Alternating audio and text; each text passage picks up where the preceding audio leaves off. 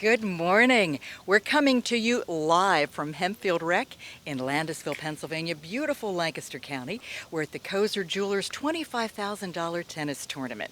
I'm Diane Dayton with LCTV, along with WRC-TV, and we are streaming live every day. This is day 2 of day 7. There are 90 women from 22 different countries competing to win singles and doubles tournaments. But boy, this takes a lot of people to keep everything going, a lot of volunteers, a lot of sponsors, and one of our sponsors is our streaming sponsor, Emerald Asset Management. And now from Emerald Advisors, Inc., we have the COO, we have Scott Rare. Thanks for being with us. Thank you so much for having us here. It is great to be here. It's great to have you. And it's a beautiful day. Oh, it is beautiful. Beautiful sunshine, beautiful courts, everything's wonderful.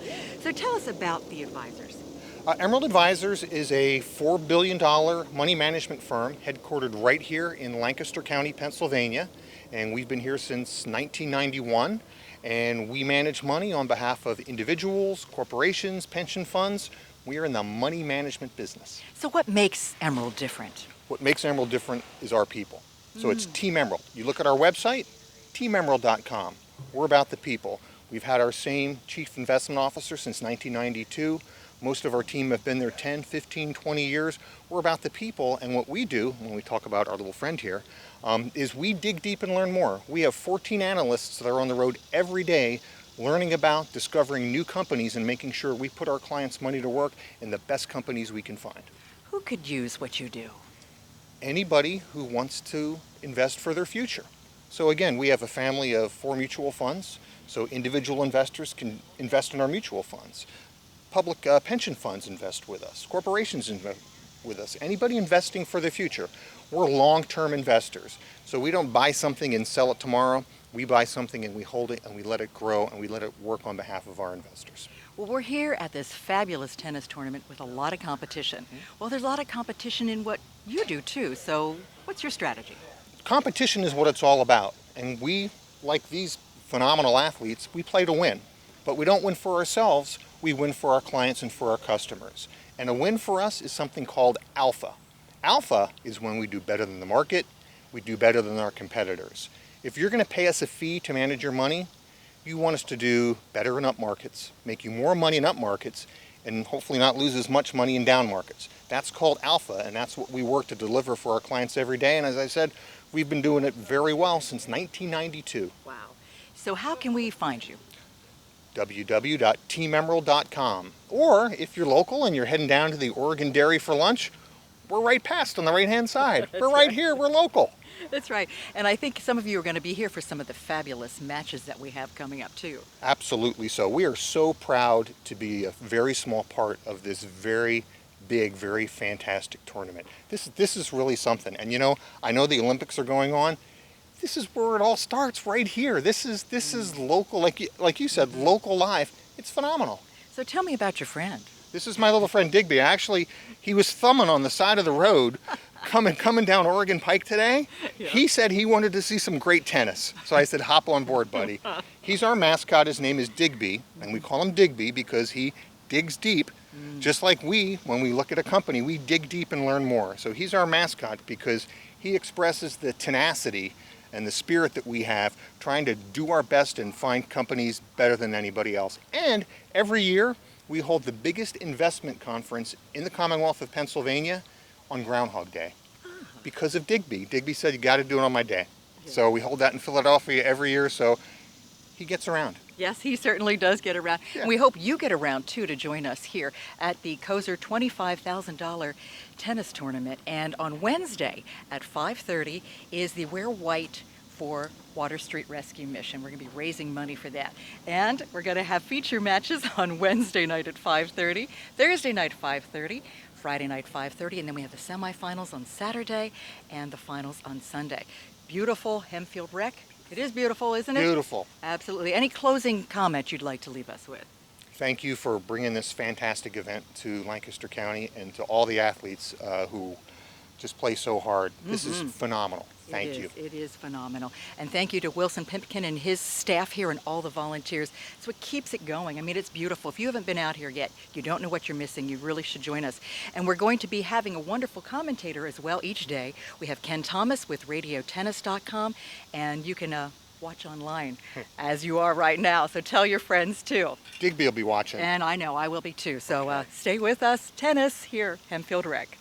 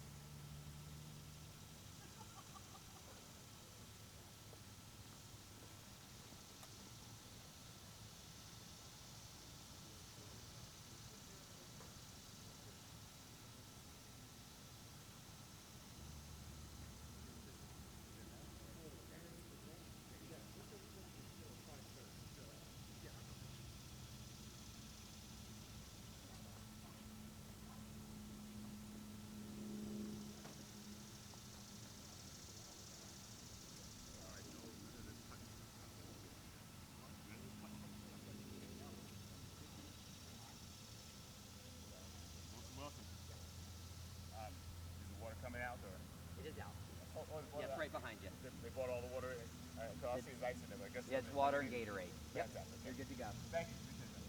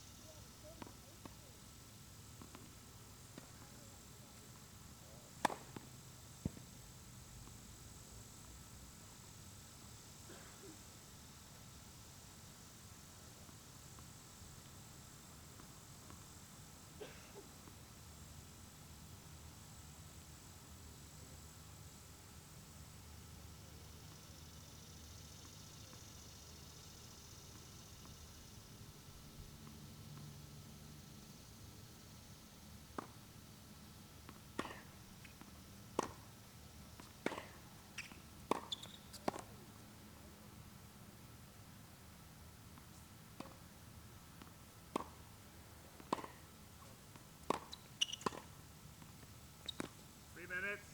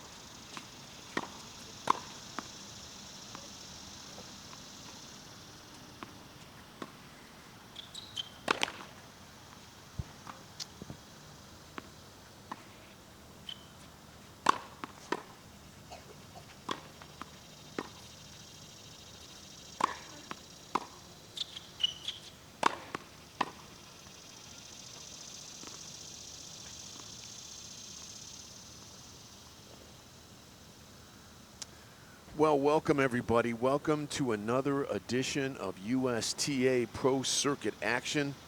We are streaming to you live around the world the Koser Jewelers Tennis Challenge right here in Landisville, Pennsylvania. We are streaming from the Hempfield Recreation Center. This is our third day of coverage. Today is first day of main draw action. And before we get into it, allow me to quickly introduce myself. My name is Ken Thomas, and I'll be your host today, and I'll be your host all week through the final, when the final point is played on Sunday. This worldwide webcast is being made possible due to the assistance of the La Jolla Beach and Tennis Club, Peter Burwash International, Tennis Express, the Wall Street Journal, the law firm of Plunkett and Cooney, and our sister websites, livetennischat.com and tennisworldrankings.com. I also want to mention right up front that you can watch the action around the world on LandisvilleProCircuit.com. Again, LandisvilleProCircuit.com. So you have options. You have options today. What can I tell you? It's just been an amazing 2 days. I mean, we've covered the qualies now, and the qualies every day has just been amazing. The match that's on court right now is the final qualifying match of the tournament, and it's a good one. We'll jump right into it. From the United States, Sophie Chang. Sophie Chang from the United States. She's 19 years old. She's currently ranked she hit a high of 927 in the world in 2015, October of 2015. 1 minute. She currently has a doubles ranking of 859 in the world. Her opponent, also a 19-year-old American.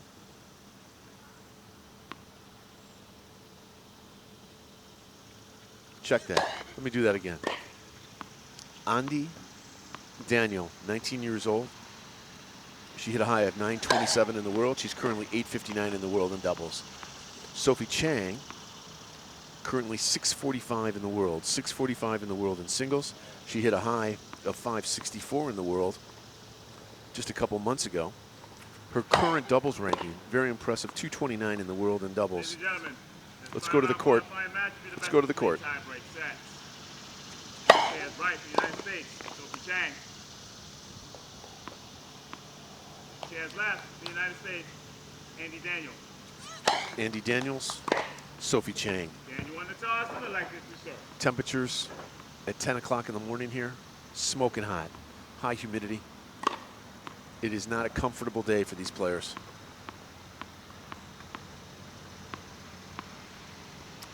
Again, we are streaming to you live from the Hempfield Recreation Center here, and they just do a beautiful, beautiful job here. This is a beautiful facility. Absolutely beautiful place. I think they have some aerial shots on Landisville Pro Circuit, and we'll give them time to maybe pull them up. But this is just a wonderful, wonderful facility. Multi-court facility, nice little stadium court. The tournament director here, Wilson Pipkin.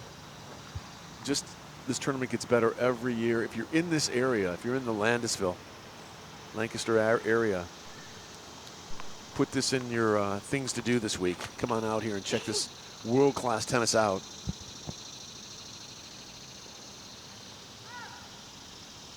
Just a beautiful, beautiful place. We have 4 matches for you today. Again, the first one is the final round of qualifying. Chang and Daniel. I want to thank you and welcome you wherever you are around the world watching this. Sit back, grab an iced tea, turn up your air conditioning, and enjoy some world-class tennis. Game on, man. Game on from Stadium here in Landisville. Daniel's your server, Andy Daniels, 19 years old. Right-hander to right-hander. Hard courts. Plexiplave is the surface. First serve is in, and here we go. Forehand down the line winner by Daniel.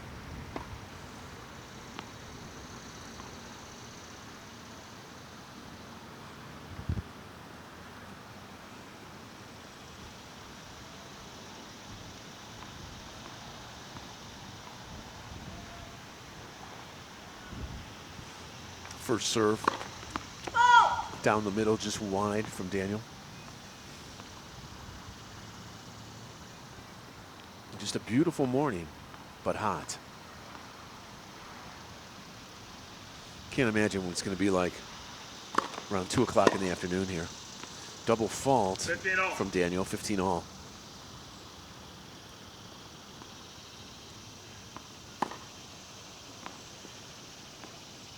Two 19-year-olds from the United States trying to gain entrance into the main draw of this $25,000 USTA Pro Circuit event. First game, Danielle serving to Chang, 15 all. 30-15.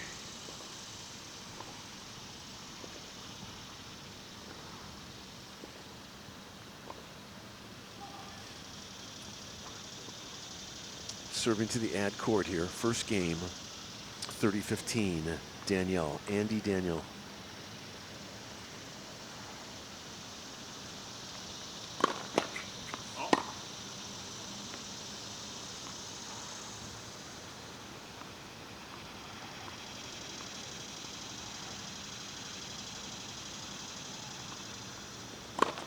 Good serve, return down the middle, and a quick backhand error from Daniel. 30 all. 30 all.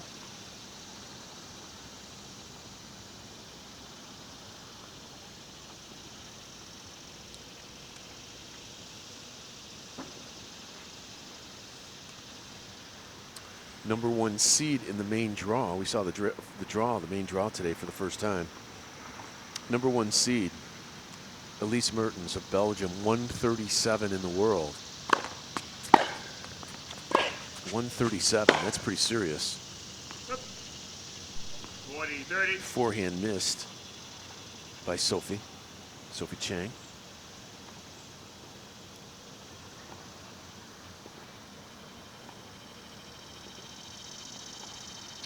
The number 2 seed here, Alexandrova from Russia, 149 in the world. Game Daniel. First game, a service hold for Daniel. She goes up 1-love. Now Sophie Chang will serve.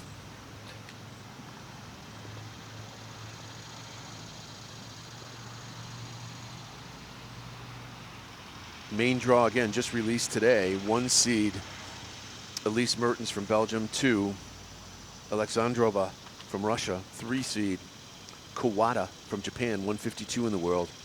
And the 4th seed, Sremkova from Slovakia, 159 in the world. So the top 4 seeds ranked between 137 to 159 in the world. Basically 130 to 160 in the world. That's a pretty nice draw for a $25,000 event. Here we go. We'll get our first look at Sophie Chang. Taller of the 2 girls. My guess is she's probably about 6'2", is what I'm guessing. I would say 6'1". Big girl. Big serve, big ace. There you go. That's the way to start your day off.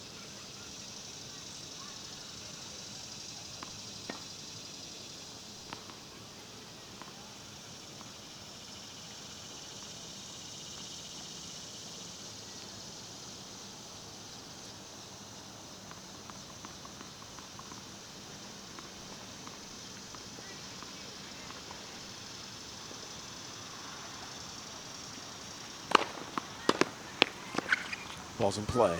Chang's backhand. She comes in. Forehand volley. Nice volley. Winner. That enough.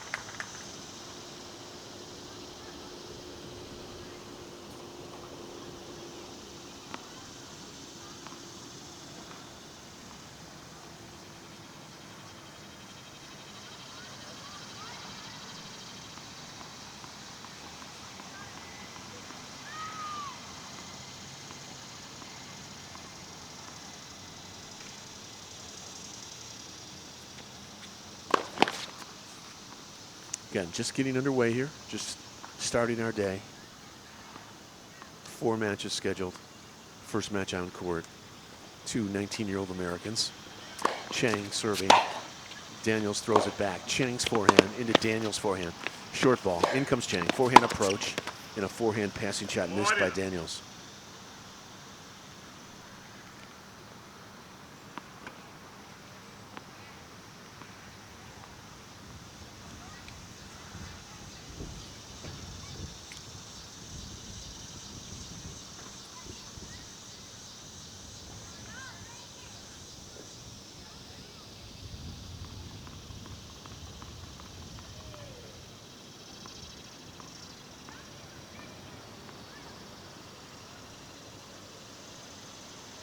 Chang misses the big first serve down the middle to the ad court.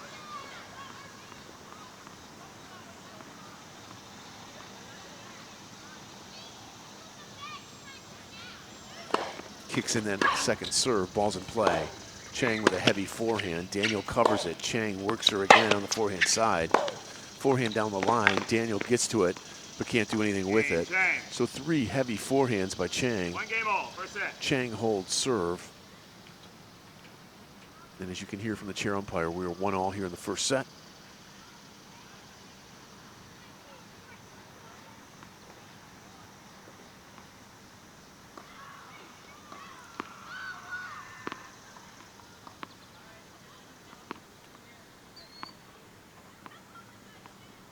Daniel to serve again here. 1-1 first set. They both have held serve. Both ladies world ranked. Daniel first serve.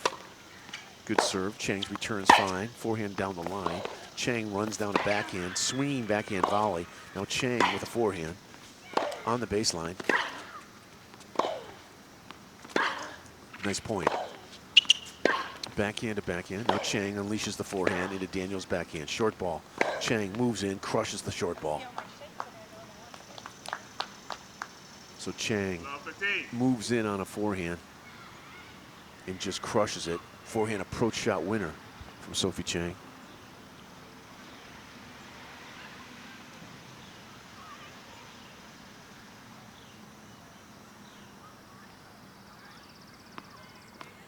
Want to say hi to Greg out there?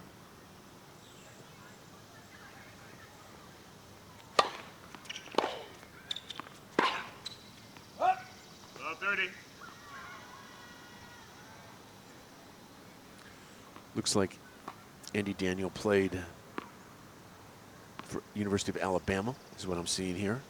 Thank you, Greg. Yeah, she's a sophomore at Alabama.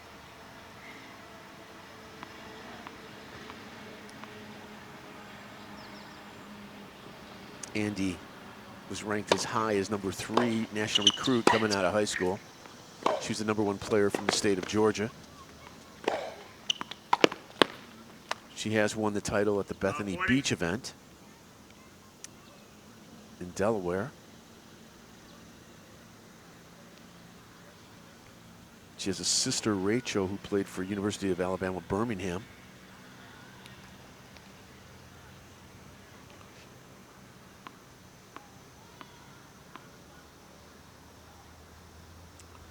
She was named the Intercollegiate Tennis Association Rookie of the Year for the Southern region. Good info here. Thank you, Greg. Chang. Chang breaks her, though. Chang leads 2 games to 0. Daniel was the Southeast Conference Freshman of the Year, second team All-SEC, all-freshman team selection. She led Alabama with 20 singles victories, another 16 in doubles.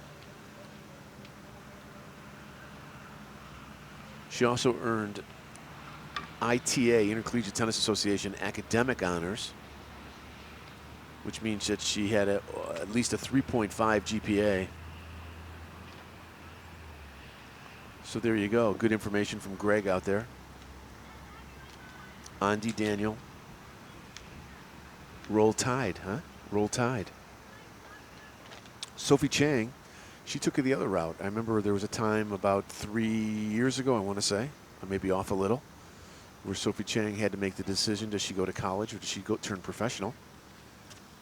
And she took the other fork in the road, and she decided to go professional. And she's been working hard for 2-3 years now that I've seen her.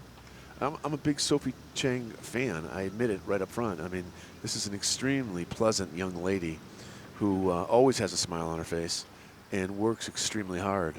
And she really, you know, a lot of people turn pro and they just kind of think everything falls in place. Sophie Chang is a young lady who turned pro and realized how much work she had to do, and she is not afraid of working hard. Here we go, Chang serving at 2-1 in the first set, trying to consolidate the break. Here we go.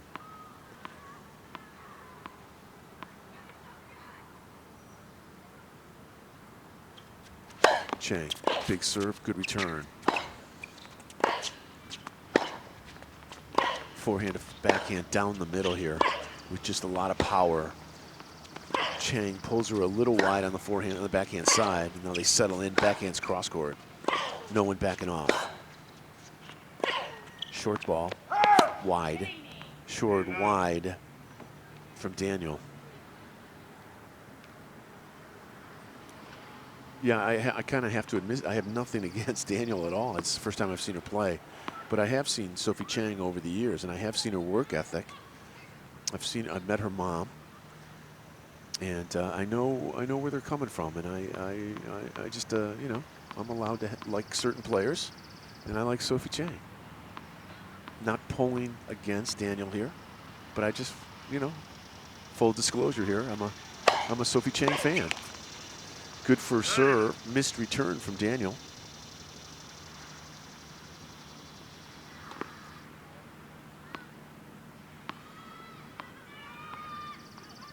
It's interesting coming out of the juniors, you know, what path you can take, you know, turn professional, go to college. Some go to college, then turn professional.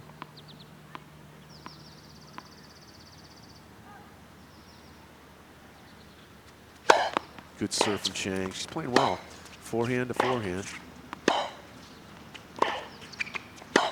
Just power. Power off the baseline and toe to toe they go.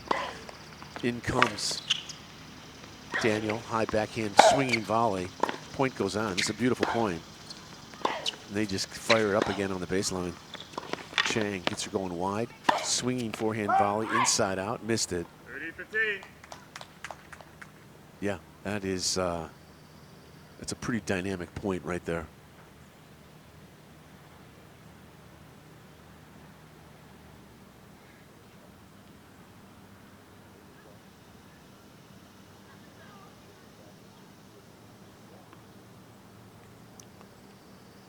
Sophie Chang serving at 2-1, 30-15.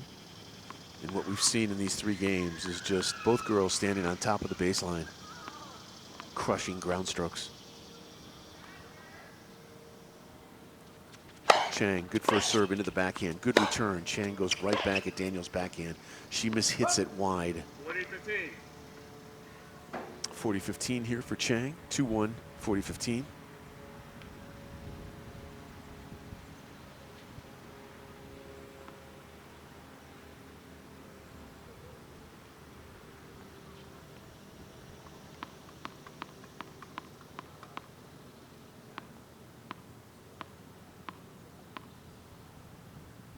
First serve from Chang.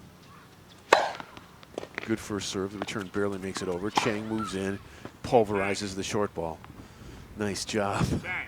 Need 3 games to 1. Just the ball, the return, you know, the return barely made it over the net. And it was, you know, it was an easy winner for Chang, but she just moved up to it and just vaporized it, didn't she? She just vaporized it. 3-1, Sophie Chang.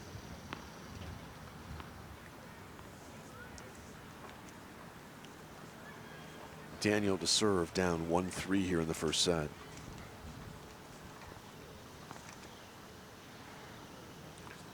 Right-hander to right-hander here on a blue and green asphalt plexiplate court. Return is in play.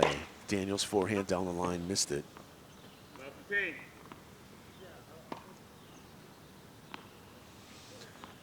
Yeah, the winner of this earn their way into the main draw.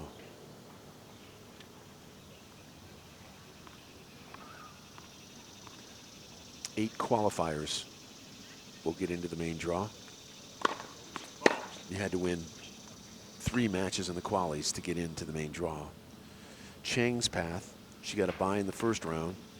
She took out Kat Facey in the second round, and here she is playing to get into the main draw. Andy Daniel took out Jane Wasserson, and then took out the 15th seed, Steffi Carruthers. 15-0. So Chang has won 1 match to get here. Daniel has won 2. But this is the one they want. This is the one where they pick up, if they get into the main draw, they pick up a little money. And this is professional tennis, and that's what it's about, right?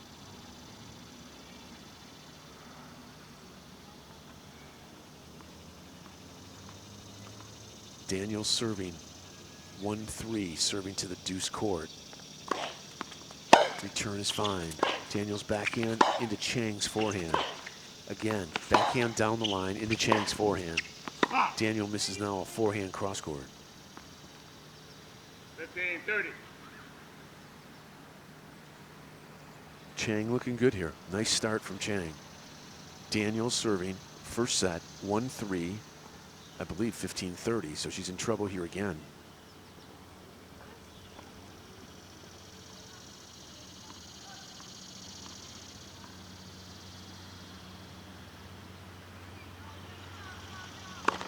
Good serve. Chang throws it back short. Daniel's forced to come in.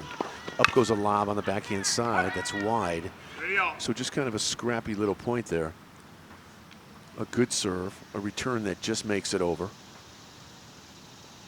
Daniel comes in on the short ball. Chang tries to find a lob that goes just wide.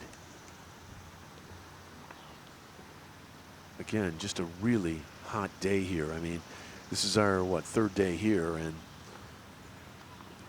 was talking to some of the folks behind the scenes. We think it's the hottest day that we've been here so far. Second serve from Daniel. Temperatures have been running in the high 80s with fairly high humidity all week.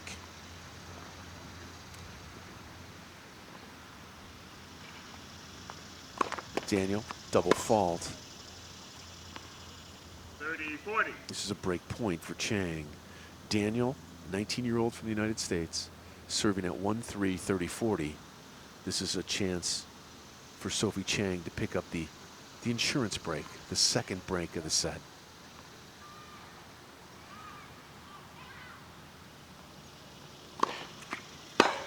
Ball's in play. Forehand into Daniel's backhand. Daniel goes to Chang's backhand. In comes Daniel. Really nice backhand approach shot right on the line. A two-handed backhand approach shot down the line, right into the corner. Chang really couldn't do anything with it. It was just basically a perfect approach shot by Daniel. Deuce.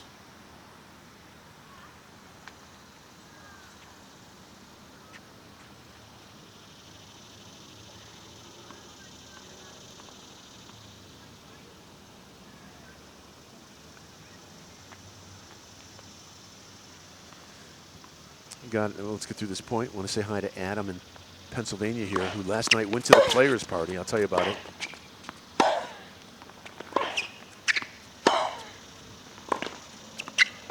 Another dynamic baseline point here. Chang's forehand into the net. Adam, one of our regular listeners, a really good guy too, just a great guy, lives in this area. And he says it was an amazing last night at the players' party where each of the players introduced themselves and then told a little about their story. Each of them said how much they enjoyed this wonderful tournament. It was held at the title sponsor's home. The title sponsor here, a wonderful guy with really a nice business, Koser Jewelers. And they did it at his house last night, I guess.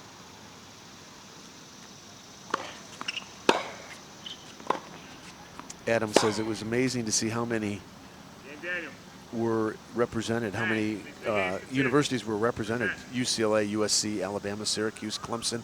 A lot of college players here. So a nice night was had by all at the players' party last night. Thank you, Adam, for that information.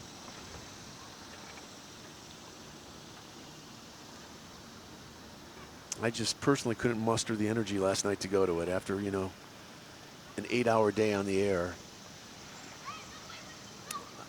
I was out of personality. I just didn't have any personality left.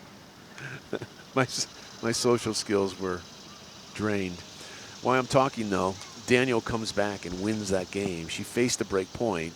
She survives it. And Sophie Chang still up 3-2 here, up a break.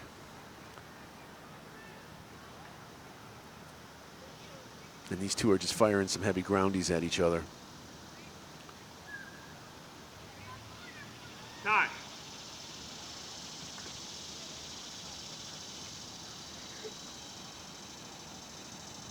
Time is called. Got a wonderful set of matches here for you today, too. I mean, the last match of the night, Tara Moore from Great Britain, you know, she's won match this year. She's won matches at Wimbledon. And Melanie Oudin, who's the 2011 U.S. Open mixed doubles champion. So there's the last match of the day here has some big name firepower. And in between, players from Australia, the United States, and South Africa. A full day of professional tennis coming your way here on radiotennis.com and LandisvilleProCircuit.com. Here we go. Chang serving at 3-2. Misses the first serve.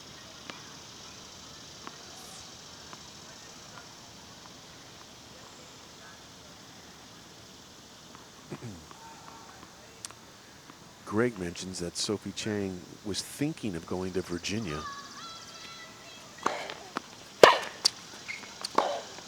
Forehand down the line winner from Chang. Yeah, she was thinking of and gave a verbal to the University of Virginia, and then just you know, sat down with her family and decided, let's go pro. Let's go pro. Tough decision for a 17-year-old to do. You know, full scholarship to the University of Virginia, or do you start, you know, grinding on the pro tour? Very difficult decision. Especially for a place like Virginia, just a wonderful place to go to school, a wonderful place to play tennis. The men's team, Virginia's men's team, won the NCAA championships this year. It's, you know, it's a top shelf program. Chang, first serve.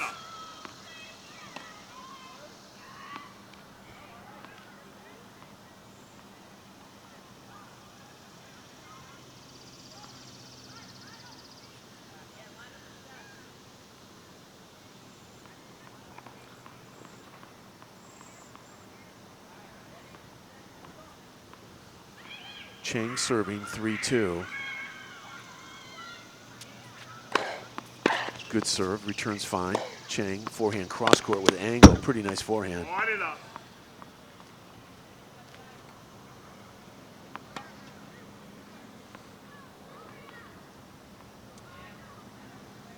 Yeah, the one thing I've noticed about Sophie Chang over the years is just the way she's approaching the game. Very professional demeanor.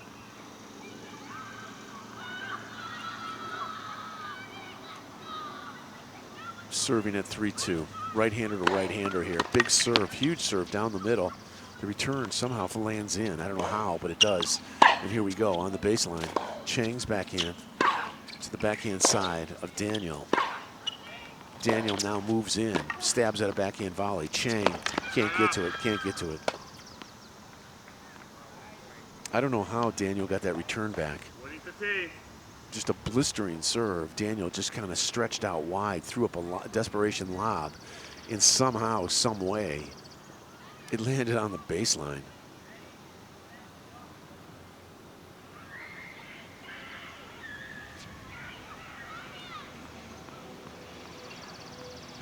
Chang taking a little extra time here.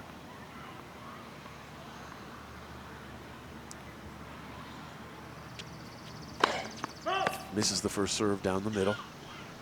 Serving at 3-2, first set.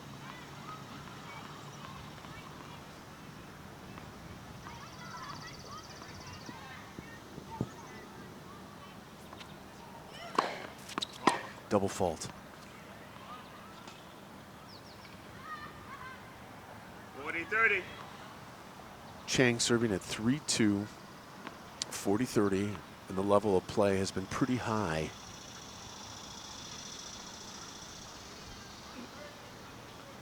Chang's forehand has looked good, and Daniel has looked good on the baseline as well. 3-2, add in Chang serving. Up goes Chang's first serve toss. Good serve, good return. Chang's forehand opens up court. Now backhand cross court.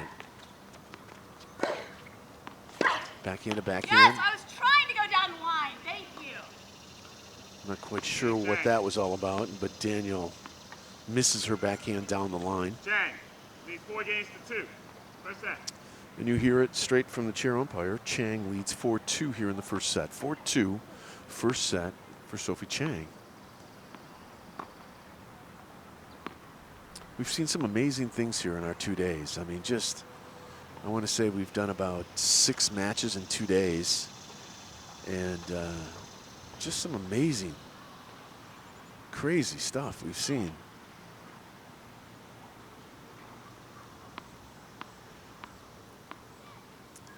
Andy Daniels serving, 2-4, right-hander. Good serve, return is aggressively hit with a good backhand return. Daniel misses from the baseline. Daniel serving, 2-4, love 15.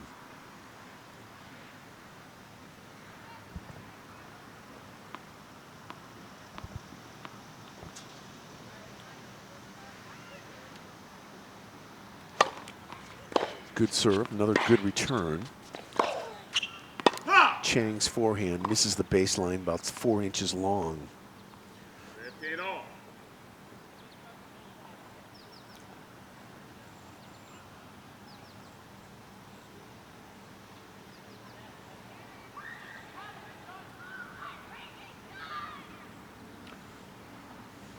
Yeah, if it's this hot at 10:30 in the morning, I can only imagine what it's going to be like at about 2 o'clock in the afternoon.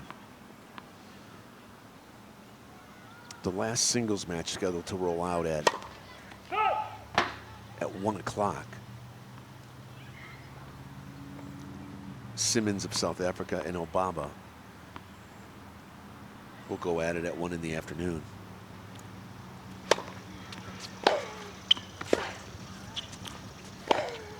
Chang moves forward.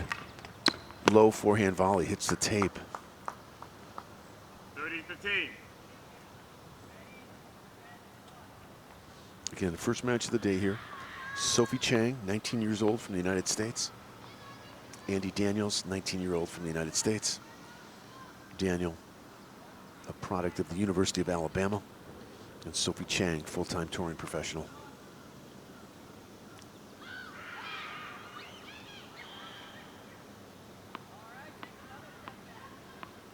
Daniel serving, 2-4, 30-15. Good serve, a good heavy forehand return from Chang. She goes big again and catches the line. Yeah, Chang's playing big. She's playing big. You know, when you're full-time pro and you see what the other girls are doing, how big the other girls are playing, you better raise your level. And to me, it looks like Chang has developed her game. She's playing big babe tennis. This is 30 all point.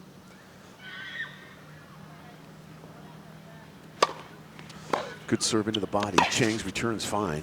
Daniel throws it back, and Chang mishits a forehand. 40-30. Daniel creeps out to a little add-in lead here. Daniel serving, 2-4, add-in first set. 2-4, add-in first set.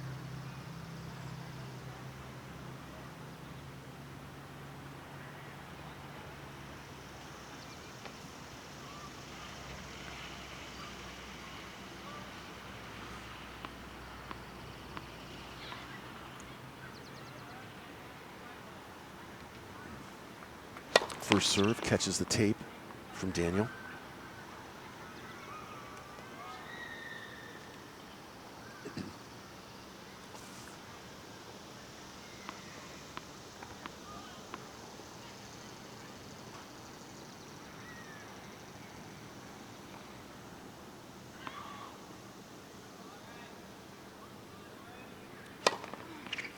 Chang goes after the serve. Down the middle. Chang's backhand down the line into the forehand side of Daniel. Now they go forehands cross court. Daniel pulled wide. Short ball. Chang, forehand down the line winner. Yeah, just another impressive baseline work from both ladies, but Chang walks away with that one.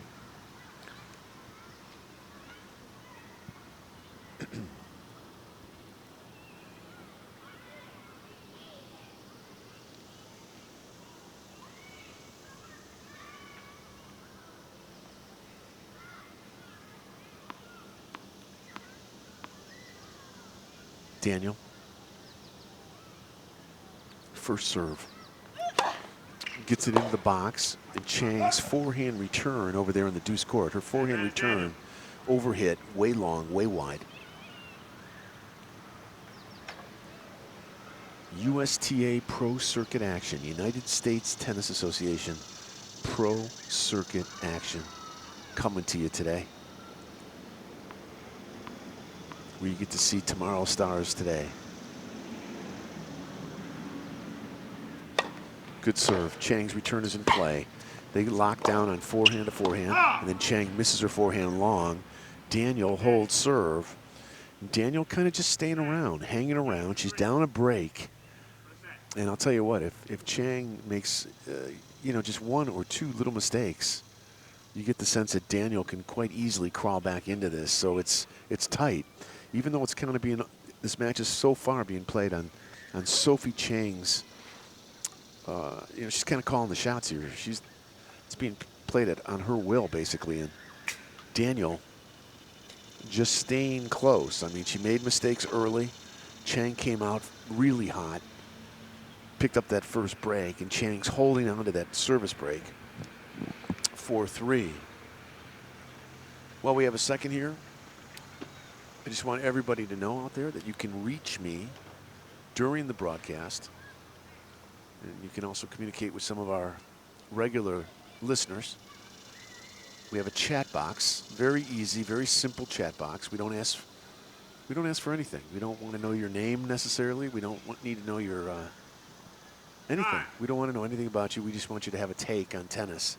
It's at livetennischat.com. So if you're watching this match and you know these players and you think there's something I could add to it, please feel free to contact me directly at livetennischat.com.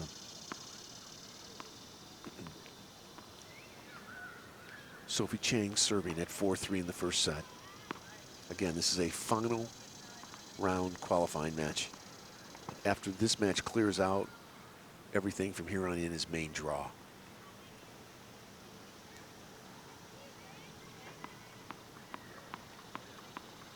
Chang serving 4-3, first set.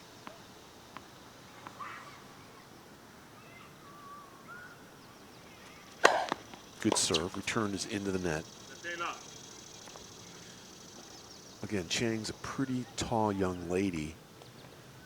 And she has, she kind of hits down on this serve. This is not someone that has to get it up and over. This is one who has the luxury of kind of snapping down on it. 4-3, 15 love, Chang serving. 4-3, 15 love. Good serve, return nice. Chang's forehand wild.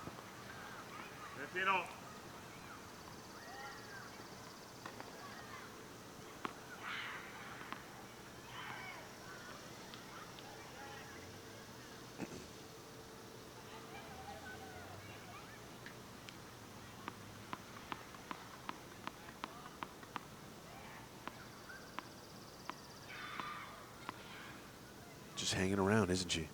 Daniel just making things tough. Good serve. Daniel's return is in play. Chang's forehand is in down the middle. Backhand down the line. 30. A little lucky, honestly, for Daniel. A little late, and she somehow catches the line, so a tad bit lucky. And now Chang facing the tester here at 4-3, 15-30. This is the first real point of substance that she has to face. Misses the first serve.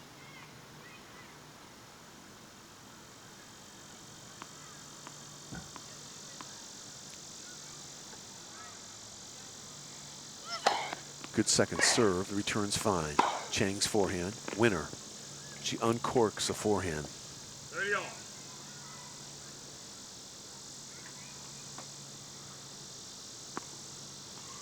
Chang's last tournament prior to coming here to Pennsylvania, she played the $25,000 event in Fort Worth, Texas, made it to the quarterfinals in doubles. And in singles, she lost in the second round of qualifying.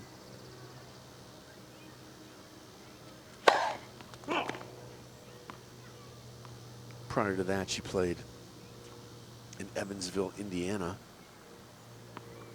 I'm sorry, check that. This is Daniel that I'm talking about. Daniel's last tournament was in Fort Worth, Texas, where she made it to the quarterfinals. Since, let's look, just look here, 30-40, this is a break point. This is a big point here right now. This could alter the direction of this match, or at least the first set. Chang serving at 4-3, 30-40, break points for Andy Daniel, break points.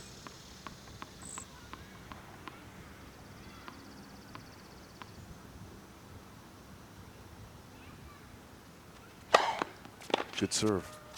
Return is long. Yeah, you know what? There's something to be said about getting your first serve in on an important point. And Chang finds another big first serve on a break point. Chang serving at 4-3 deuce. 4-3 deuce, first set action here in Landisville.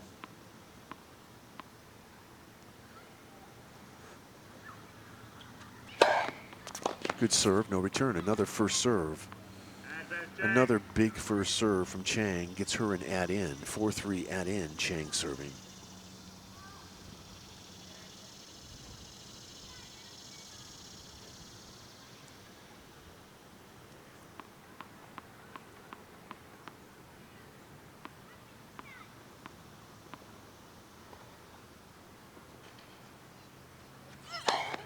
Good serve, return is in. Daniel's forehand into Chang's backhand. It hits the tape. In comes Daniel. Chang throws it back. Daniel, forehand volley winner. Back to deuce we go. Sophie Chang serving at 4-3 deuce.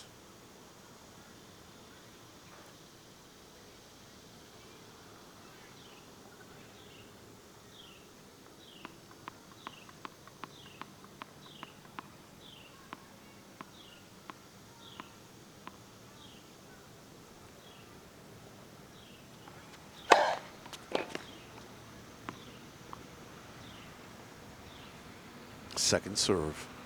Chang serving. 4-3 deuce. Second serve.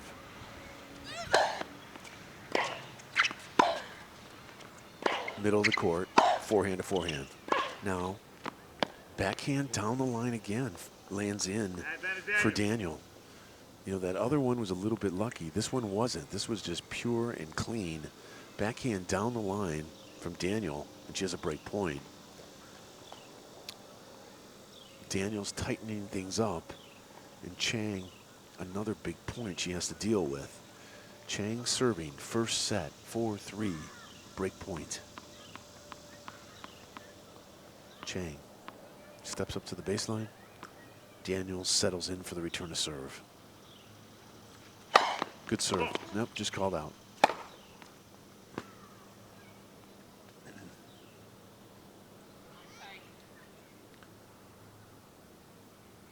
Clear a ball so no one trips.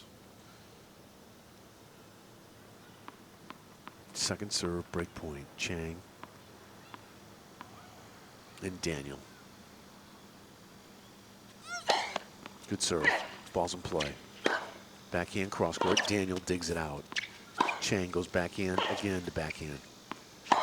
Forehand catches the baseline. Wow. Chang's forehand heavy and catches the baseline. Inches from being out. We go back to deuce.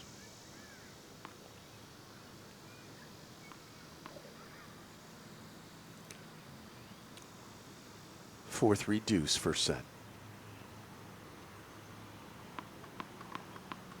Chang.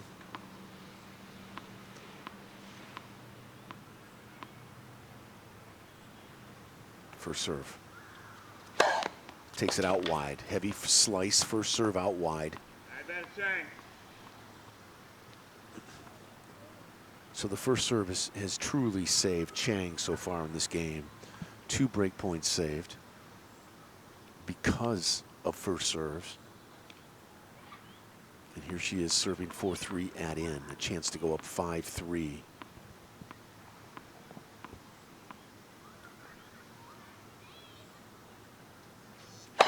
Good serve, return is short. Chang's backhand into Daniel's backhand.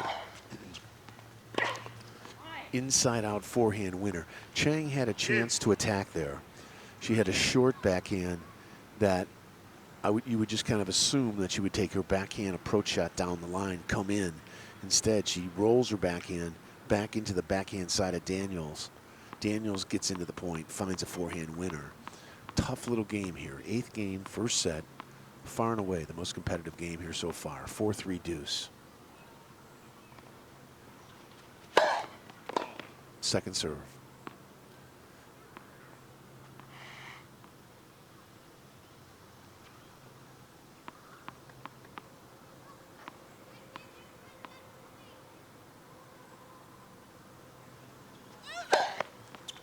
Return is in play. Chang's backhand to Daniel's forehand, and Daniel hits a winner. Chang just kind of threw a topspin backhand. Wasn't that bad down the middle. Wasn't that short either. It didn't have a lot of power on it, but it was just a routine backhand, and out of nowhere, Andy Daniel fires up a forehand winner. This is a 3rd break point here this game.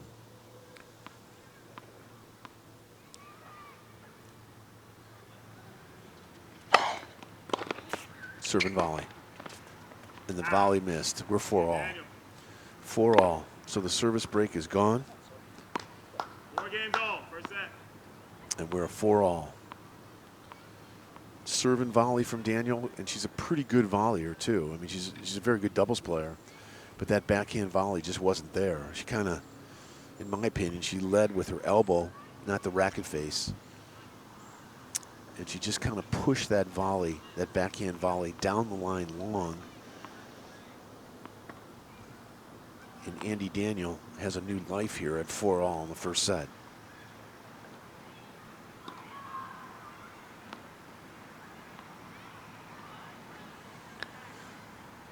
Four-all, first set, Stadium Court here in Landisville, Pennsylvania for the Koser Jewelers $25,000 tennis challenge, all part of the USTA Pro Circuit.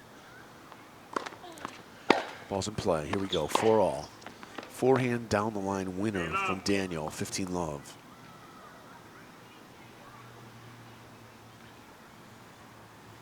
Since school got out for the University of Alabama, let me just tell you where Daniel has played. She played the $25,000 event in Naples, Florida, semifinals of doubles, lost in the first round of qualifying in singles. From Naples, Florida, she heads over to Buffalo, New York for the $10,000 event. She loses in the quarterfinals of the main draw, reaches the semifinals of the doubles. After Buffalo, New York, she goes to Bethany Beach, Delaware,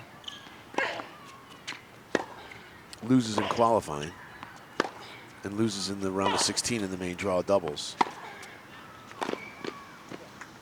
From Bethany Beach, she goes to Sumter, South Carolina, loses early singles and doubles in South Carolina.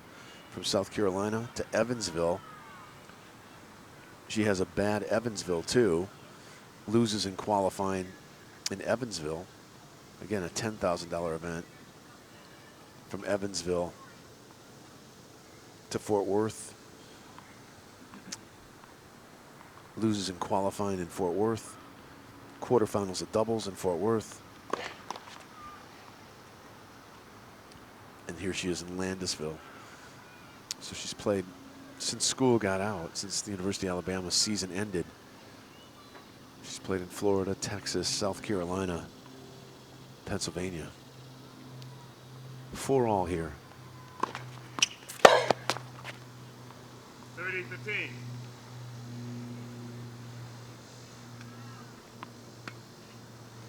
Chang misses a return of serve, 30-15.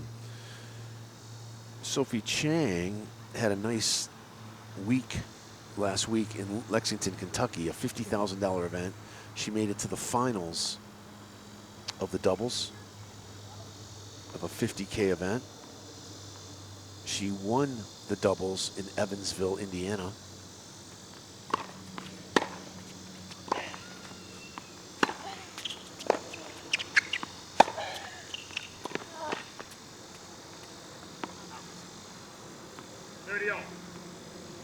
Quarterfinals and doubles in Bethany Beach.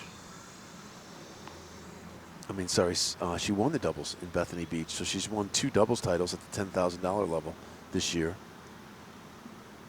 In Buffalo, she got to the semifinals and the finals of doubles. Yeah, she's Sophie Chang getting it done in doubles. There's no reason why she can't do it in singles either.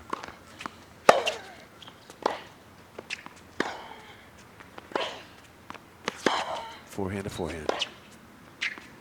Now backhands cross court. Chang working her. Daniels gives up on the forehand side. This is a break point.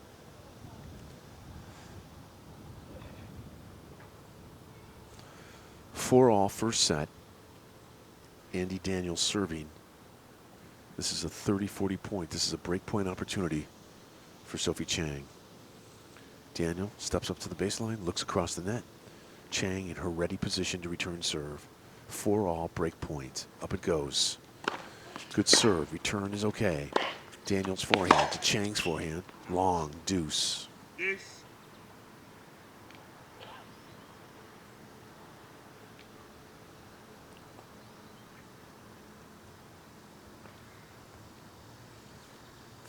I guess the score says it all right here. There's really nothing I need to add. 4-all deuce. That says it all. First set, 4-all deuce. Daniel serving.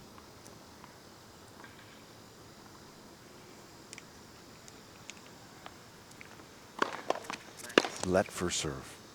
First serve.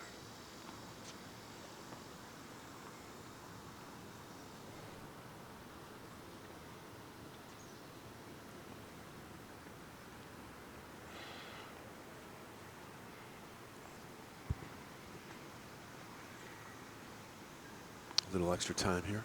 Daniel. Big point. 4-all deuce. 4-all deuce, baby. First set. Good serve. Returns a little late, but it's in. It's short. Daniel comes in. Up goes a short lob. Daniel overhead winner. Advance, Daniel.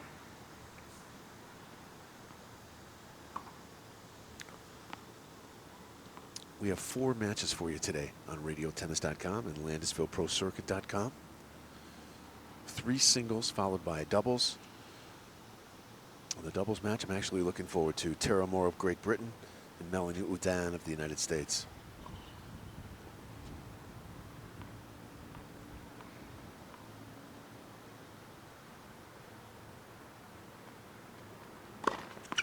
Good serve, big return from Chang. Chang looking to make something happen. Daniel hanging tough on the baseline.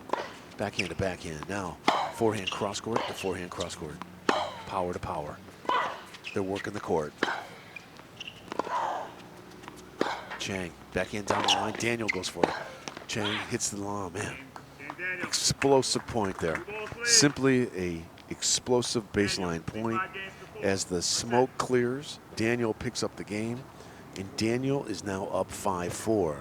So Daniel has dug herself out of a 2-4 deficit, is now up 5-4 on serve. Thank you so much for being with us. It's great to have you. We are coming to you from just a beautiful public municipal facility here in Landisville, Pennsylvania. Indoor tennis facility. Yeah, I think we have an aerial shot they want to show you over there on Landisville Pro Circuit. But this was at one time it was they have indoor courts here. They have indoor tennis, indoor swimming, the gym, of course. And at one time it was a private indoor club. The city bought it, and this is now a city-run recreation center. And I'll tell you what, the citizens of Landisville are very lucky to have a place like this. The guy who runs it all, Wilson Pimpkin, he is also the tournament director here. And you know, I've been singing his praises for 2 days. He's just a great guy. Does a wonderful job here, and this tournament gets better and better because of his efforts, and this community has embraced tennis because of his efforts. So again, a tip of the hat to Wilson Pipkin. And he's always been a good friend of RadioTennis.com, so I'm a fan of his as well. Behind the scene, we have two of the best tour supervisors in all the world, Missy Malou and Bunny Williams, back behind the scenes, making sure everything runs smoothly. And here we go. Sophie Chang serving at 4-5. We got a match here, don't we? We've got a match.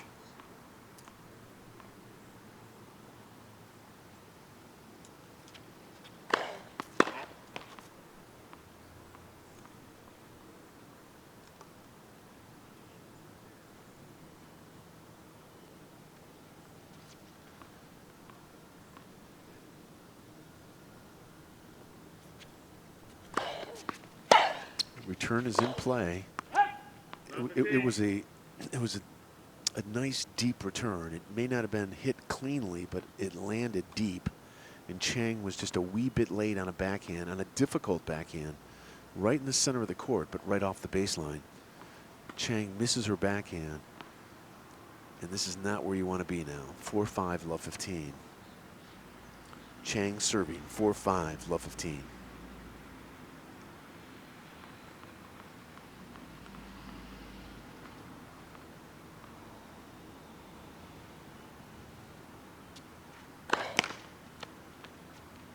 Second serve.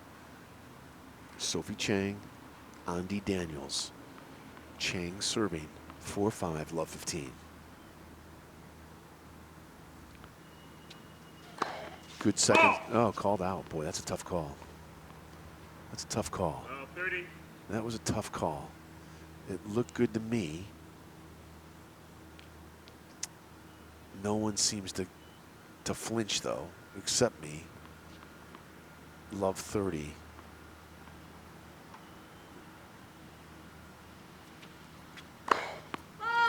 That one close, but wide. Think where Sophie Chang is here. She was up 4-2. Here she is serving at 4-5, love 30. Return is in play. Chang's forehand. Daniel just throws it back short. In comes Chang. Takes care of business on the short ball. Nice forehand approach shot winner. 15-30 for Chang. Sophie Chang serving. 4-5. First set. 15-30.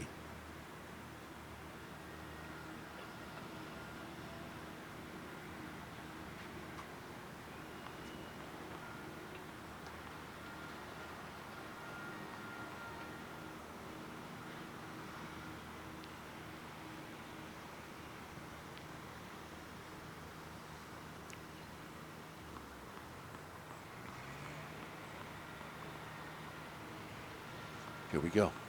Fasten your seatbelts. 4-5, 15-30. Chang, up goes her first serve toss.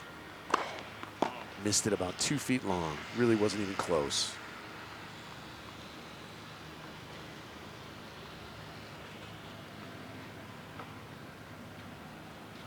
Good serve. Return is wide. Nice little quality second serve from Chang. You know, it's easy to overlook the quality of that second serve. Here, think about it. 4-5, 15-30, second serve. You know, it's an easy serve to miss. And Chang comes up with a really nice quality second kick serve. Daniel misses the backhand return of serve. 30 all here. Here's when they both won. You could say this is the most important point of the first set right here. 4-5, 30 all. Chang misses it down the middle.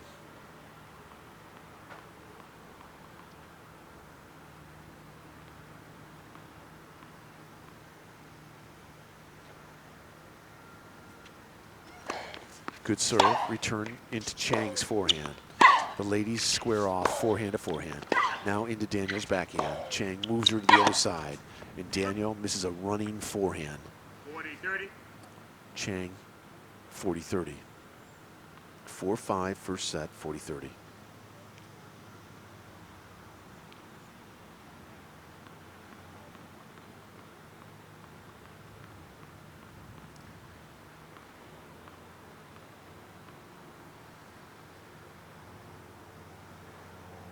'19-year-old serving to a 19-year-old.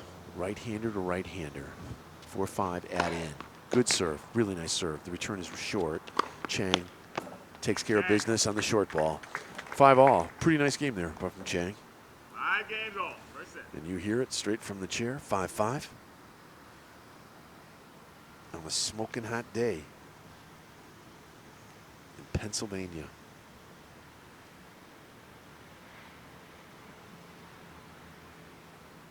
USTA Pro Circuit action. Andy Daniel to serve. 5 all.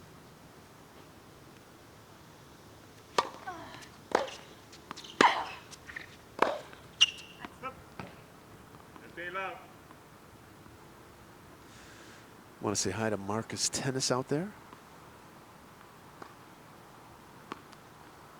on livetennischat.com. Marcus Tennis. He has a nice website. Check it out. Groundspass.net. Groundspass.net.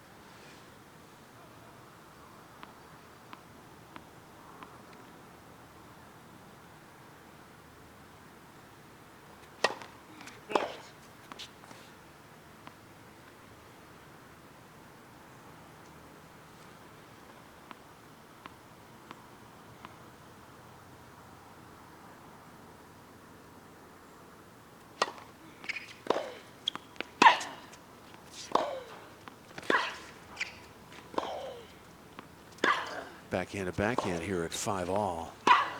Now they test each other on the forehand side. Daniels being pushed around a little bit, but looking good. Inside out forehand from Chang, misses wide by inches. Marcus Tennis is out there doing gardening, listening to radiotennis.com.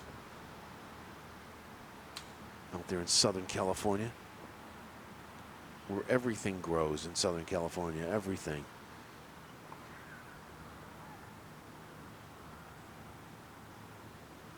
Five all.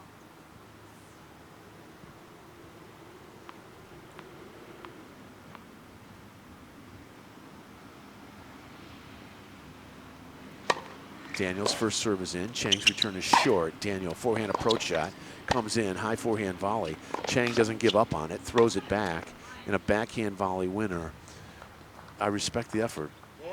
Chang could have given up after Daniel hit her first volley, and Chang gets on her horse and trots down that volley.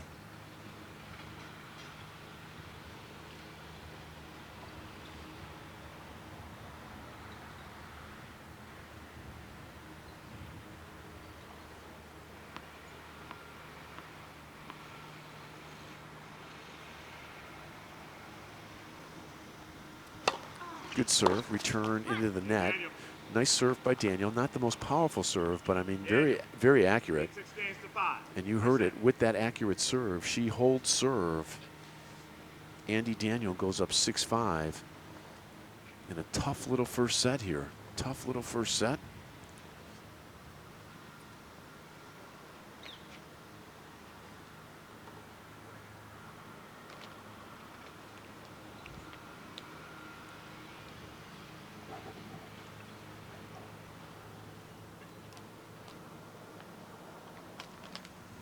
you know, I've said this over the course of time, said it in the press release that we send out before matches, and I really think this is, you know, I haven't seen every $25,000 event around the world, but I got to tell you, for a $25,000 event, I think this could be the best $25,000 event in the world. And the reason why, it's just, it has a real tour feel to it. You know, a lot of times you'll roll into a pro event and it's played at a high school, or, you know, it's you know, on a shoestring budget, and it's thrown together, and, you know, I can respect that. But this is a $25,000 event that has a stadium court, has a beautiful courts that surround it, has a sponsor that believes in the tournament, gets good local media coverage, has Mercedes-Benz as the official car, and it has, you know, shelter from the sun in the stands, canopies. It has, you know, it has a media platform, has tons of sponsors, and it's a tournament that the players like. So this is a very, very special 25K event here in Landisville, PA. And the man that deserves the credit again is Wilson Pipkin.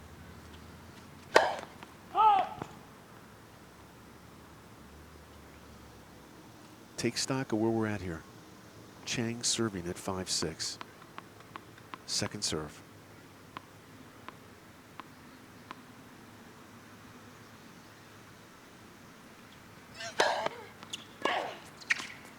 They lock it down, backhand to backhand.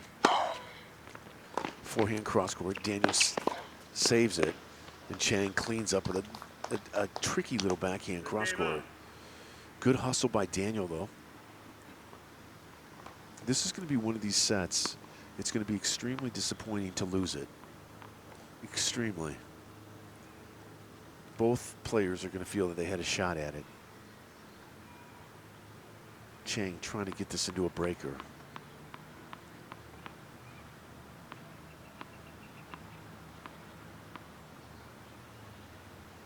Chang first serve. Catches the tape, serving to the ad court. 5-6, first set.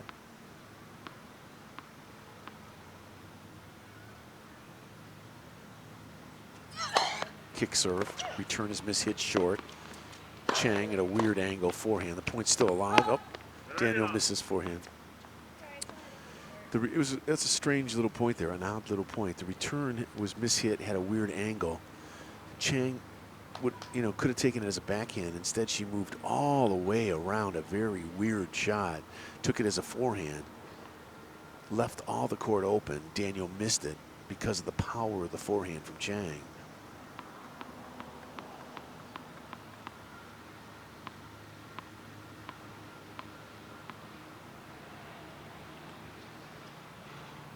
Chang serves it out wide. Nice, no return. 40 love. Chang having a good service game here. Sophie Chang serving at 5-6, serving to Andy Daniels. Again, these are two 19-year-old Americans, both with world rankings. And this is the final round of qualifying. Final match that we cover of qualifying.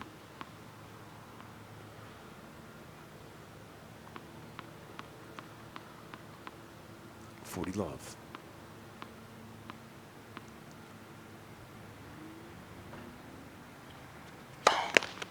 Second serve.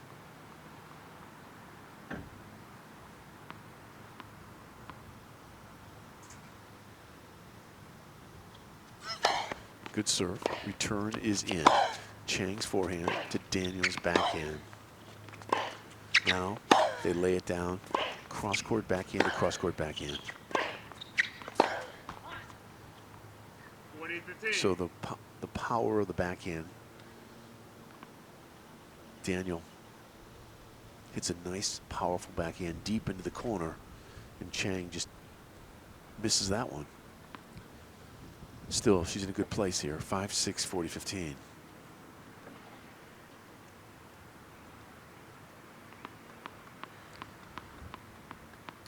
Sophie Chang serving at 5-6, 40-15.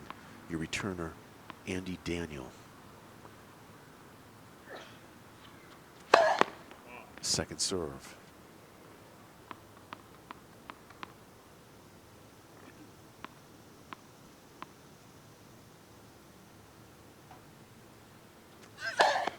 Serve is in, return is in, and Chang 40-30. misses an unforced error, makes an unforced error off the forehand side. 40 love turns to 40-30. And if you're Daniel, you're thinking, you know what? Maybe, just maybe, I can steal this game and steal this set.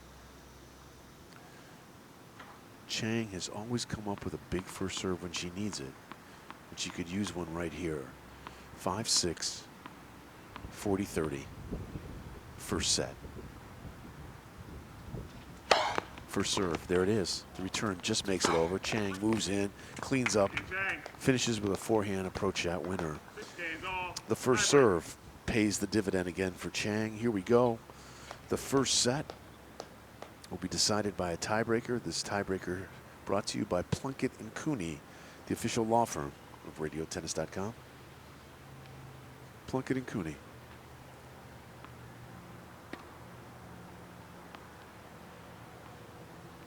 When you get pulled over for that DUI. Plunkett & Cooney. Just kidding. Here we go. Tiebreaker. It's a great law firm, folks. It really is. Here we go. First point of the breaker. Daniel will serve it to the deuce cord. Second serve.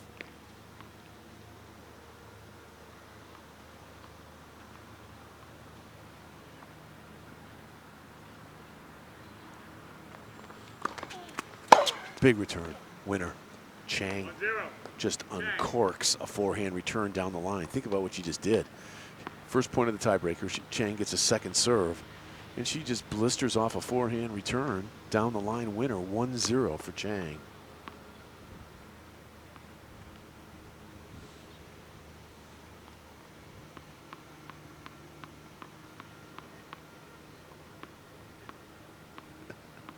Gotcha.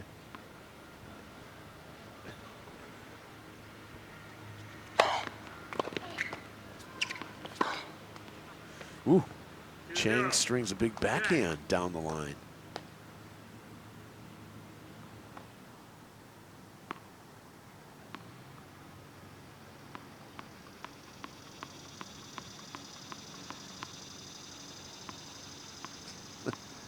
Two zero. Chang serving 2-0.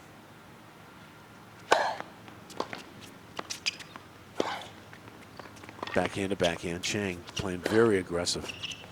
Daniel now. They both settle in on the baseline. Chang pulls the trigger on a backhand down the line. Missed it. 2-1. Chang leads. 2-1.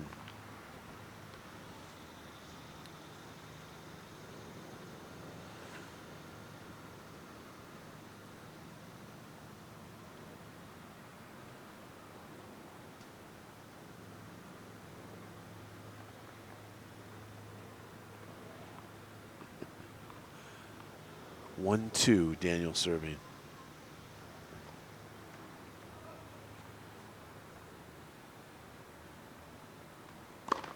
Good serve. Chang's return down the middle. Daniel's backhand. Winner. 2-all. 2-all.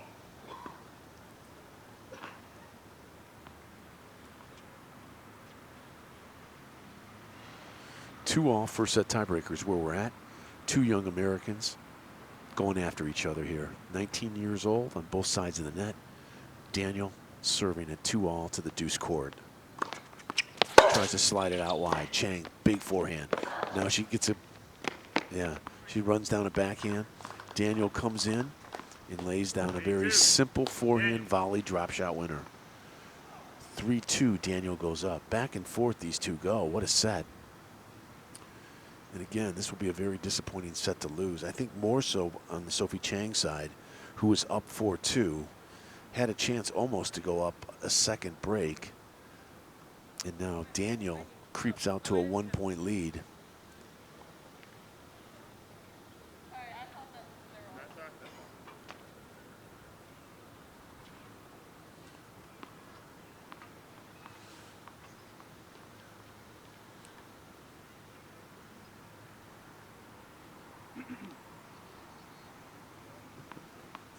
Chang serving at 2-3.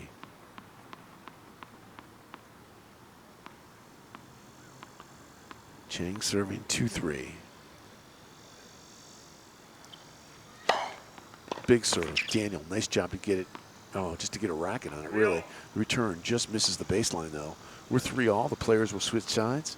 Boy, this is a coin flip, isn't it? This is an absolute coin flip.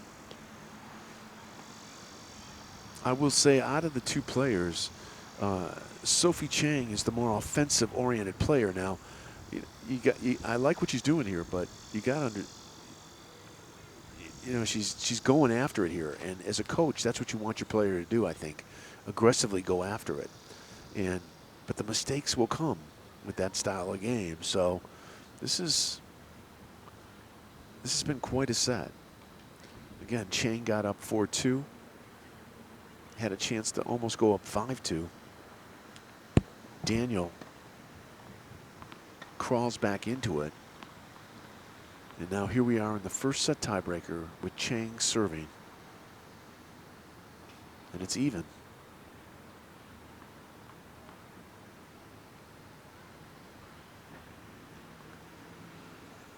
Chang serving to the deuce court here on the stadium court in Landisville. First serve, Chang. Missed it.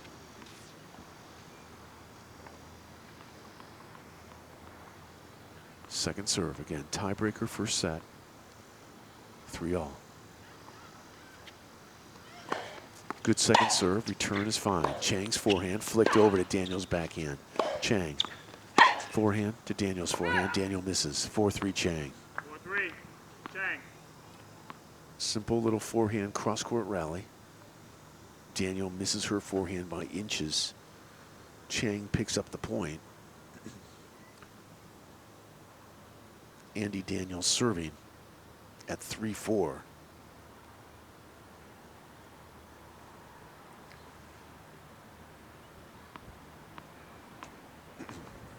Serving to the ad court, right-hander to right-hander. First serve from Daniel. Return is in. Daniel's forehand is in, and here we go. Forehand to forehand, and Chang catches the tape on a forehand. We're at 4-all here in the first set tiebreaker. Something's got to give here. Something's got to give here. 4-all, first set tiebreaker. Who do you like out there?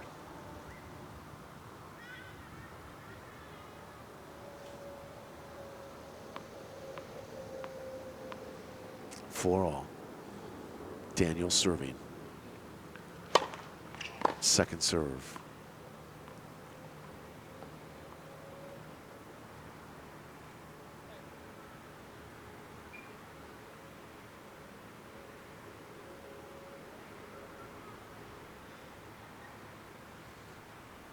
Crunch time here in the first set. Second serve, Daniel serving to the deuce court at 4-all in the breaker. Throws it in the box, the return comes back. Daniel goes forehand down the line. Nice forehand. She needed a nice forehand because she was pulled out so wide. If she didn't hit a good forehand, the rest of the court was open. So Daniel gets pulled wide on the forehand side. Little slap shot forehand down the line, picks up the point for her. And now Chang will serve at 4-5. Back and forth they go.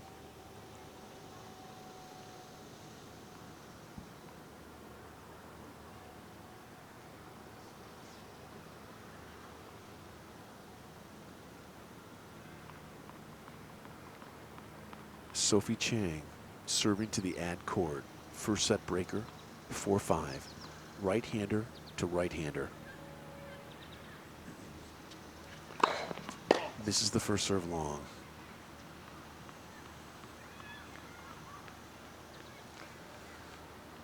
Oh, nice little move there. The ball rolled up by the net, and yet Daniel felt compelled to clear it. And really why she cleared that, to be honest with you, the reason why she cleared that is she wanted to break the rhythm between the first and second serve. Good serve. The return is long. There we go. Yeah, again, it's a small little thing that Daniel did there, but players know. Players know why she did that.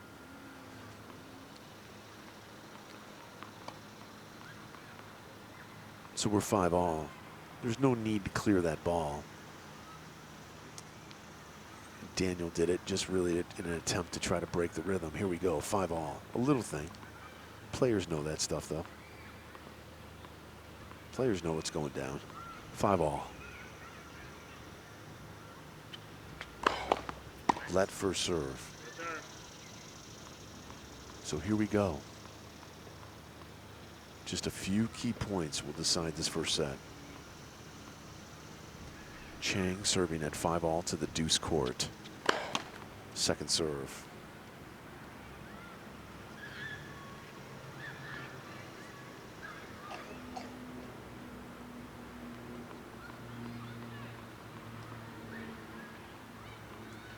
Tough second serve here, isn't it? 5-all in the breaker, second serve. Good serve. Return is in. Chang's forehand is long. 6-5. Daniel will serve, and this is a set point. So the first set point is on Daniel's racket. And keep in mind, Daniel was down 2-4, almost down 2-5. Here she is with a set point in the breaker. Daniel serving to the ad court. 6-5. Chang in her ready position. Up goes the toss from Daniel. Good serve. The return is in. Backhand down the line into Chang's forehand. Short ball. Chang moves in. Forehand approach shot. Stays back. Forehand down the line. She could have came in. She hesitated. They go back onto the baseline. Chang's forehand. Daniel's backhand. Daniel throws it back again. Long. Wow. Wow. 6-all. 6-all. 6-all. And I'll tell you what, Sophie Chang had a forehand short. Could have came in behind it. And she literally hit the forehand and just instinctively moved backwards. And you're thinking, okay, well, she messed this point up. They both settle into a baseline rally. Chang wins it. Set point saved. 6-all. First set tiebreaker. Hope you're enjoying it. USTA Pro Circuit action. The tour. The tour.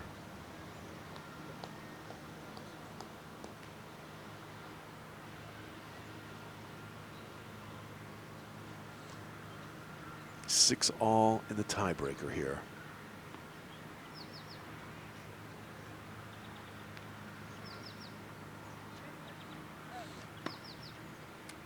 Daniel is to serve, and she's going to serve into the deuce court. Both these players are right-handed, so a 6-all tiebreaker point, serving to the deuce court. Daniel goes into her routine. Chang in the ready position. Good serve. Return is in play.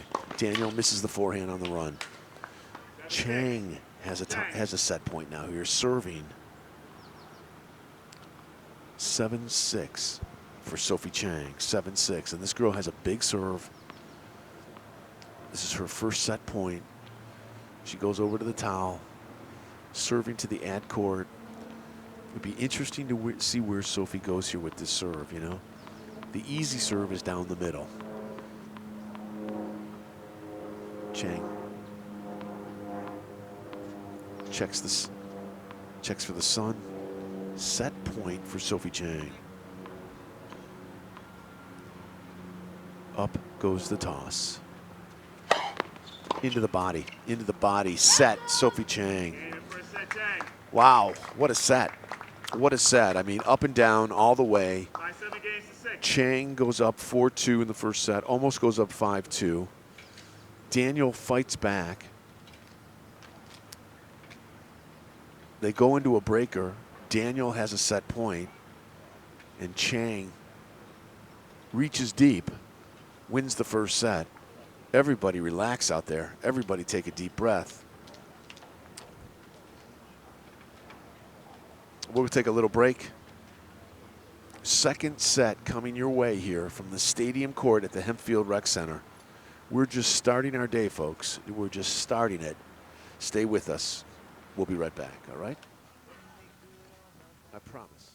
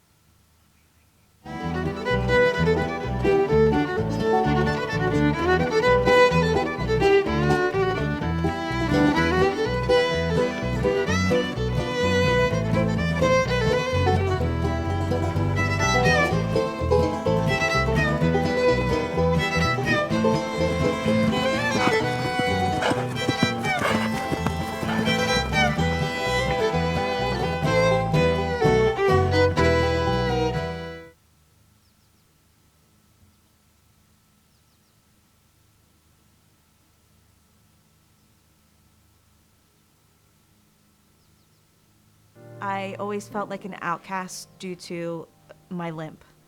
Having my hip replaced has made me feel very confident and free. Dr. Becker was able to take all of my right hip pain away, along with lengthening my leg. It gave me a lot of confidence. I was able to stand up straight. I was able to walk straight. I think he could see the pain in my heart, and he fixed it. Brain orthopedic spine specialists.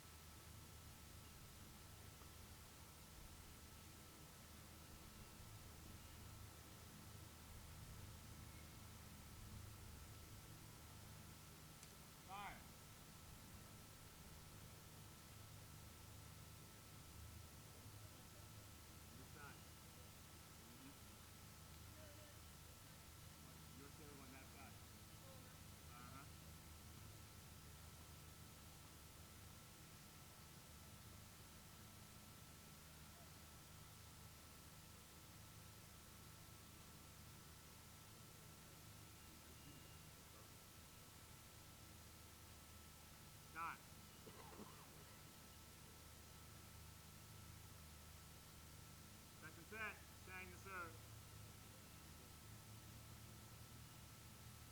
Today, here on RadioTennis.com. Quite a first set. Sophie Chang, Andy Daniel. Laying it down here. First set belongs to Chang. Here's the first point of the second set.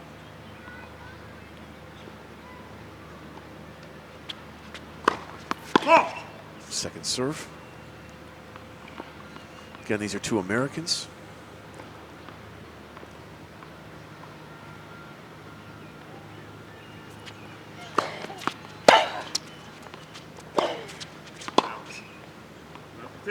Love 15. Chang makes a little air off the forehand side. Second set just getting underway.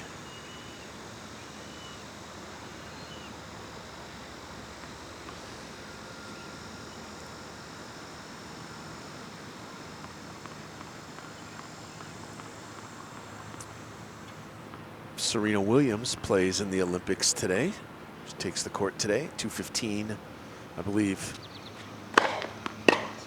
She plays a young lady from the Ukraine, Alina. Is it Svitolina? Kvitova plays today.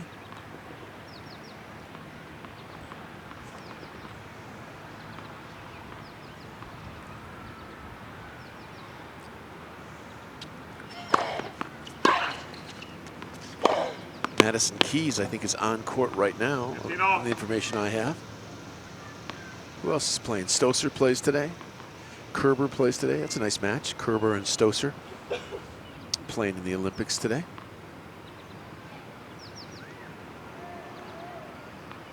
On the men's side, Nadal takes the court today. Plays Seppi, the Italian.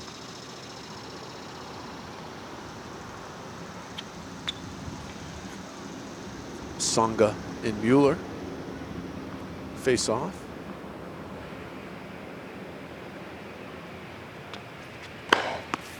One of my favorite players from Israel, Dudi Salah, still in the draw. Monfils still in the draw. Nishikori still in the draw. From Spain, David Ferrer in the draw. The American Stevie Johnson plays today. Plays a guy from Portugal.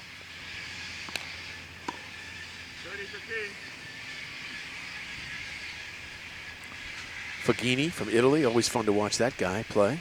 Crazy guy. Andy Murray plays today as well.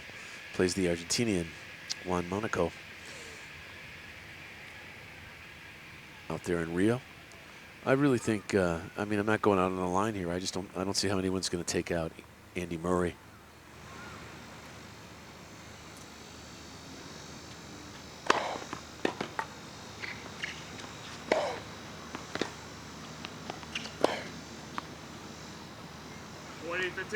First game here, second set. Sophie Chang of the United States serving to Andy Daniel. I'll tell you what would be great is if Stevie Johnson, the American, picks up a medal. You know, here's a guy who could have turned pro basically after what, his at least his sophomore year of college playing for the University of Southern California. Decides to finish his degree, use all his eligibility, play American college tennis. He turns pro after winning the NCAA championships and leading USC to a team championship. Turns pro, kind of quickly jumps into the top 50. Has a little bit of a glitch, figures it out.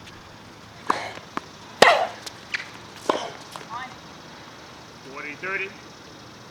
And if he could pick up a medal, what a story, huh? What an American story if you're an American tennis fan. Stevie Johnson, nice guy too. His dad, good guy.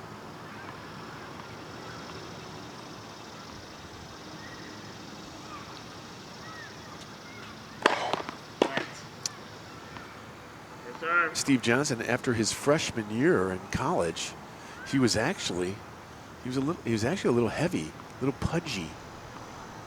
And then he got serious about his game and his health. Game Chang. Chang holds serve, first game of the second set. So Sophie Chang is up a set, up 1-love in the second.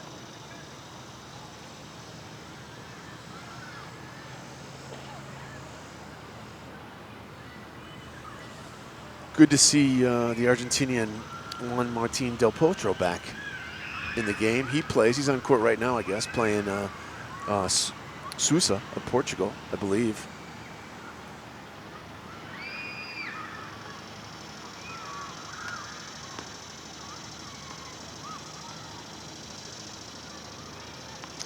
Yeah, but if you look at who's remaining in that draw, it's pretty hard to not pick Andy Murray. Monfils playing some good tennis lately, isn't he? I mean, you never know what you're going to get from him, but he's playing some serious tennis right now.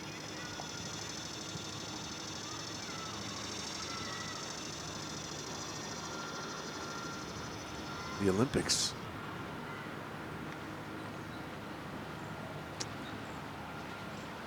Back to this. Daniel serving down a set, serving at 0-1 in the second.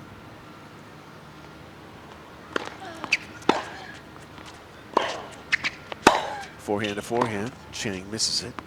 Be love. Oh, he beat Sousa yesterday. Thank you. I'm a little behind, I guess, huh? Thank you, Greg.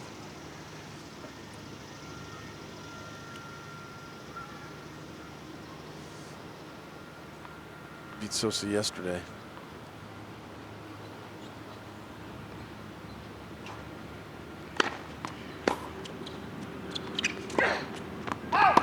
Get off.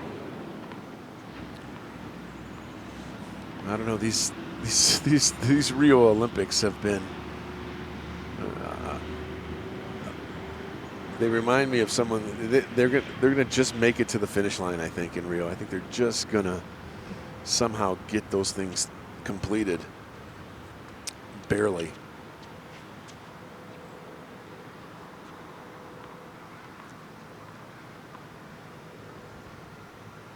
Sophie Chang serving. I'm sorry, Daniel serving. Chang returning. In comes Daniel. Swinging forehand volley winner. Very nice. 30-15. I always remember I was in Los Angeles in 1984. I was living and working there and got to experience the Olympics in Los Angeles in '84. It was just, I don't think the city ever looked better. I don't think the city was at its height. It was never, it was a wonderful time, 1984 in Los Angeles. And then, let's get through this point. Forehand up. Daniel's backhand. Chang now. Forehand cross court. Winner. 30 all. And then, seriously, I mean, the summer of '84 in Los Angeles, just a beautiful, beautiful summer. The Olympics went off flawlessly. It went off it had profitability to it. And then a little after that, that's kind of when the Rodney King thing happened, and some riots took place, and LA had a hiccup right after the Olympics, but for that moment in time, the Los Angeles '84 Olympics, I thought was just wonderful. Daniel comes in, misses a backhand volley.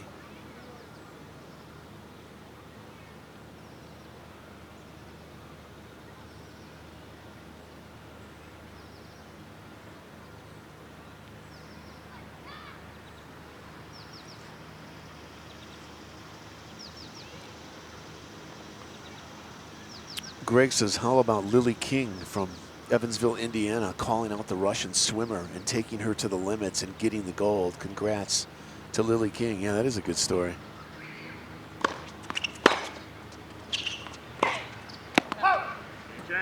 Chang breaks while I'm reminiscing about Los Angeles.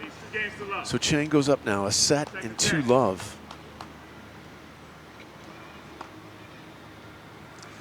I want to say the tennis event, I may be off on this, the tennis event in Los Angeles in '84 was I think it was an exhibition. And I think the winners were, Greg will probably know off the top of his head, but I want to say Steffi Graf, I think, won the women's, and Edberg won the men's '84 in Los Angeles.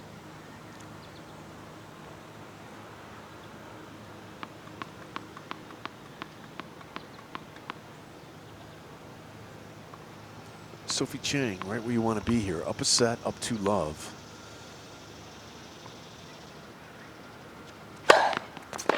Ball's in play. Chang serving. They go backhand to backhand. Winner. How great was Steffi Graf, boy, you know? How great was Steffi? Steffi Graf wins all 4 Grand Slam events in 1 year and the Olympics. I think you would have to say that's a good year.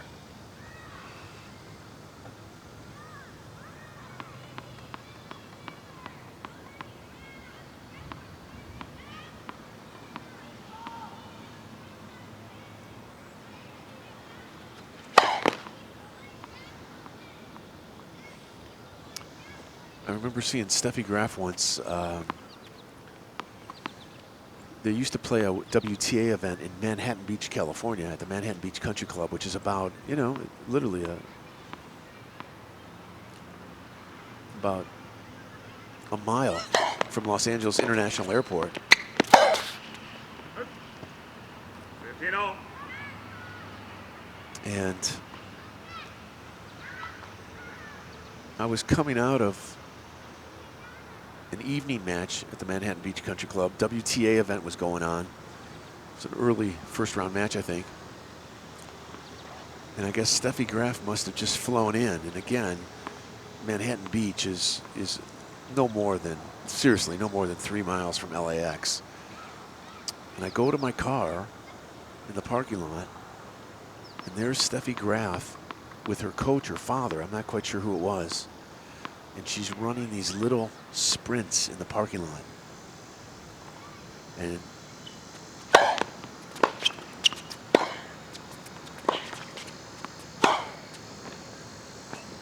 it was almost as if she just got off the flight and she's trying to get the cobwebs out, you know. But there it was in the dark. And there she is just doing these little 50-yard sprints back and forth in the parking lot at the Manhattan Beach Country Club. Steffi Graf.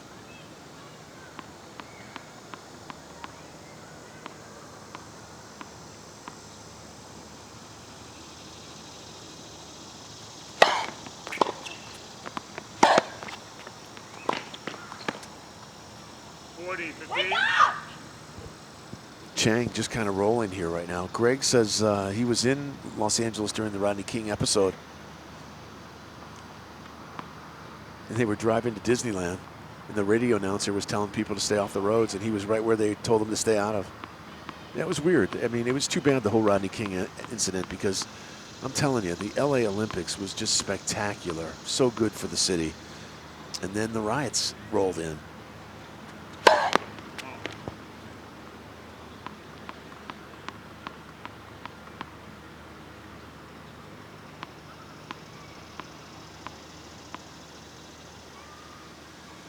Yeah, tennis was a demonstration sport in Los Angeles in '84.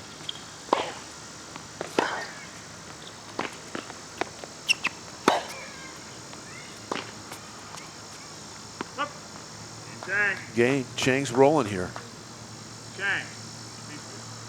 3-love, up a break, up a set, up a break. Sophie Chang of the United States starting to find a little distance here, isn't she? Yeah, Greg confirms Edberg won it. And Steffi Graf won it. I also remember at the '84 Olympics, everything was sold out. Everything was sold out. You know, I'm looking at these venues in Rio, and there's open seats for volleyball, there's open seats for tennis, there's open seats for track and field. But in LA in '84, every event was sold out. Maybe that's why it was profitable.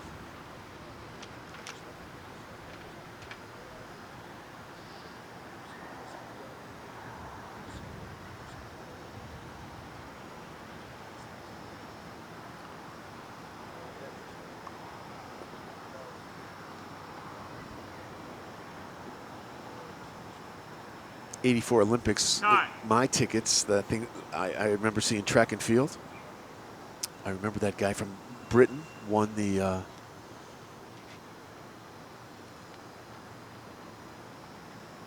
also saw a lot of I saw boxing, which was held at the Los Angeles Sports Arena. And weightlifting. Weightlifting was held, of all places, at Loyola Marymount University in Los Angeles. And what also was fascinating, I thought, about LA is the marathon. They ran down the Marina Del Rey freeway. Running down the LA freeway, right down the middle of an LA freeway for the marathon. Here we go. Enough time, not enough reminiscing. Back to this. Daniel serving. 0-3, down to set 0-3.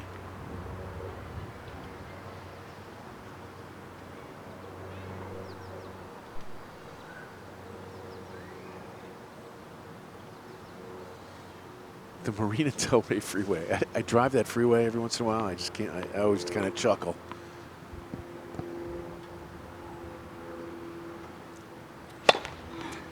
Ball's in play here. Daniel, forehand approach shot, missed it. 13-all. Daniel has to be very careful here. You know, I mean, she's down a set, she's down 0-3, but it's only one break. And she needs to do what she did in that first set, which is just hang around. Hang around. That's right. Greg says Joni Benoit won the ladies marathon right down there on the Marina Del Rey freeway. Talk about running on a hard pavement, huh?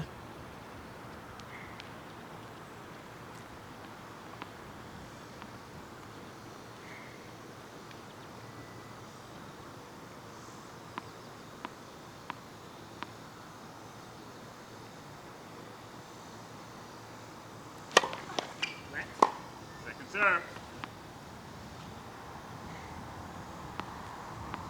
Carl Lewis, right? Carl Lewis was running in '84 at the Olympics.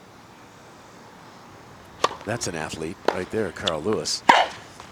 Forehand missed by Daniel. 30. Big hands if you're going to play like that. Come on. Oh, that's an interesting comment. Daniel says, go shake hands if you're going to play like this. That's a good comment. I like that one.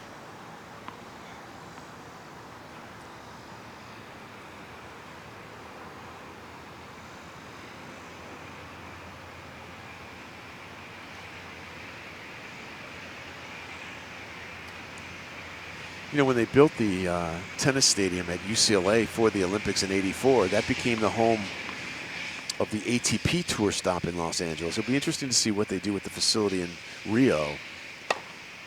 Does that become the home of an ATP event in Rio or a WTA event in Rio?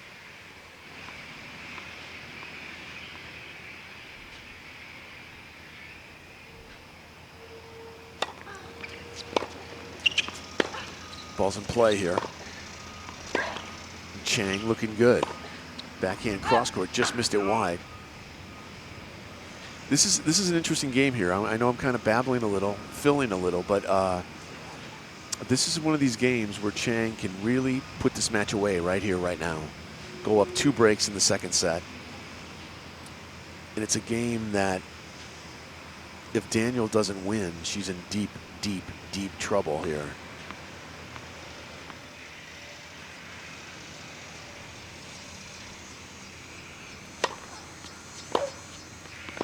Return is long. 40-30. So that was an important point right there, a 30-all point. Chang misses a forehand return to serve. And Daniel has an add in.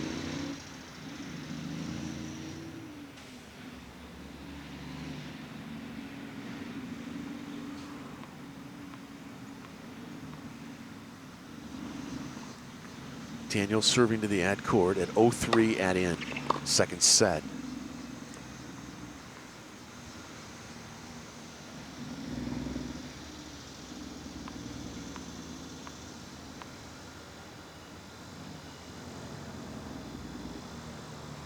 Second serve is in. Chang goes after it. Forehand to forehand, they lay it down.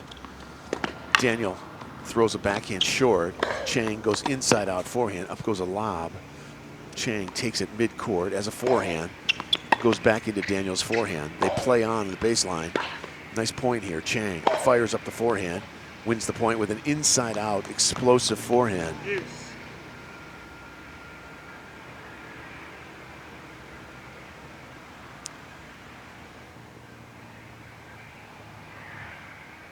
Greg, if you're out there, who won the track and field event where it's the one where it's multiple events?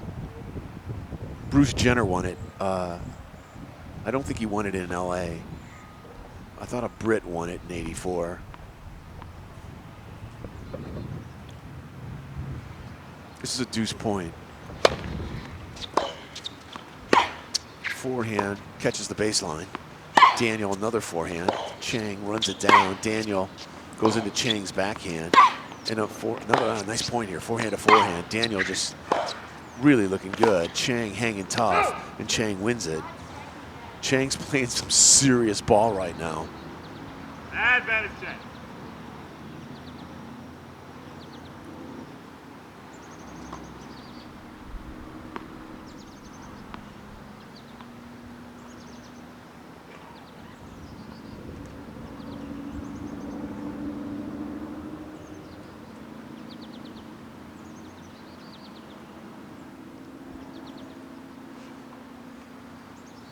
This is a break point to go up 4-love in the second set. Good serve, the return down the middle. Forehand long, 4-love lead from Chang. Sophie Chang, 7-6, 4-love. That's where we're at, 7-6, 4-love. And Sophie Chang was oh so close of losing that first set. Saved a set point. Scraps out the first set, and it's been all Sophie Chang here in the second set, 4-love.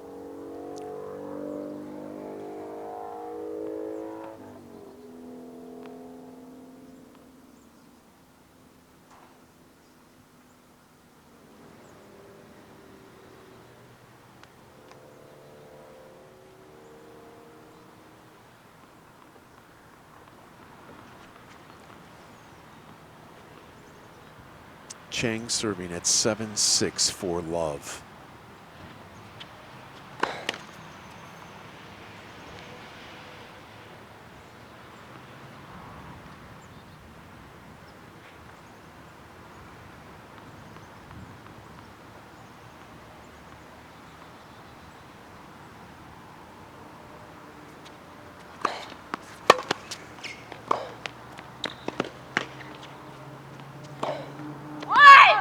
Yeah, Daniel wins that point, barks at the moon, and just to let you know she's still here. If you just logged on, this is our first match of 4 today. 2 young Americans, 19-year-old Americans going at it. Sophie Chang and Andy Daniel. Daniel played for the University of Alabama. Chang turned professional at a young age. This is the final round of qualifying here. And Sophie Chang is up a set, up 4-love, love 15.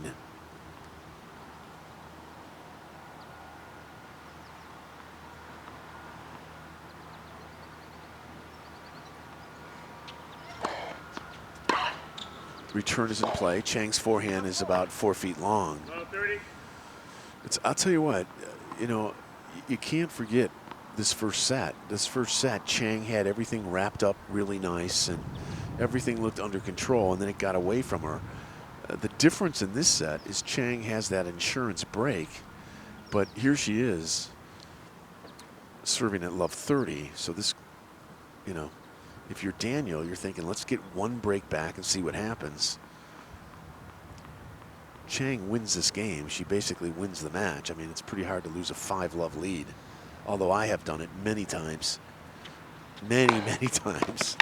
Good serve. The return doesn't make it over. 15-30. Thank you. The decathlon in 1984 was won by Daley Thompson of Great Britain. Thank you, Greg. Greg knows everything. Yeah, I saw him win that. That was cool at the Coliseum.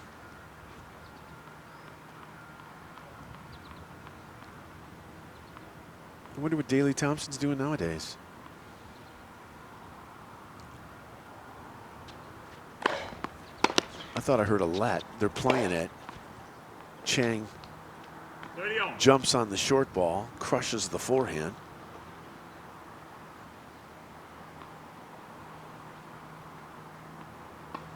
That was also, 1984 was also the time where that Canadian, remember that Canadian track star? Got busted for, who was going up against Carl Lewis? Got busted for drugs.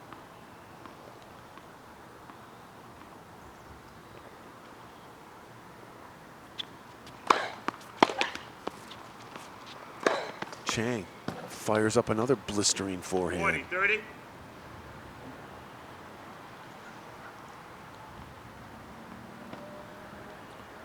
Chang looking like a giant killer right now. Just popping serves in, ripping forehands.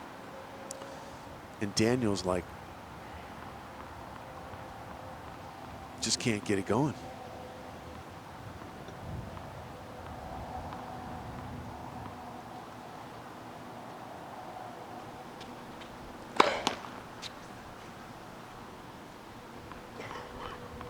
Ben Johnson, that's right, the Canadian.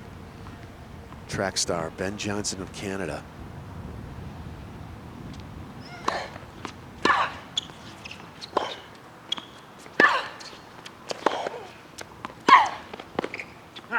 Game. Chang. Chang goes up 5-zip. Chang. 5 games. Daniels Second set. just kind of looks down at the ground, just like what happened here. And Chang just walking over to her chair with a little bit of swagger. A little bit of confidence, a little bit of swagger, and she should. She's up a set, she's up 2 breaks. She's pounding her forehand, and she's crushing her serve.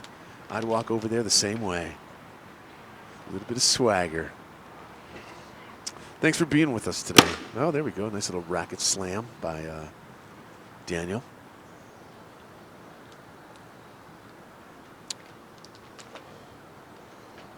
Daniel playing with Prince. I'll tell you what, you don't see many Princes out there anymore. You really don't.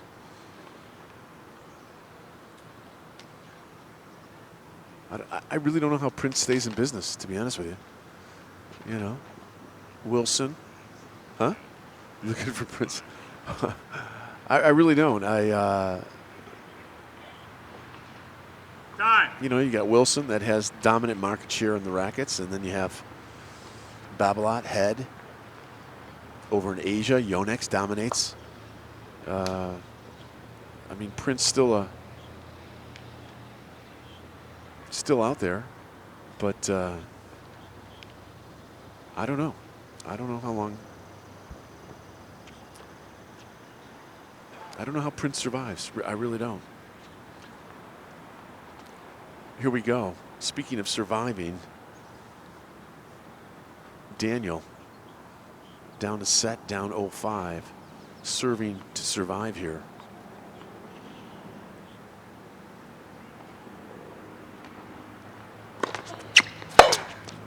Big return again off the forehand side from Chang.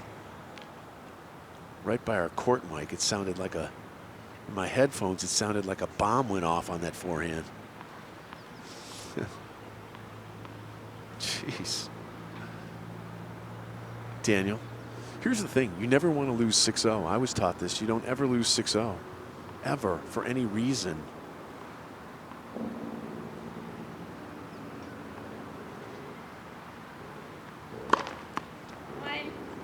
Ace. Ace.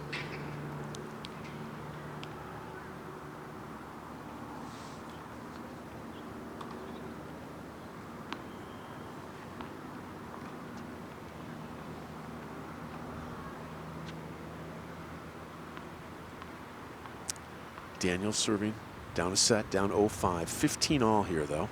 Up it goes from University of Alabama team member.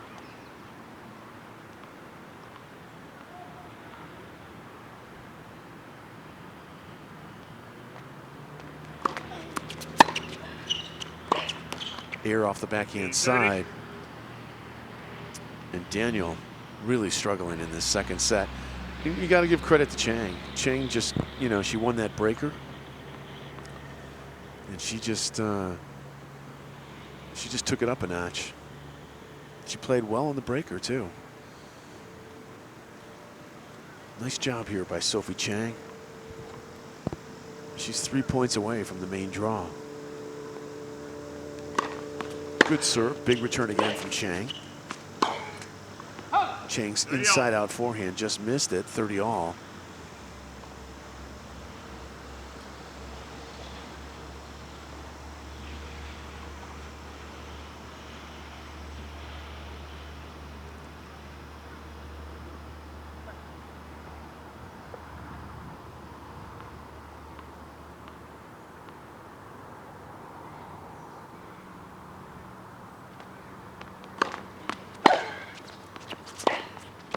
In comes, oh, backhand passing shot. Just clips the tape from Chang. Daniel can't pick it up. So here we are, folks. This is match point. This is match point. This is match point. Break point, match point. Sophie Chang of the United States. 1 point away from shaking hands and going back to the Marriott to watch the Olympics on TV and the air conditioning. Here we go. Daniel. Good serve. Chang's return down the middle. Daniel goes after it. Down the middle here, backhand into the net. Game, set, match. Chang. 7-6, 6 love. Yeah, straight set win. 7-5, 6 love. Sophie Chang does what a professional does, wins. There you go, nice job, nice job. And again, if her mom's out there listening and watching, hi there, hi there. I'm a big Sophie Chang fan. So 1 down, 3 to go. Coming up next, a match between a young American and a young Australian. Allison Bai. And from the United States, is it Bectus? We'll get it all straight. We're going to take a little break. We're going to throw on the music, catch our breath, get something cool to drink. It is smoking hot here, steamy hot here in Pennsylvania today. Yeah.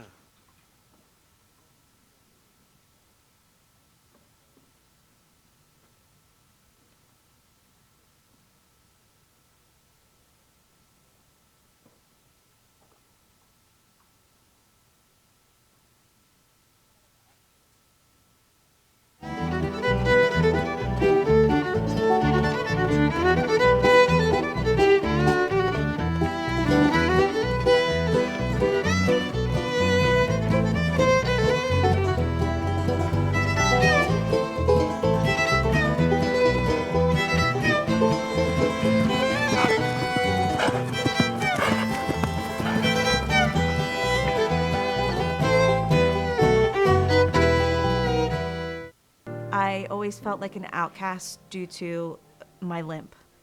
Having my hip replaced has made me feel very confident and free. Dr. Becker was able to take all of my right hip pain away, along with lengthening my leg. It gave me a lot of confidence. I was able to stand up straight. I was able to walk straight. I think he could see the pain in my heart, and he fixed it. Brain orthopedic spine specialists.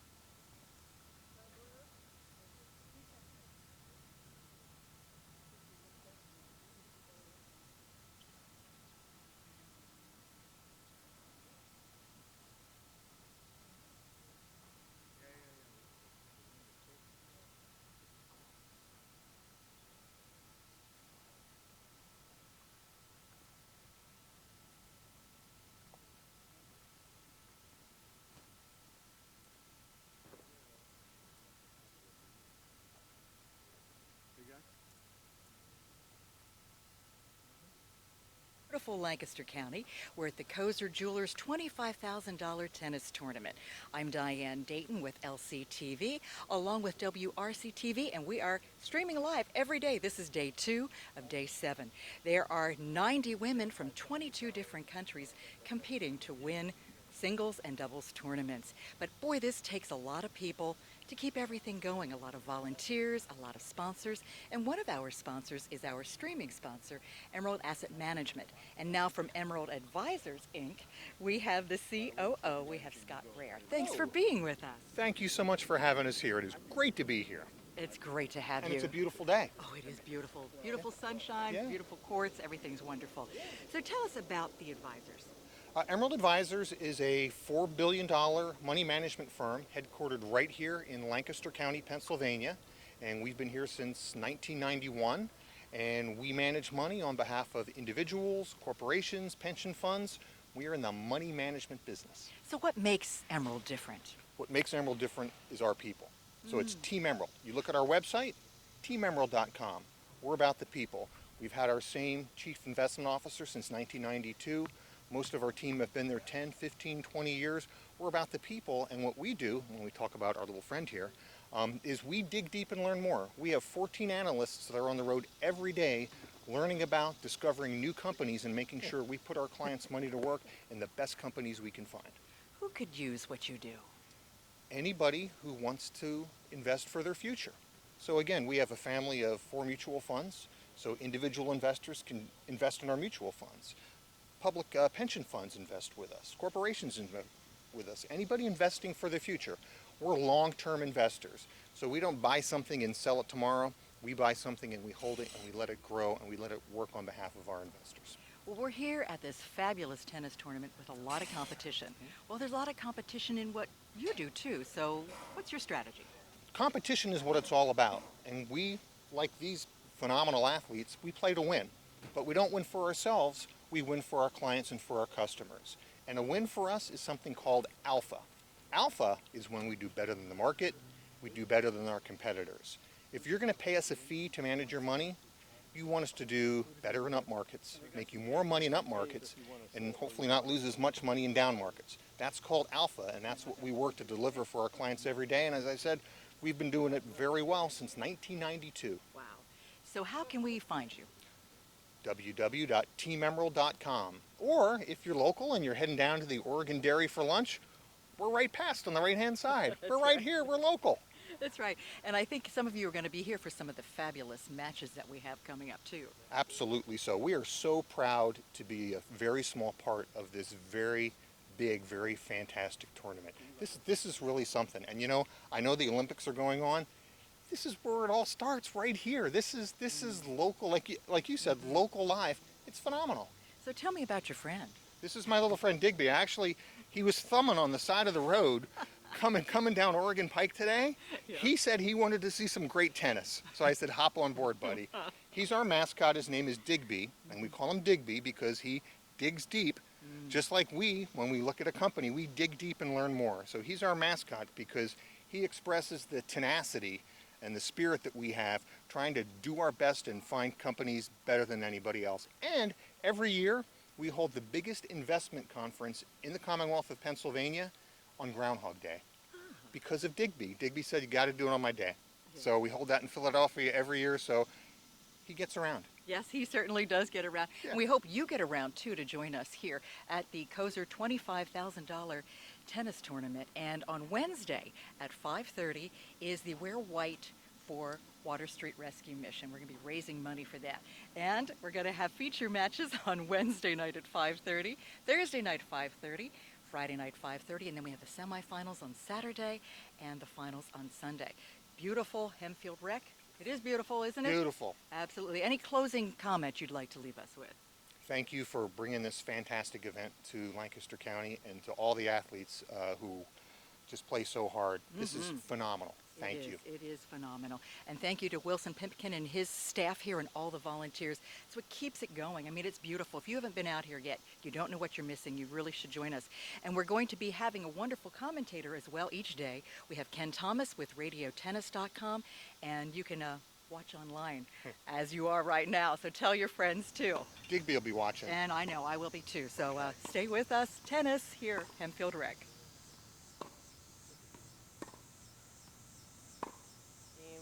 Levels and levels higher than I ever thought it could be, and I really owe it.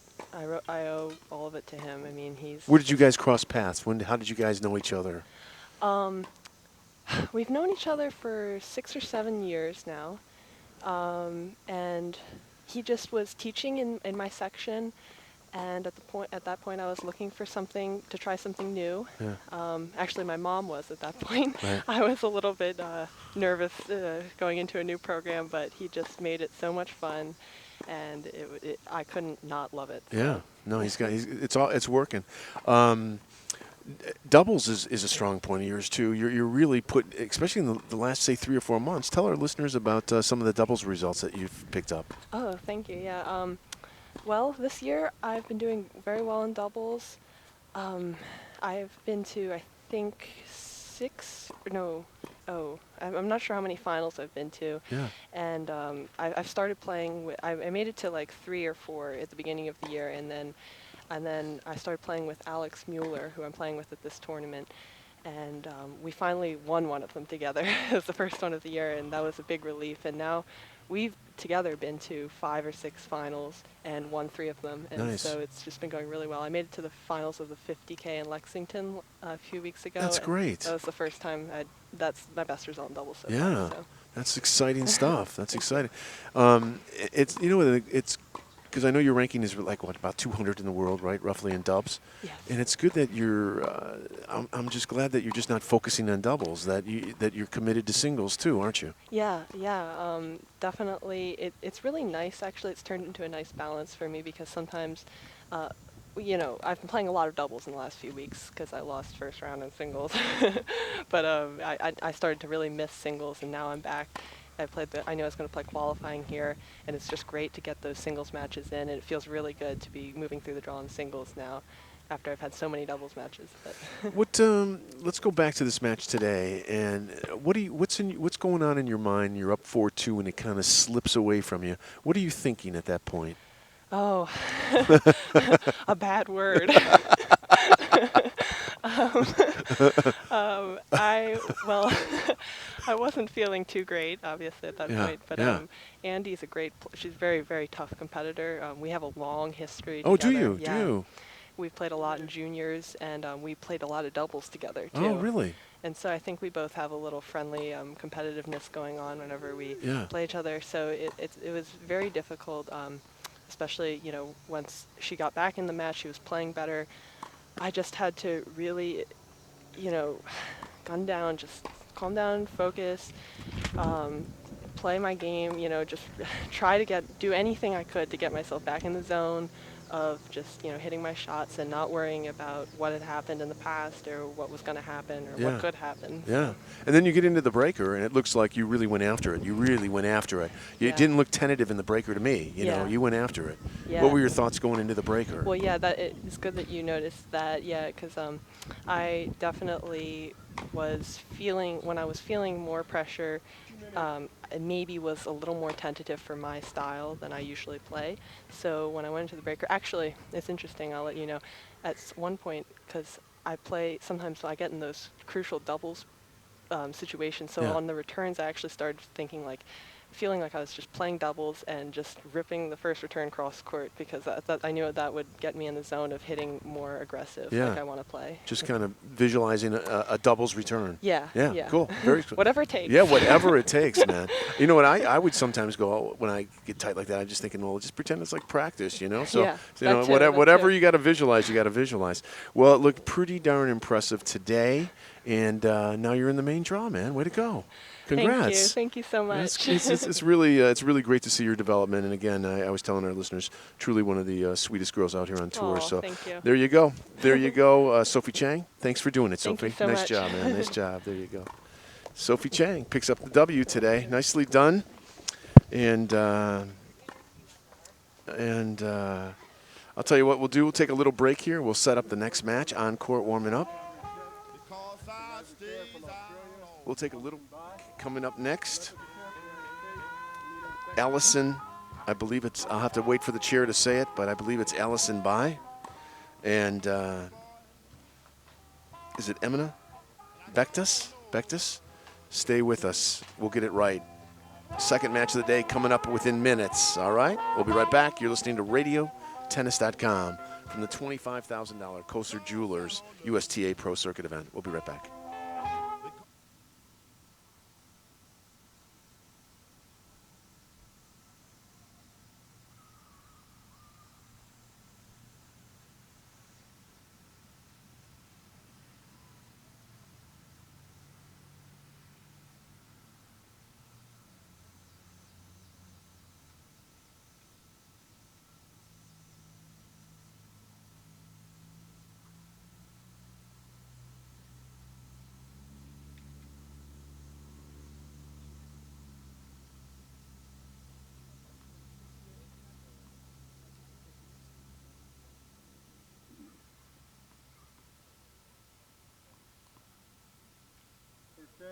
Beckers to serve. Play.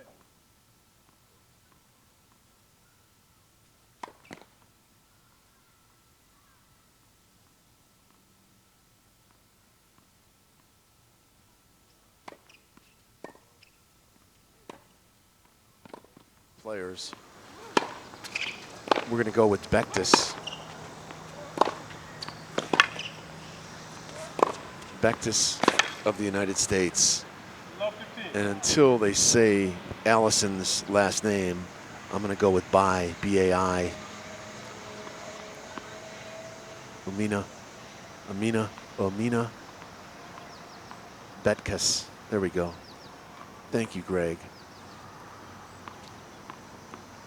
Mina Betkus for the United States. Then we'll go with Allison, for right now, Allison Bai from Australia, just starting their match. Glad you got to meet Sophie Chang, just a sweetheart of a girl who's out here working hard like so many of these young ladies are. Sophie Chang.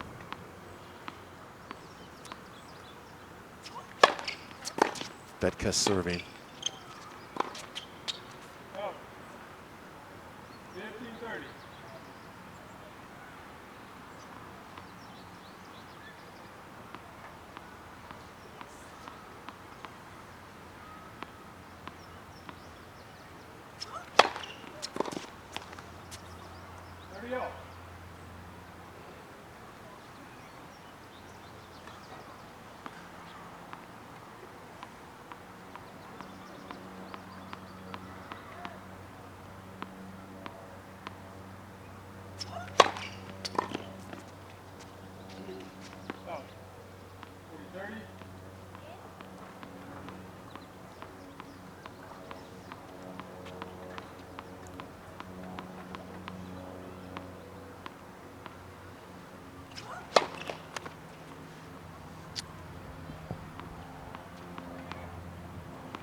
Betkus,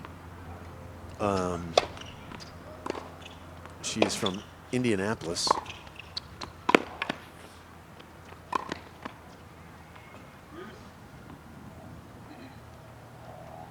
She's 23 years of age. She has a current singles ranking of 894 in the world. She hit a high of 789 in the world in 2014.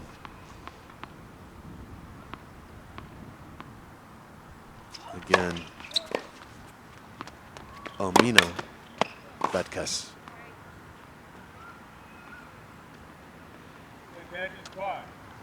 Bai is how they're saying it. Bai, B-A-I, Bai. She is from Australia. Let me get you some information about her.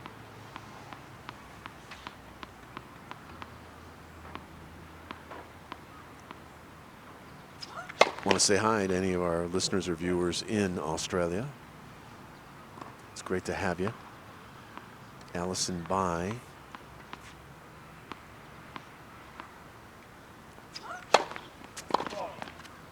Allison Bai is from Canberra, Australia. She is 26 years old. She has a current world ranking of 375 in the world. In November of 2015, she hit 305 in the world. She has played Grand Slam events. She played the Australian Open doubles 2008, 2009, and 2016. So she's played the Aussie Open 3 times. Again, 26 years of age, from Australia.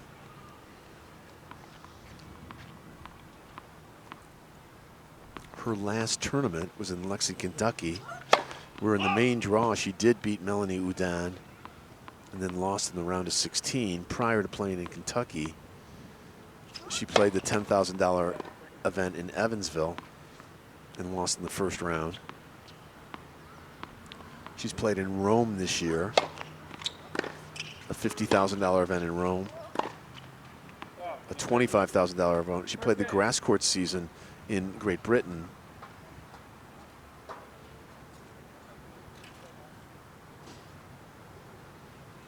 She's had some success on the grass in doubles. And she's also, she's played in China this year. She started her year, let's see what she did. She started her year basically playing in Australia. She played the Australian Open. She played doubles with the American, Irina Falconi. Lost in the first round to Lepchenko and Baines. So, very nice little world ranking by holds. So there's your setup. Two ladies on the computer. One from Australia with some Grand Slam experience. The other an American from Indianapolis, Indiana. As we settle into our second game here. By serving 0-1. The Australian serving at 0-1.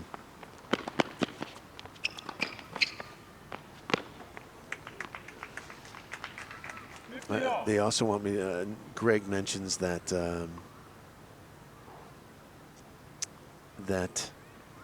Betkus plays for the University of Michigan. And that's about the only thing I'll say about the University of Michigan, me being a Wisconsin Badger. As a matter of fact, I'm already pulling from the girl from Australia the moment I read that. No, I shouldn't say that. I shouldn't say, I gotta be fair here. Oi, oi, oi, huh?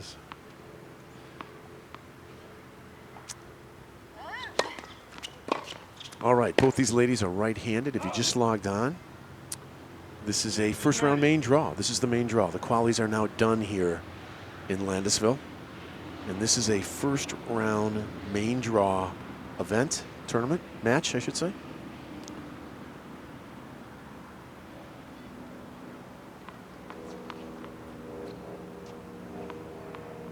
You have Bai serving to Betkus. Good serve. Return is in the net from the American.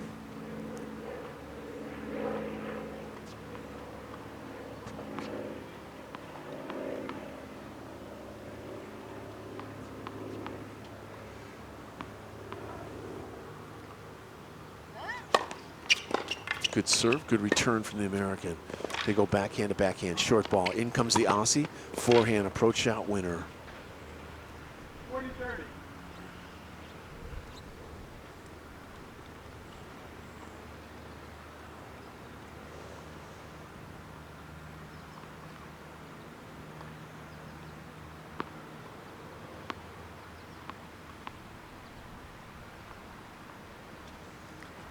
Bai, again, 26 years of age. Serving. 26 years old, and the American is 23. Just graduated. Recently graduated, I should say. Nice second serve, short return. Bai comes in. Up goes a lob by the American that beats her. So, nice little backhand lob by the American.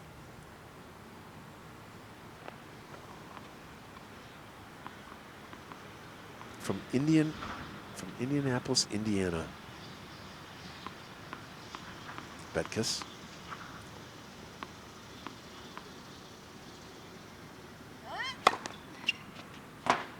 Ace. Ace. So Bai, Allison Bai of Australia, serving at 0-1 add in.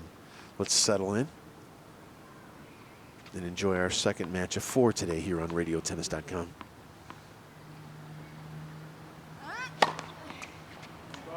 Down the middle, ace. So they both hold serve. They both settle in. They both don't make any mistakes. And we are 1-all here.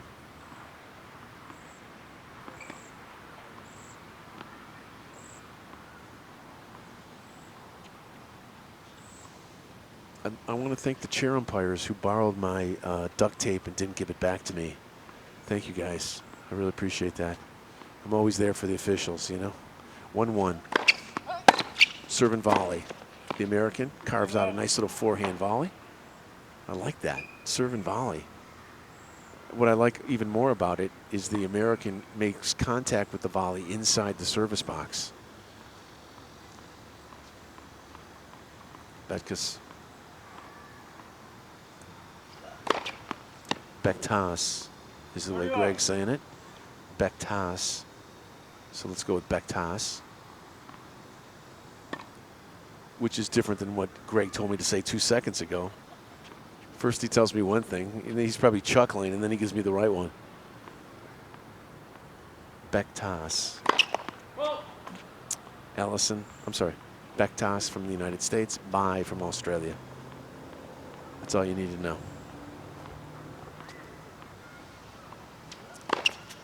Good serve, return down the middle. The Americans' forehand to the Aussies' forehand. The Aussies' forehand, Bai's forehand goes long. 40 love here for Bektas.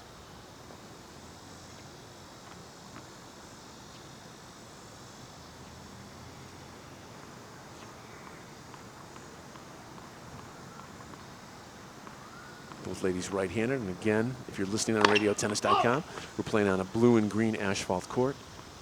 Same surface you see at the US Open, and the temperatures are soaring here today. Good serve, good return. They go backhand to backhand. The Aussies' backhand goes just wide. Bektas holds serve, 2-1. Greg reports that Bektas started tennis at the Washington Township Tennis Program held at North Central High School in Indianapolis. And for those of you from the Midwest, they play a huge junior tournament at North Central High School in Indianapolis. The Midwest Closed is what it's called. And anybody who is from the Midwest, that any junior player from the Midwest pretty much knows North Central High School. And Bektas started her tennis right there at North Central High School. That's a good fact. How Greg knows these things, it's beyond me.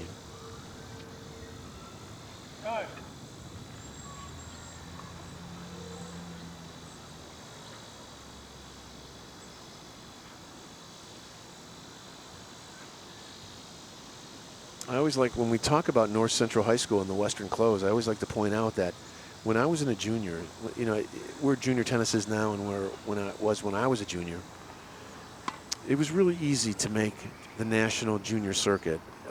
You showed up in Indianapolis, and if you reached the quarterfinals, you got your ticket punch to play Kalamazoo and the national clay courts, the national indoors, the national hard courts, you know, but you had to get it done at Indianapolis in your region. Today, I don't even know how you do it. There's points and systems, and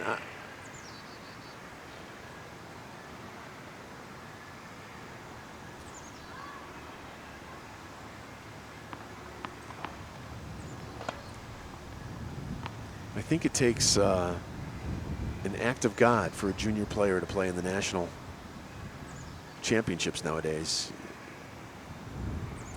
But in my day, it was real simple. You showed up in Indianapolis, you either did it or you didn't do it on that week.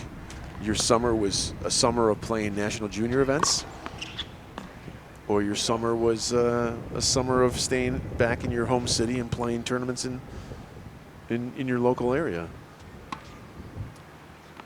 But every year, I had to travel to Indianapolis to play the Westerns, and this is exactly where this young lady from the United States is from. Oh.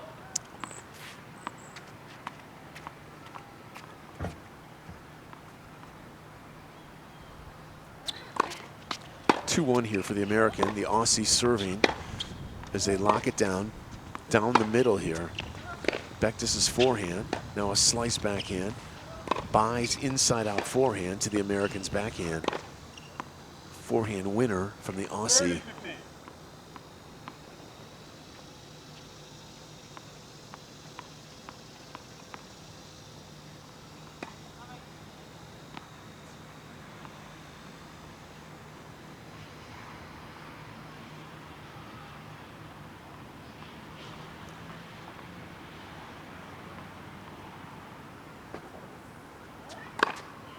First serve way long from Bai.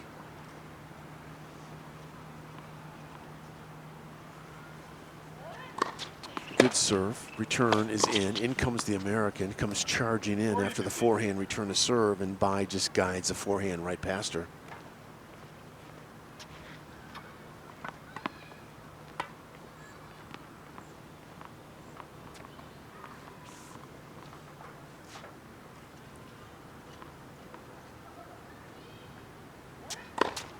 Good serve. Very good serve. Backhand return from the American goes just long. Bai of Australia holds serve. We're 2-all here in the first set. Bektis of the United States, Bai of Australia squaring off here on the stadium court.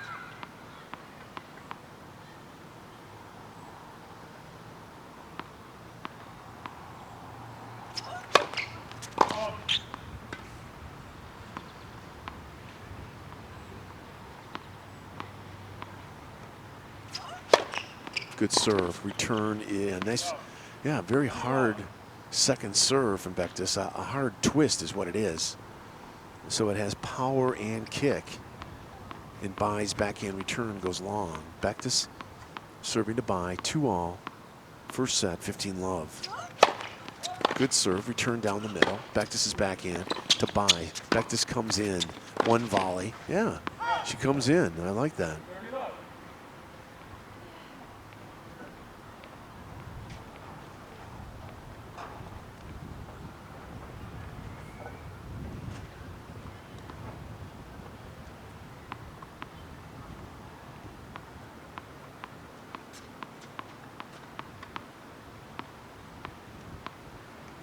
All. Good serve. The return comes down the middle. Bektis crushes a forehand, comes in. And what a nice backhand down the line passing shot from Bai. I mean, Bektis hit a good, hard, clean forehand approach shot. Bai, the Australian, just goes over there and snaps off a backhand passing shot down the line.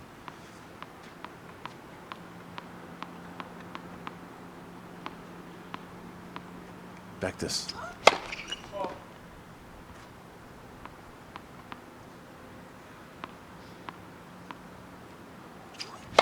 Good serve, return in play. Bektis' backhand to Bai's forehand. Now they trade off forehands. Forehand to forehand. And a huge, clean forehand from the American.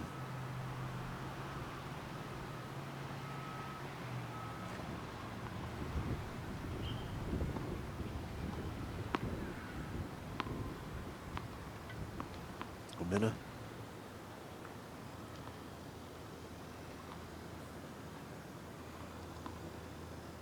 2-all first set. The American serving to the Australian.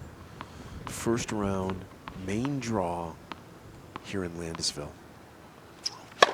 Good first serve just wide from Bektis.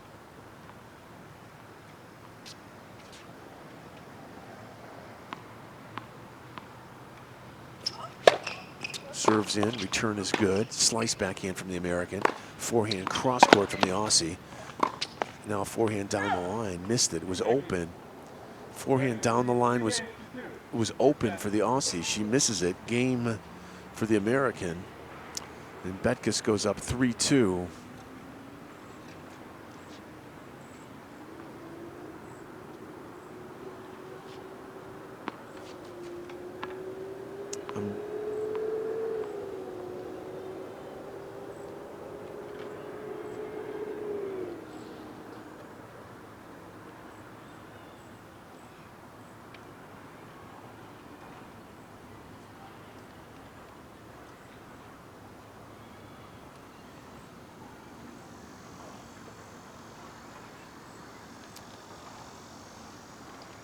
Well, thank you. While we got a second here, just really want to thank everybody for joining us here on RadioTennis.com today. And if you're watching on LandisvilleProCircuit.com, this is our third day. We are here for 8 days.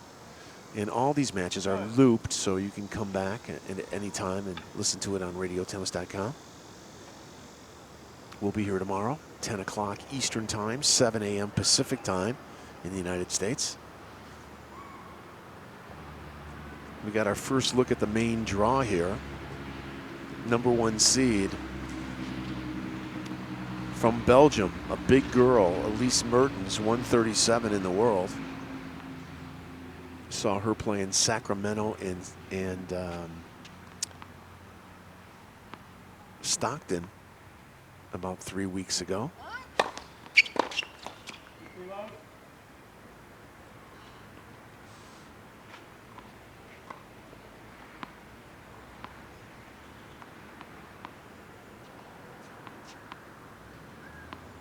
The 6th seed here is the American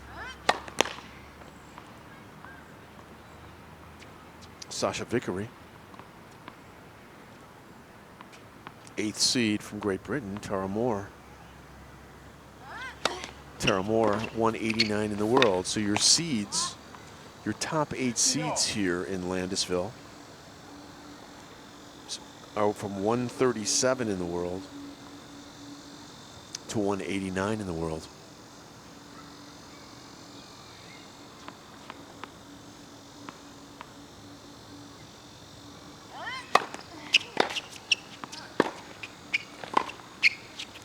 Two baseliners here who are very comfortable. Backhand misses from the American.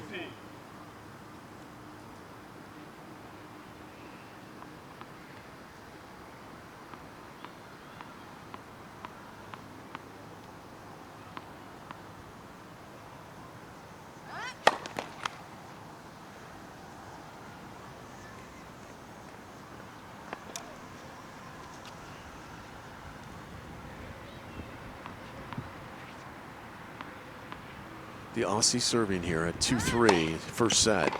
Returns fine. Forehand from the Aussie goes just inches long. 30 all. So let's take stock here where we're at. No service breaks. Bye of Australia serving at 2-3, 30 all.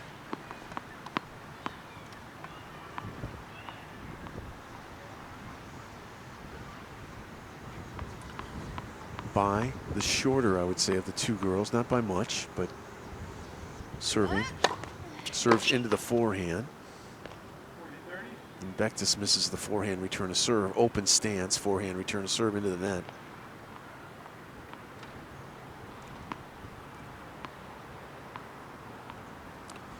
Again, the American, 23 years of age. The Australian, 26 years of age.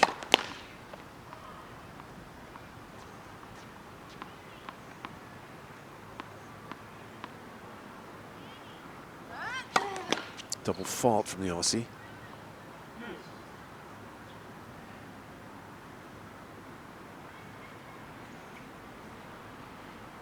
Two, 3 deuce is where we're at. The Australian serving. And again, if you want to reach me during this broadcast, we have a chat box set up. LiveTennisChat.com. It's really easy. Real easy. We don't want any information. We just want you to type in your thoughts. LiveTennisChat.com. Ace from the Aussie, a clean, pure first serve down the middle of the deuce court. Gets it by the American on her backhand side. The Australian serving at 2-3 at in.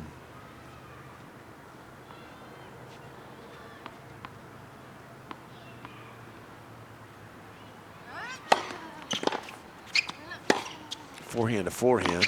The Australian sneaks in. High backhand volley cross-court winner. Game for bye. 6 games up, 6 games down. All service holds. And both players look extremely sharp. And they both look very comfortable and confident, especially off the ground.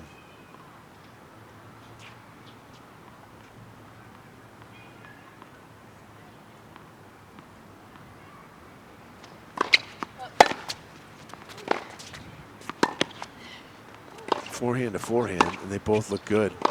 Big forehand from the American, misses it just wide. She's a big ball striker.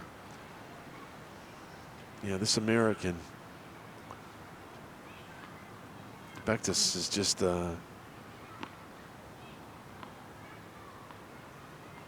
she brings it.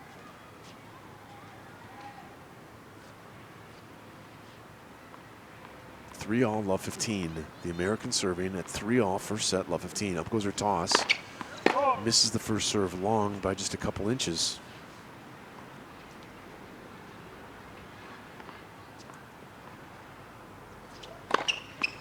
Good serve, return down the middle. The American rolls the forehand into the Australian's forehand. They go forehand to forehand. And now a nice forehand down the line by Bektis, and Bai misses the backhand. Yeah, there's nothing soft here. There's nothing delicate here. These two are just trading punches from the baseline. Every once in a while they venture into the net, and when they do come to net, they know what they're doing.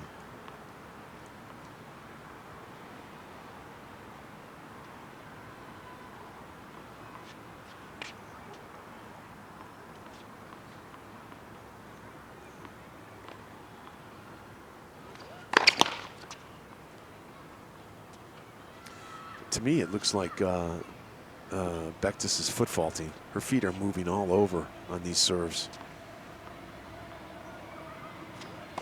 Pretty close to it. Good second serve, though. Backhand to backhand, two-hander to two-hander. They both just bending their knees, staying low. Now over to the forehand side. A little change of pace from the American. The Aussie deals with it. Slice backhand into the bottom of the net by Bektis.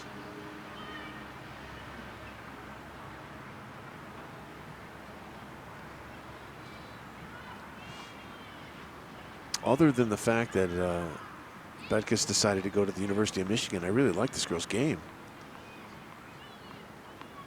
I mean, everyone makes mistakes, you know. You just gotta move on. But she's got a really nice game, and you can just get the sense from her that she feels comfortable regardless of what she's hitting. Big forehand there. The Aussie misses.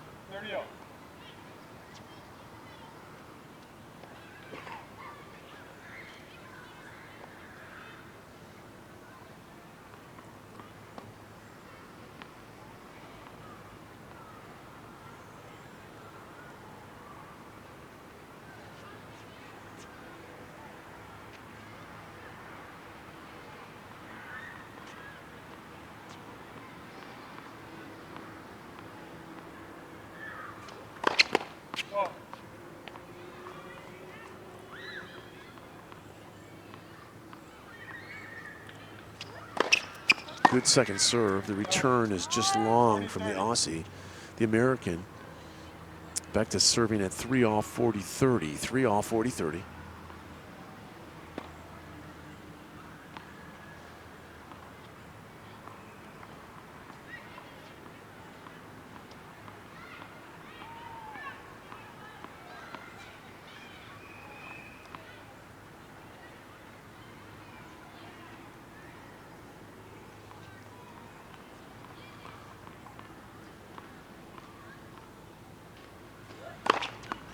Good serve. Return is in play. Nice job on the return from the Aussie. Bai.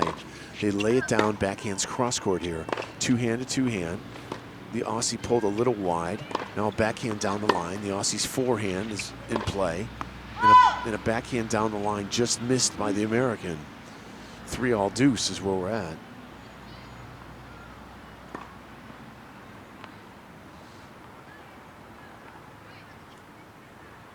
Bektis of the United States, Bai of Australia, meeting each other here in the first round of this USTA Pro Circuit event.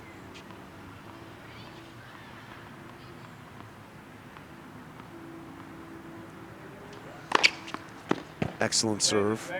Yeah, this is a very powerful, very clean ball striker who just seems very confident. You know, it doesn't really look like she has a weakness. It doesn't look like anything is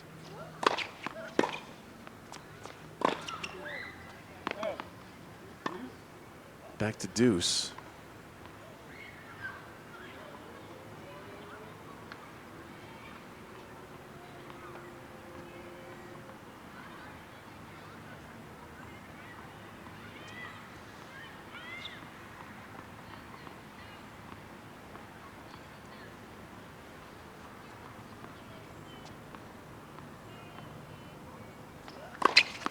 Nice serve out wide, no return.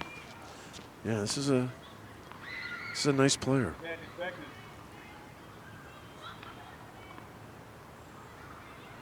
These two are just, you know, they're not showing a lot of motion either. There's no, when they miss, they're not showing anything. When they win a point, they're not showing anything. Serve and volley here. Missed backhand volley from the American. We go back to deuce here.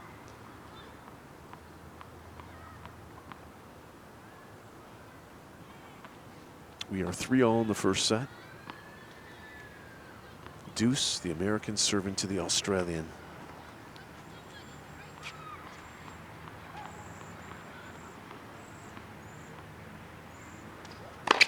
Second serve.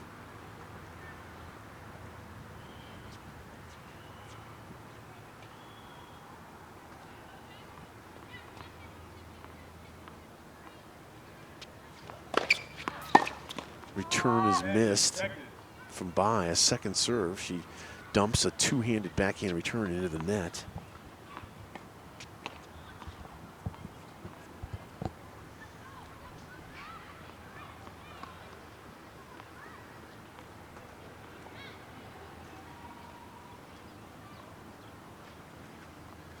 Add in for Bektis. 3-all add in, the American serving. 3-all add in first set. Good serve, return is wide. Game. So Bektis goes up 4-3 on serve here in the first set.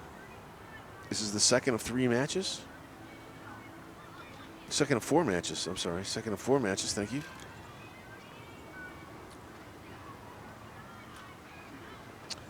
These two are located in the bottom half of the draw. They are, the winner of this will face the winner of the Japanese-Mexican matchup of Zarazuda from Mexico and Kawada of Japan, the 3rd seed. Kawada. So the winner of this feeds into what, you know, will potentially be Kawada, the 3rd seed. Bektis received a wild card into this. The wild cards went to the American.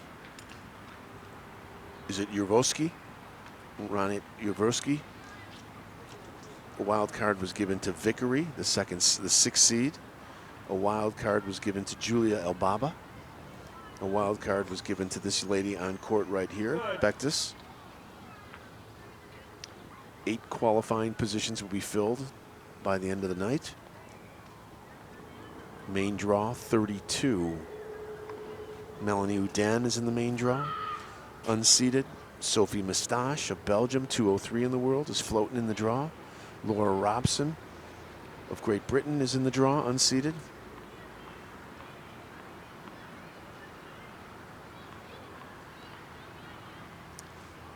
From Portugal, Michelle Larcher de Brito is in the draw.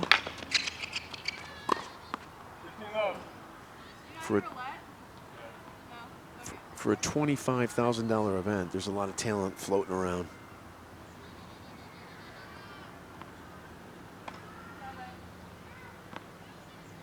The last direct acceptance into the main draw was the South African Chanel Simmons, who's ranked 412 in the world. She was the last world ranked player directly into the main draw. So main draw entrances from the #1 seed, 137 in the world, to 412 in the world.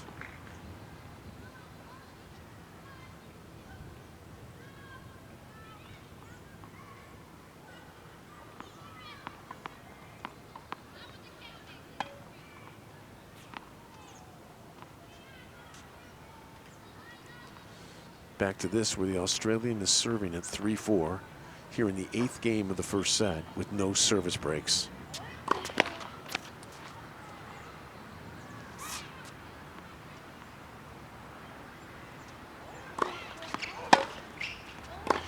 Forehand to forehand. And the Aussie serving at 40 love. It's an interesting match. It's not a compelling match for some reason. You know, it doesn't have you on the edge of your seat here yet, but it's a well-played match. Ace. Game 4-all. So there, you know what? I guess the easiest way to describe this match is just two very, very proficient players who are just holding serve. Both. What's that? Yeah, no emotions at all here. You're right. There's no emotion. A very robotic match, but yet these guys have the goods. 4-all here. Something's got to give pretty soon. The American serving, big forehand. Yeah.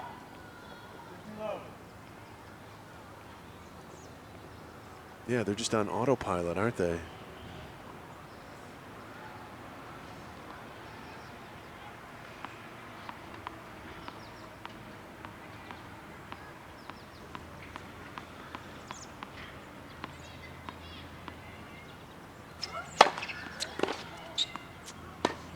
Ball's in play. Forehand to forehand, and the American misses. You know, one shows up for a while, the other shows up for a little while. You know, back and forth they go. It's not like, even though their serves are good, it's not like these serves are winning them points. These points are being won on the baseline, basically. Let first serve.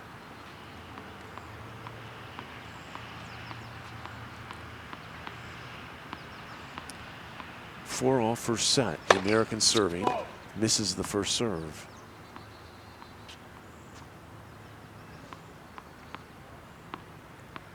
It almost seems as if, I'll get through this point here, double fault from the American. It's almost as if neither player really cares what the other player is doing. You know, it's not like they've sniffed out a weakness or a strategy here. They're both just walking up to the baseline, and they're just letting it fly. And if their shots are in, they're in. If they're not, they're not. But there's no real, to me, there doesn't look like there's any strategy or any thinking going here. They're both stepping up, just letting it fly. Backhand to backhand. They stay in that pattern with the Aussies slicing the backhand down the line, the Americans slicing the forehand. Now they go back to the backhand's cross court. A little change of pace from the Aussie. The Americans forehand into this is the best point of the match right here. Good, the Aussie wins it. 15-40. Yeah, it just seems like neither player cares what the other player has.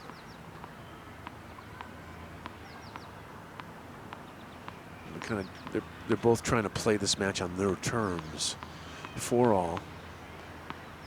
The American hitting a little bit of resistance here. First serve way long from Bektis of the United States.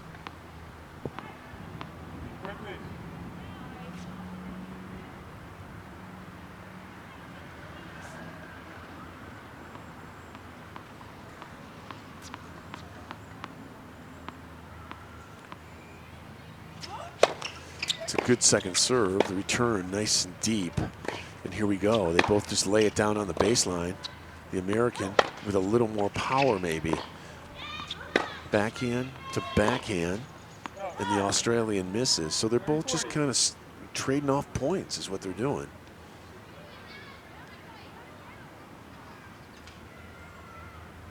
They're just both going for their shots.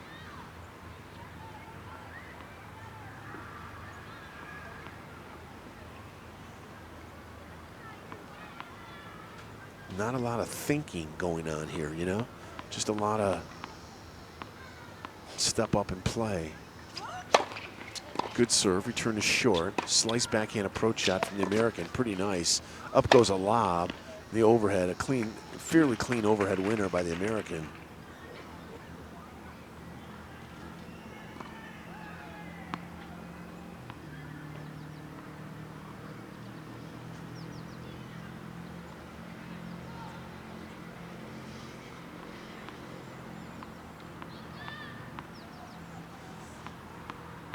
Second match of the day here.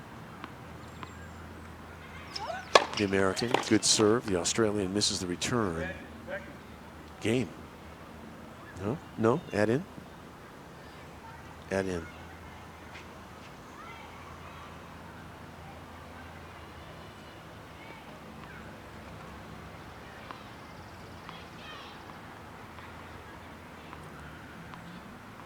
We are 4-all in the first set. Bectus of the United States, bye of Australia. First round main draw here in Landisville.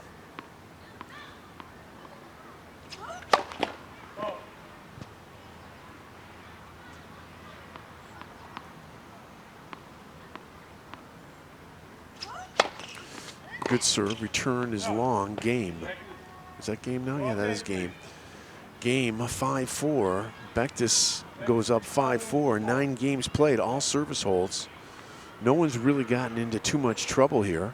No one has really done anything too wrong, but nobody's really done anything too right either. So a very safe match here so far. A lot of power. Both ladies comfortable on the baseline. No emotions whatsoever.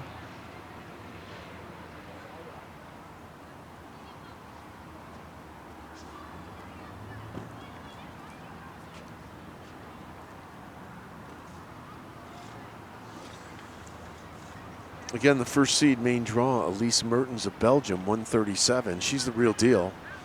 Plays all the majors, represented Belgium in Fed Cup. Looks like there's players from Belgium, Great Britain, Russia, the United States, Slovakia, Portugal, France, Sweden, China. Did I say South Africa? Mexico, Japan.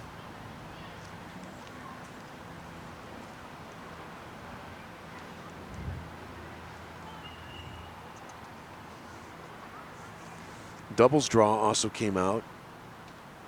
#1 seed in doubles, the two Belgians, Elise Mertens and Sophie Mustache of Belgium. The #2 seeds, a Russian Great Britain team, Likina of Russia and Webley Smith of Great Britain. Here we go. The Aussie serving at 4-5, 4-5.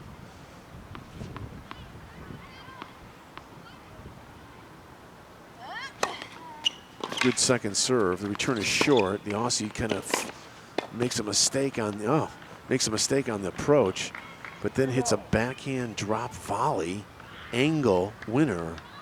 You know, she struggles with an easy forehand approach, and then lays down a backhand volley that can take your breath away. Just a sweet little slice backhand volley drop shot angle.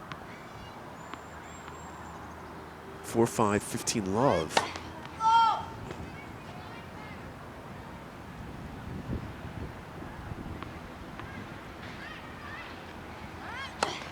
Good serve, return catches the tape. The Australians' forehand into the Americans' forehand. Now they go backhand to backhand, back to the forehand.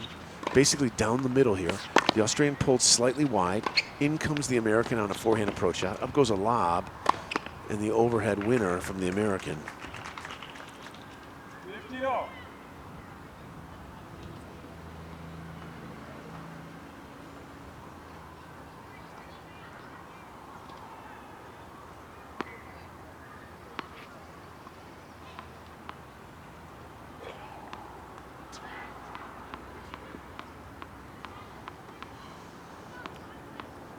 Four-5 in the first set. Bye of Australia serving. Right-hander.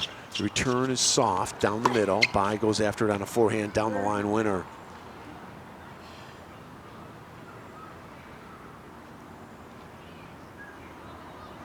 This is robotic tennis. It really is robotic tennis. Serve, return. Yeah, I must hit. I must run. There's just such a lack of emotion in this, but yet it's being played at a pretty high level. But it's definitely emotionless. Ball's in play, backhand to backhand. The American misses this time. This looks like it's just going to go right to a breaker is what it looks like.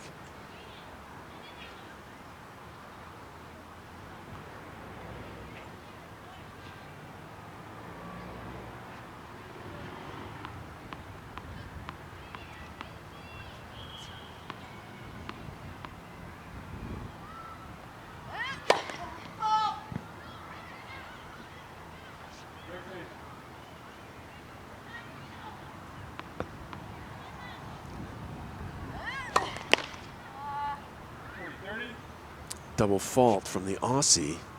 So here's where we're at. The Australian serving, by serving at 4-5, 40-30.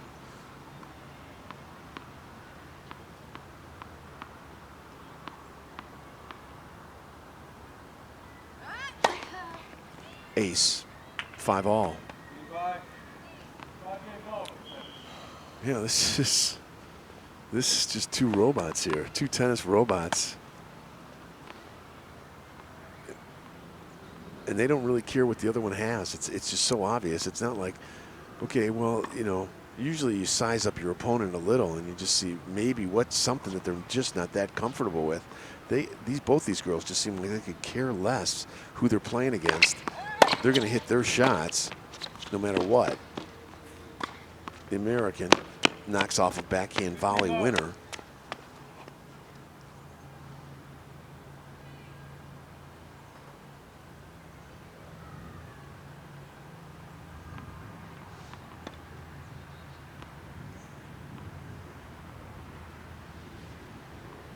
Alison Bai of Australia, currently 375 in the world.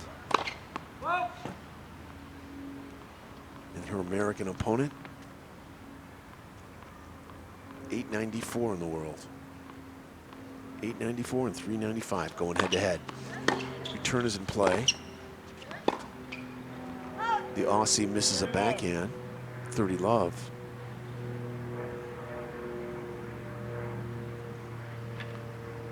I almost hate saying this, but I just don't even like this match. You like it? Someone, my partner here I'm sitting with says she likes it. I just don't really like this match.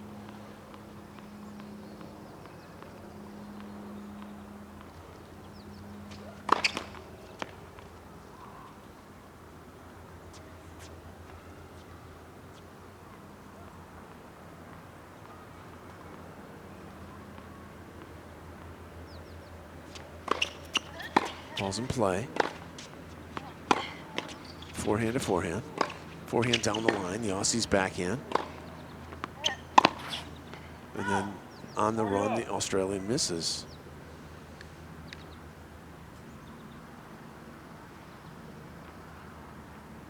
You like it, huh? You like the match? Why do you like this match? Yeah, it's better than a 6. That's not saying much, is it, though? Better than a 6-love blowout. Yeah, that's really a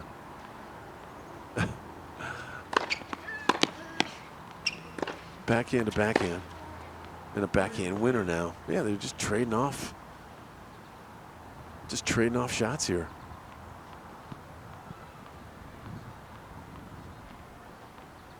One speed too. There's not a lot of change of pace here.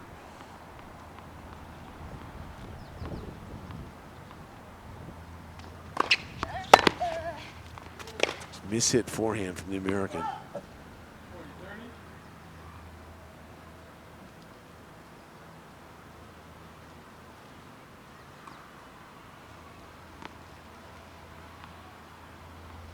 It's like when you look at Bai here, who's 395 in the world. You know, I mean, this is a rank and file professional here.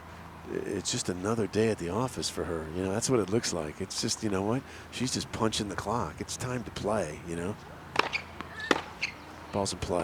The American misses another forehand. You know, sometimes I tell our listeners that when you play college tennis, you play so many matches, you just become robotic, you know? You just, and that's exactly what we have here, I think.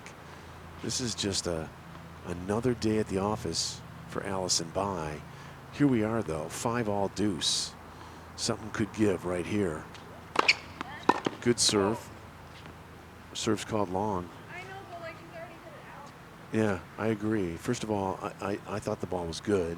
And second of all, it's a late call from the chair. So, a very late call from the chair. Double fault. So here's your little crack. Oh, crack in the dam here. Here's your little crack in the dam. And sure enough, a chair umpire was involved in it. It's funny how that happens.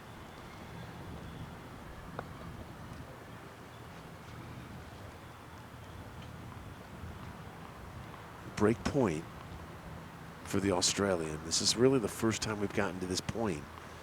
What you've got here is the American serving at 4, facing a break point. Second serve now, second serve. Good serve, return is in play. The Americans forehand long, game, there's your break.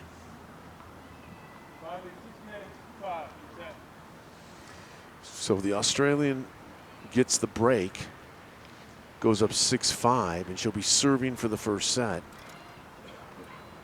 What? No, 6-5. 6-5, first set.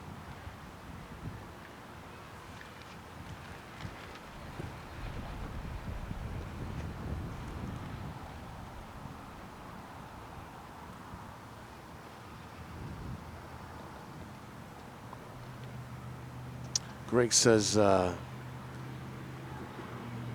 they're just focused. They're not wasting energy by grunting. They don't want to waste energy complaining or grunting or screaming. They are focused and they are just taking care of business. Good point, Greg. Touché.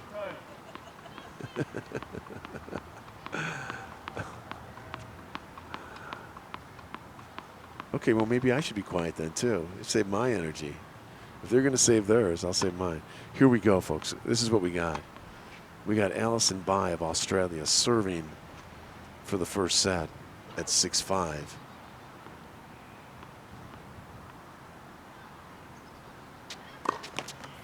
Misses the first serve.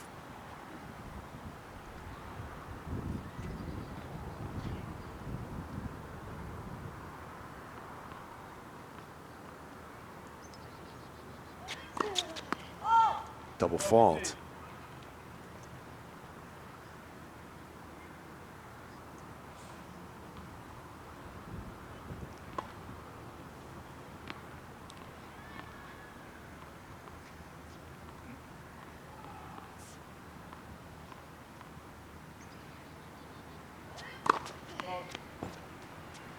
Missed another serve there.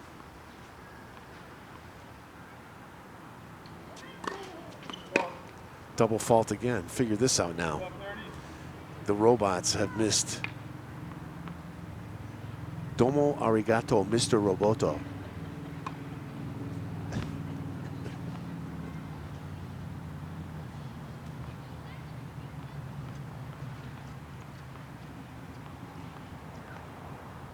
Love 30.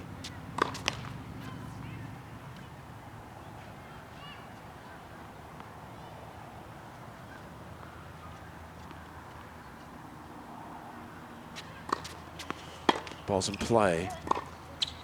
And a backhand goes long from the Australian. Love 40. Serving for the set, and suddenly she falls behind Love 40. What a crazy game this is that we love. Good serve, the return is short. The Australian's forehand, cross-court winner.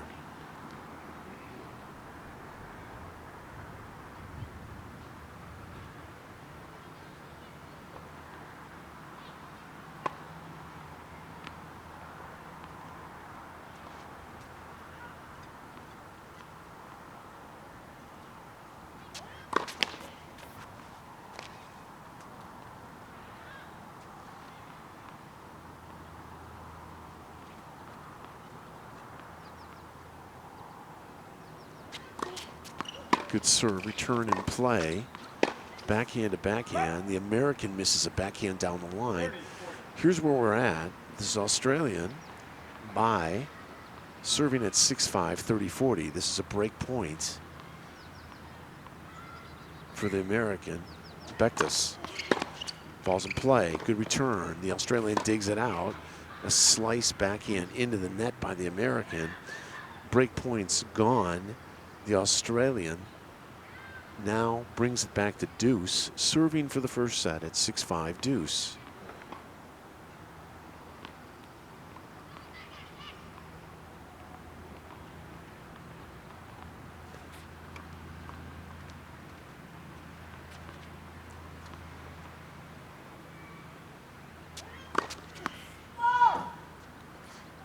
Second serve.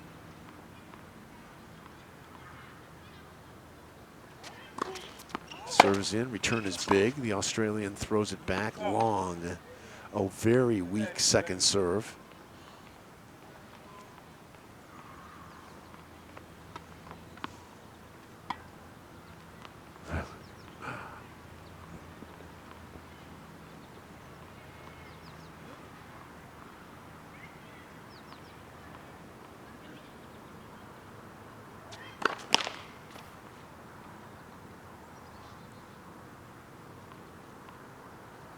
Second serve, break point.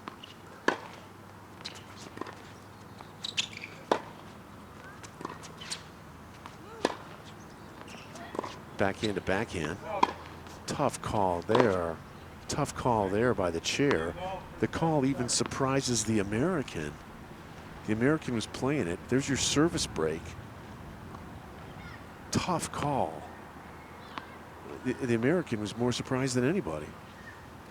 6-all. Here in this emotionless, robotic-like. Any other words, any other adjectives I could use? Emotionless, robotic? Nothing, that's it. What's that? But you like this match. Tiebreaker here. Ball's in play with the American serving. Forehand missed by the Aussie. The American goes up 1-0 in the tiebreaker.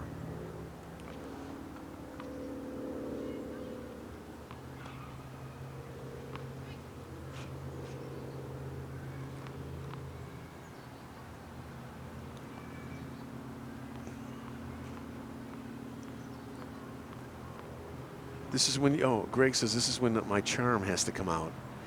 Yeah, that's right. This is where I have to sell the match a little. This is where my skills have to step up.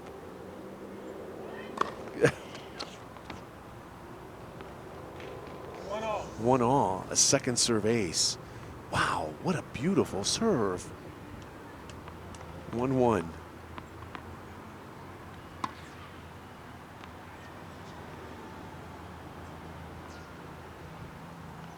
In the breaker here. In one of the greatest matches of all time.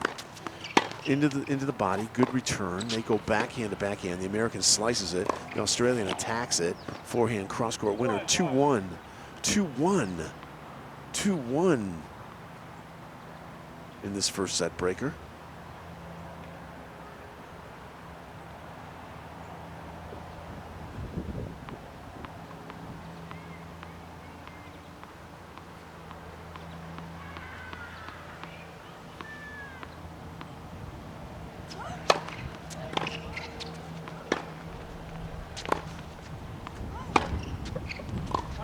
Another tough call by the chair.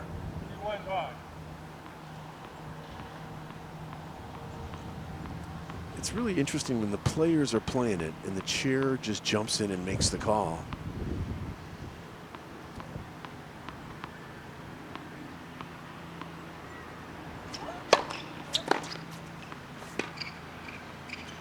Ball's in play here. Forehand to forehand. The American misses the forehand long. The Australian goes up 4-1 in the tiebreaker here. 4-1.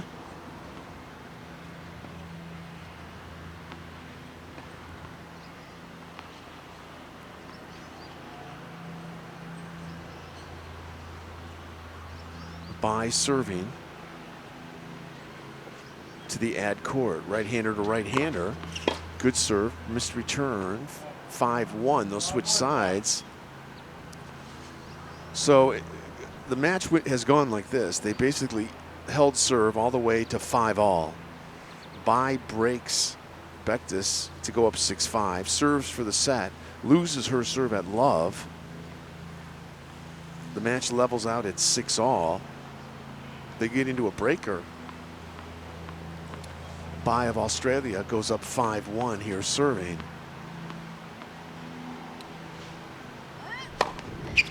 Good serve. The return is wide, 6-1. Set points here for the Australian.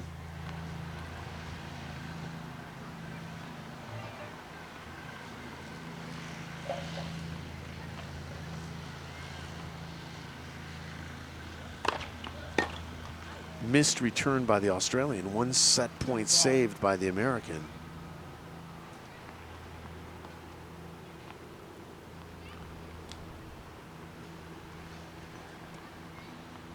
Bektis of the United States serving. 2-6 in the breaker, first set. Good serve. This return barely makes it, or doesn't make it over. 6-3. 2 set points saved by Bektis.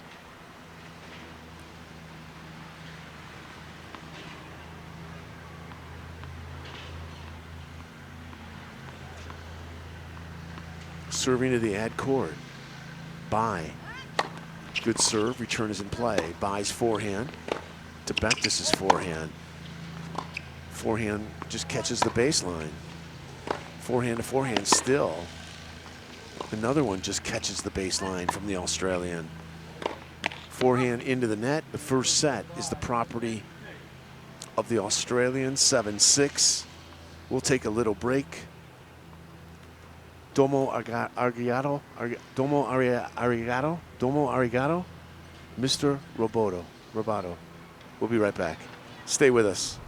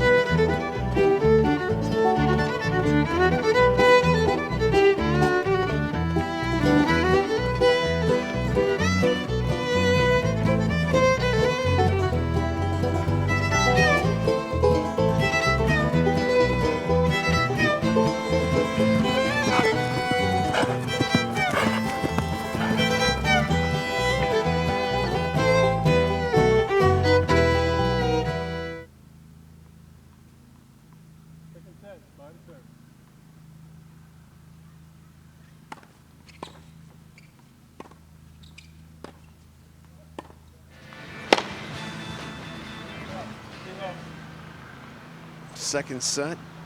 You know, I was just talking to some of the folks watching this match, and they just said, boy, these girls can really hit. And I think, you know, that it's good to get another perspective. You know, they are hitting well.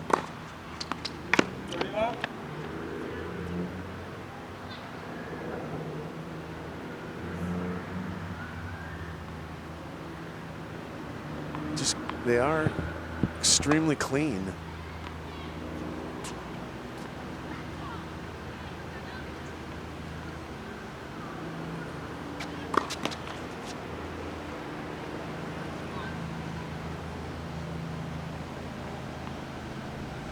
Greg says that Bektis has always kind of played this way. You know, she's got a nice game, no doubt about it.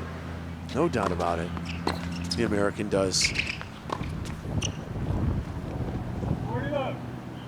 40 love here, first game from the Australian. But I'm telling you, this young lady from Australia, Alison Bai, not a facial change, nothing. This is just like, she's playing against the backboard, you know what I mean? She's just taking the ball, hitting it. Next point, hit it.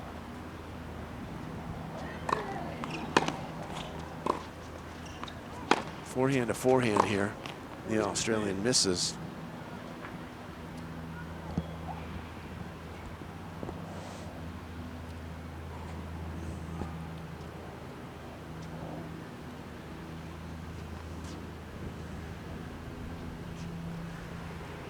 You know, not every match can be a gem. It really can. You know, it just can. You would think a first set of 7-6 would just have you on the edge of your seat, but it just, this is just so generic of a match. I mean, they're both hitting fine. They're both playing fine. I mean, there's money on the table here. There's ranking points on the table here.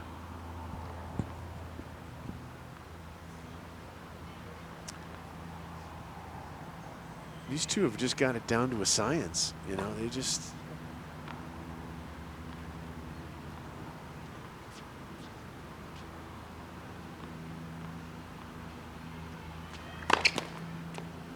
First serve into the net here. Let's set it up. The first set was won by Alison Bai of Australia in a breaker.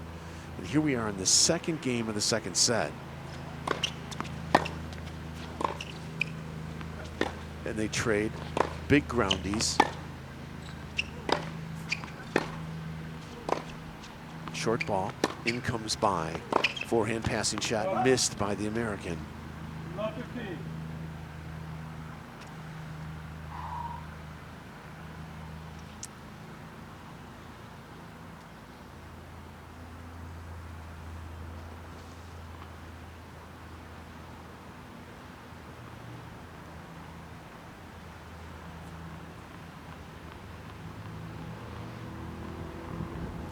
Autopilot, man.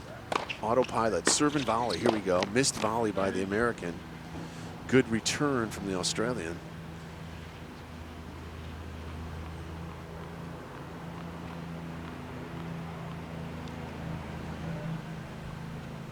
Nothing's changed here either. Not anything has changed. You know, maybe that we just saw a serve and volley. That's the only thing that's changed. Forehand winner down the line from Bai. 395 in the world, top 400 in the world, Alison Bai.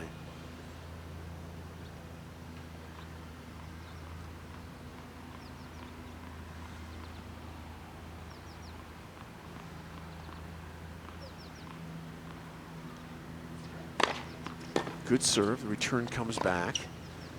Slice backhand from the Aussie, slice backhand from the American. Now they go forehand down the line. Forehand down the line just missed. And an action, we got a facial expression there from the Aussie on that one. She thought she had the forehand.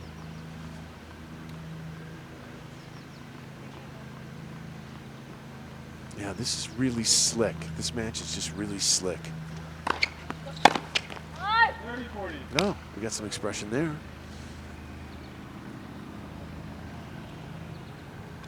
You know, I'll kind of use the analogy when you watch a professional golfer, you know, and he's got like a 3-shot lead going into the final, say 5 holes. And he's just hitting it down the middle, and he's laying up, and he's taking par. And that's kind of what this thing is. This is just no risk being taken here.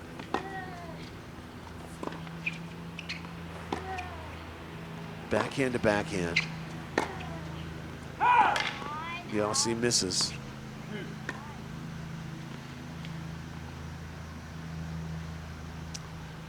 Playing the percentages here, you know, playing the percentages.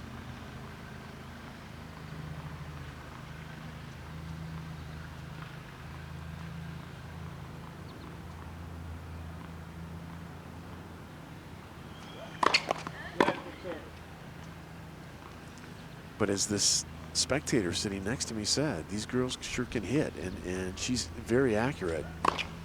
There's a lot of pop on the ball, especially from the American. She's got a wicked forehand.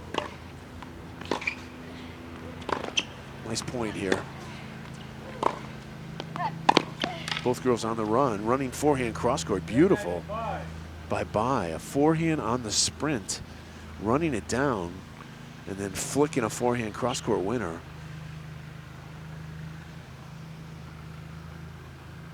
Allison Bai with a break point here early in the second set. Bektis steps up to the baseline, down a set, serving at 0-1 at out.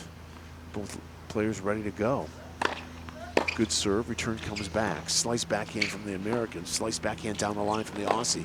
Forehand cross court, forehand down the line winner. Beautiful, beautiful forehand from Bai. The last 2 points, thinks what she did. She torches a forehand cross court. She gets a break point. She rips a forehand down the line. 2-1, I'm sorry, 2-love. Allison Bai here, 2-love.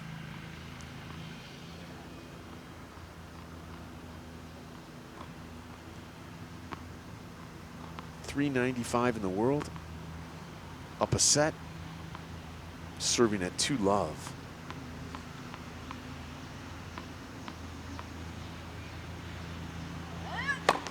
Good serve, returns fine.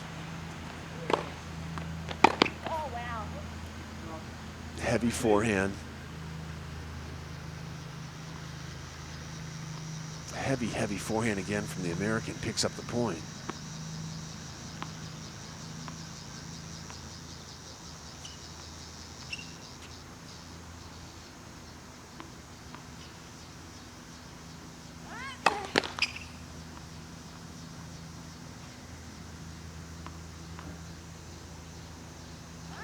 Second serves in, return is down the middle or to the backhand side. They get locked down, two-handed backhand, two-handed backhand. The Australian has her on the move, and they're really nice. This is a fine-looking player here, Allison Bai. This match may be a little short on emotion. It may be a little short on drama, but they know what they're doing. Slices the serve out wide. There's an ace, 30-15. Just another day at the office for Allison Bai.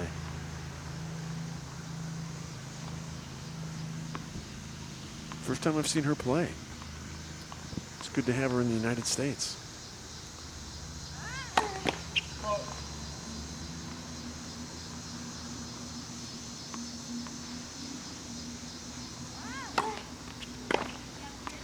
Soft second serve. The American jumps on it. Return a serve winner.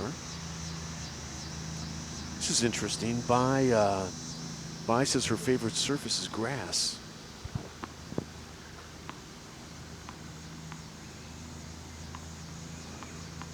Again, let's take a look at what Bai's been up to. Prior to coming to Pennsylvania, she was in Fort Worth. She lost in the first round to Chanel Van Nygren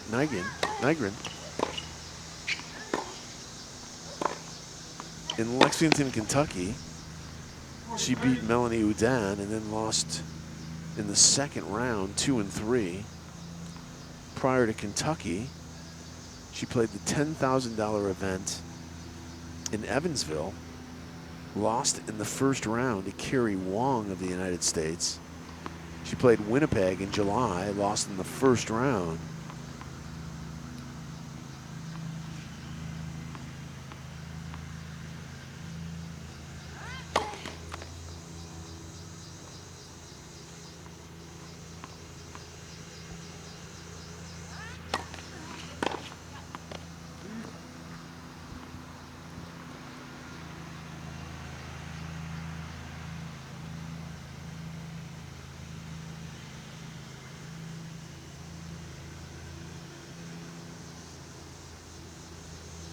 One thing that is starting to emerge here a little is the second serve here from Bai is really soft. She kind of just throws in a 3/4 speed twist second serve. And we've seen Bektis now kind of take advantage of it. So something is starting to emerge out of this match, a little nuance at least.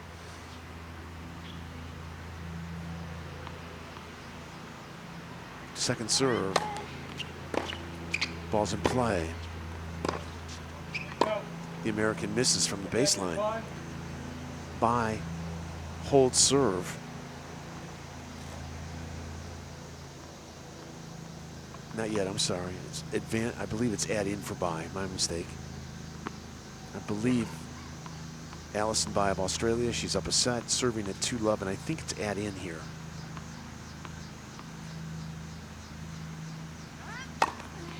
Good serve, nice return, forehand to forehand. Ball hits the tape, Bai scampers up, can't get to it.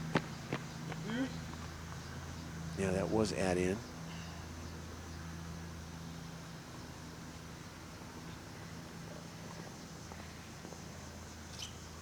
Just looking at Bai here, I mean, she looks so good.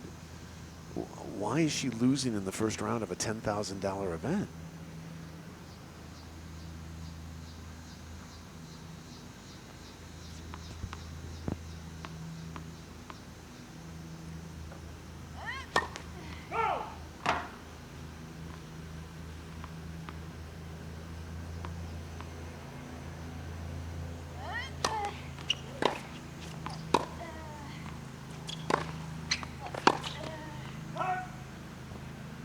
This is a break point.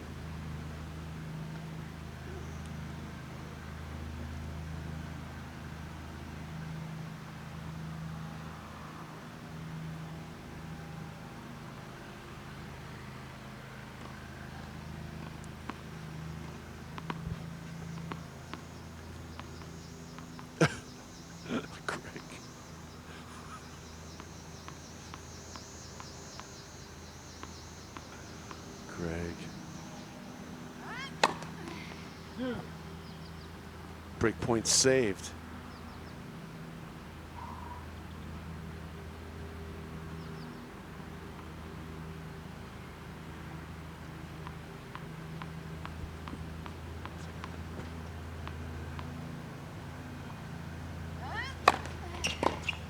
Return is in play here.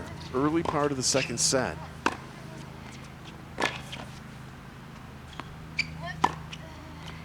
The Australian works her side to side, wins the point, add in.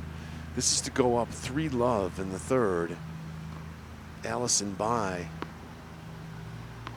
looking very much like a professional here right now.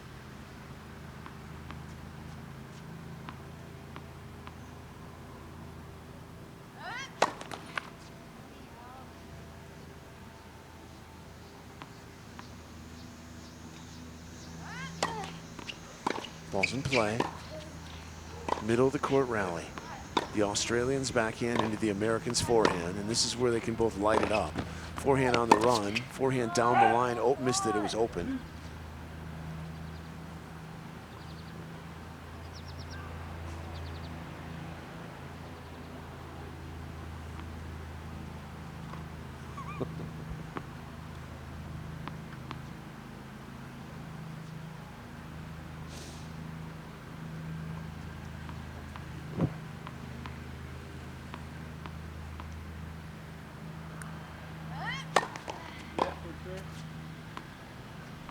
Just a long extended third game here.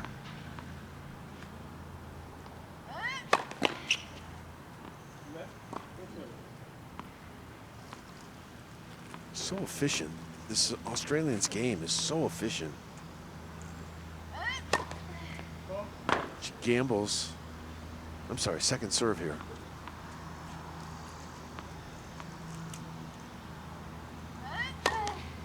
Good second serve, big forehand return. The Australian misses, and here we go. We got a break point for Bektis.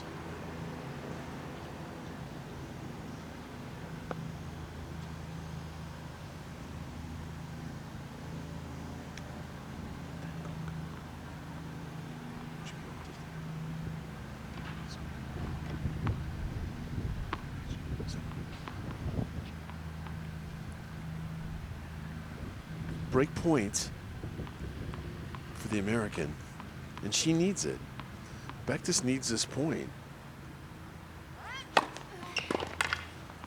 Ball's in play. Forehand cross court just missed by the American. Deuce.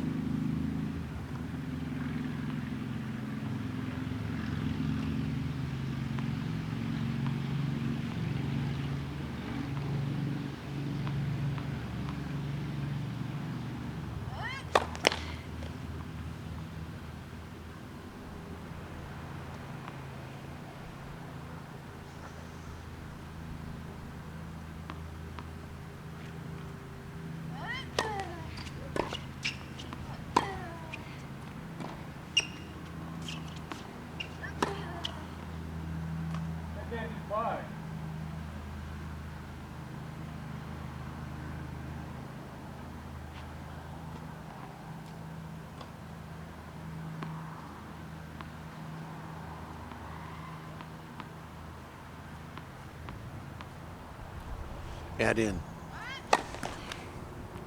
Up a set, up to love. Add in with a second serve, and this Aussie's second serve is a wee bit weak. Returns in play. Bai, nice get. And Bai is on the run.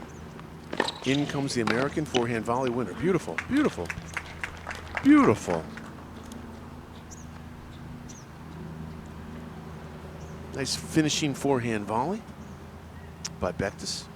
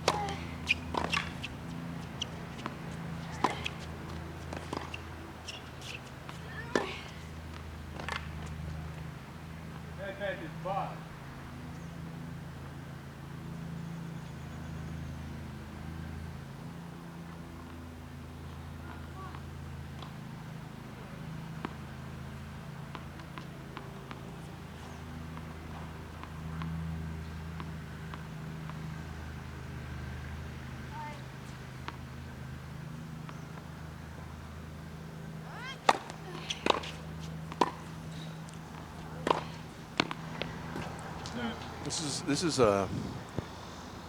is one long game here. Still in the third game of the second set. You have an American and an Australian going head to head here. The Australian won the first set in a breaker. The Australian serving at 2-love in the second set, deuce.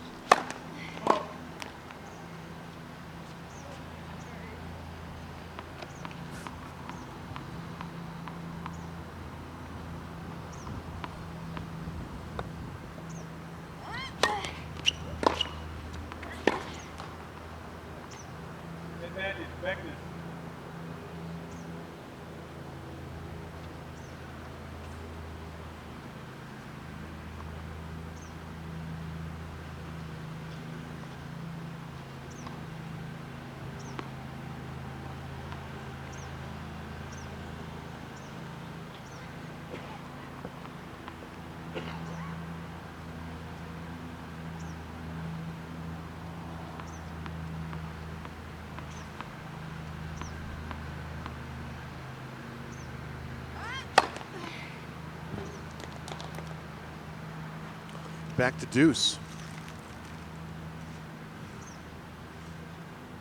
I have a feeling here that I'm not sure, but I think Bectus's father is here. Maybe her mom, I'm not sure.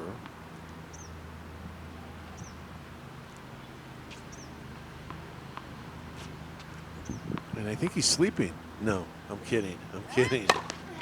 Ace again, back-to-back aces from Bai. You know what? This is one tough cookie here, this Australian. One tough cookie. She is just going about her business here. And she is up a set, and she's 1 point away from going up 3-love in the second. This has been a tough game. Return is in play. Backhand down the line game. Brutal little game there. Simply a brutal little game. Ellison Bai of Australia, up a set, up 3-love.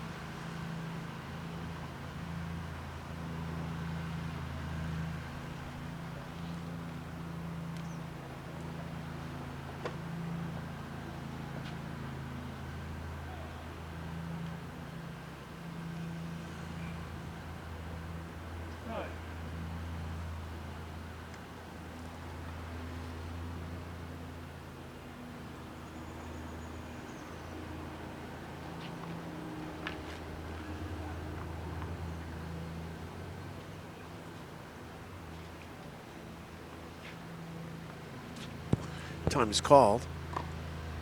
Bectus to serve, down a set, down 0-3. And the question becomes, what does she need to do here?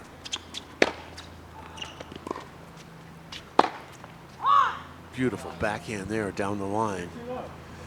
You know, so you got to ask yourself, you know, what do? You're down a set, you're down 0-3, you're down a break. What does Bectus need to do? And maybe what she could do is up the excitement level a little, the intensity level. You know, basically she's getting rolled here, and she's, you know, she's not doing anything different. You know, you're supposed to have different gears as a professional. You're supposed to be able to take it up a gear. Take it up a gear here.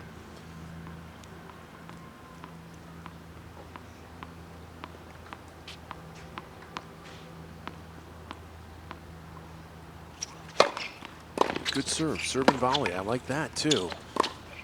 Drop volley that sits up. The Australian, yeah, easy put away for the Australian.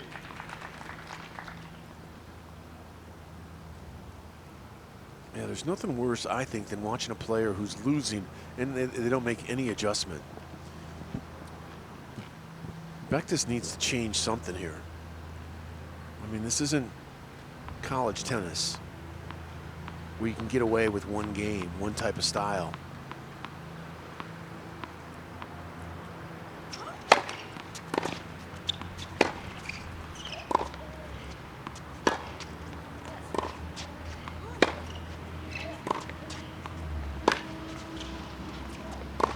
Man, this Australian has just got her measured, though.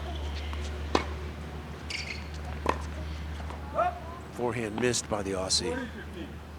This is a good game for Bectus, 40-15.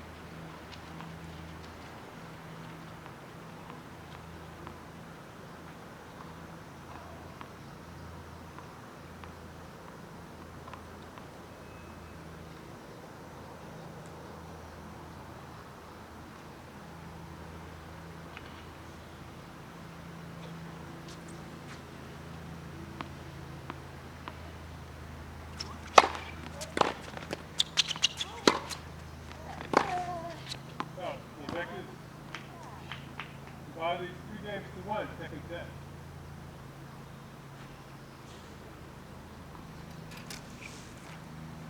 (3-1). Bectus holds serve. Hanging around here in the second set. Bai of Australia up a set, up 3-1 serving. Left 15.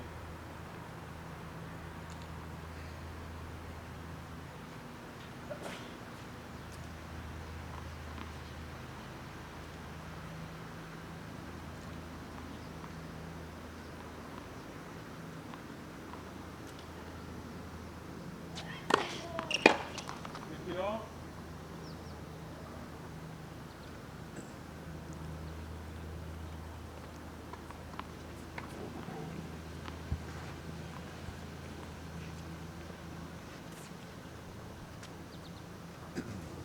All, 3-1, 15 all in the second set.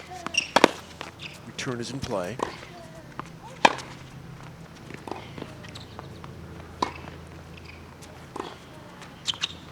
Really slicing it up here.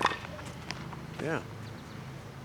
15-30. A slice forehand wins the point for Bektis. You don't get to say that very often as a tennis announcer. A slice forehand wins the point.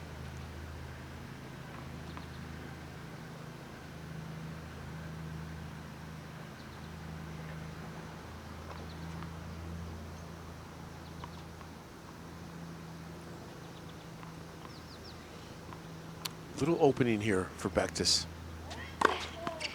Good serve, short return. The Australian 30 all. punishes the short ball.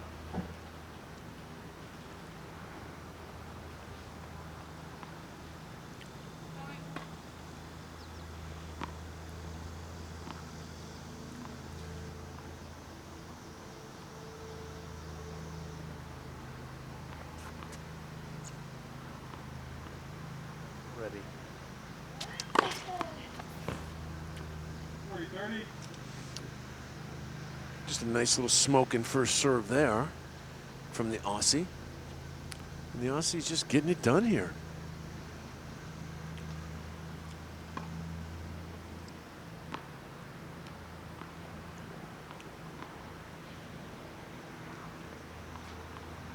Just a nice little compact, efficient game. Well,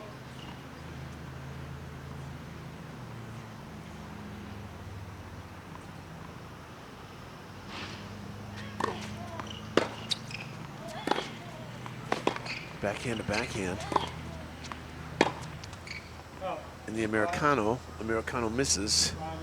Bobby, 4-1. So Bektis continues not to make any adjustments. And Bai of Australia just looks rock solid. And she's two games away from just winning this match and moving on to the second round of the main draw, picking up a little more money and picking up a couple more world ranking points. This has just been, you know, I've been kind of making light of it, how it's somewhat of a robotic, non-emotional match, but boy, you know, who knows if this is going to get away from Bai too, but this is just, this has been a very professional match right now for Allison Bai. The only mistake she's made since she's been out here was when she was serving for the first set. She let it slip and had to win it in a breaker. Right. But this is just, it really is a nice day at the office thus far. It may not be the most exciting match. It may not be the most dynamic match, but they are hitting some clean balls. And it's been a very efficient outing so far by Allison Bai. I mean, if you're Allison Bai's coach, you're thinking this is exactly what you want her to do. False. It's not over either. It's not over. Okay.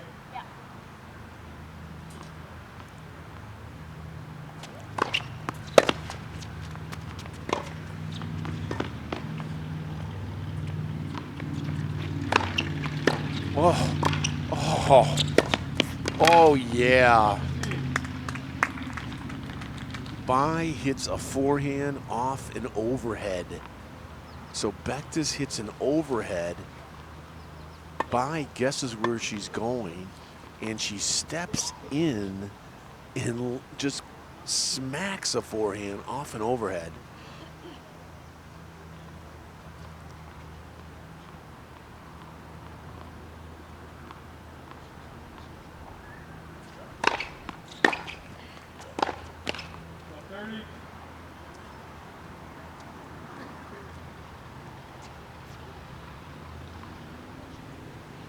You know, maybe the problem here is, one second.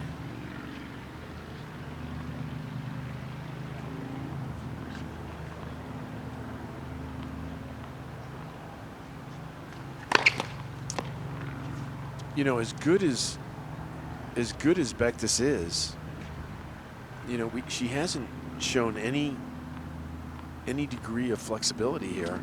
She's just playing this one game, and maybe at the University of Michigan they don't, you know, the head coach there, Ronnie Bernstein, you know, maybe she kind of just let Bektis just, you know, Bektis is probably playing one for the University of Michigan. She's winning most of the majority of her matches with this style of the game, and maybe, you know, Ronnie Bernstein just said, you know, there's no reason to develop anything other than this game. But Bektis really hasn't made any adjustment here.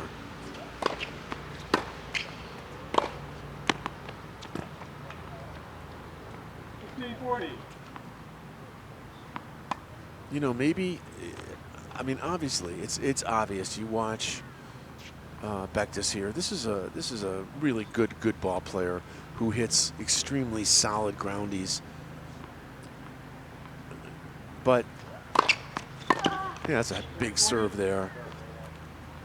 But it is a one-dimensional game. She doesn't you know, the few times she's ventured into the net, the volleys haven't been there, and in a way, I just wonder if this, you know, she was allowed to get away with this type of one game at the University of Michigan. You know, did Ronnie at Michigan even try to instill another aspect to her game? You know, Michigan does well in the Big Ten.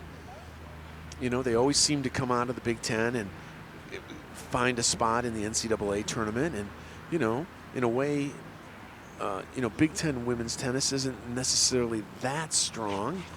And, you know, Michigan is kind of a big fish in a small pond to some degree. And you got to wonder, playing for the University of Michigan, did they just say, you know what, nice volley there. If it's good enough to win here at this level, we'll just keep it right here.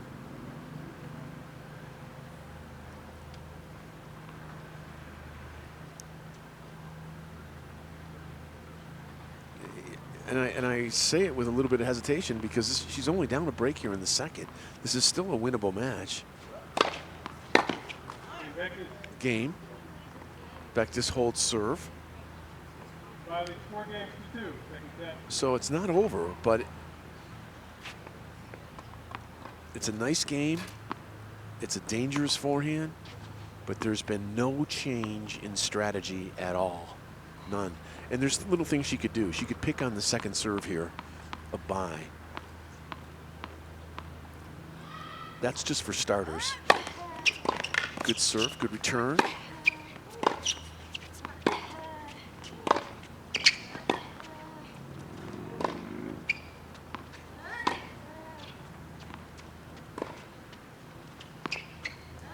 Backhand to backhand. Nice point here.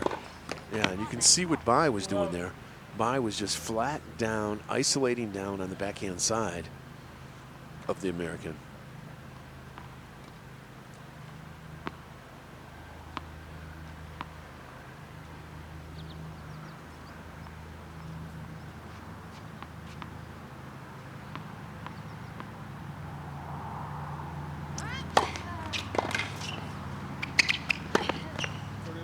You know, again, not trying to be hard on Michigan, But, you know, Michigan, it's easy to recruit at the University of Michigan, and they always have good teams, but you don't see these teams develop out of the University of Michigan, you know.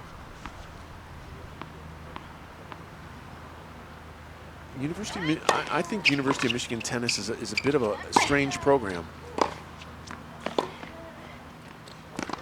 Beautiful approach there. Yeah.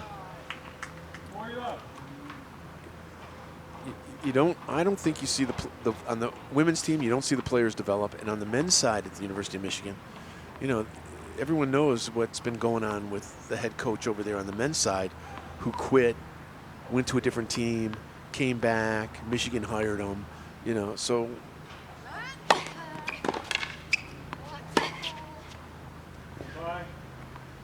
Clock game, please. 5-2 now. 5-2.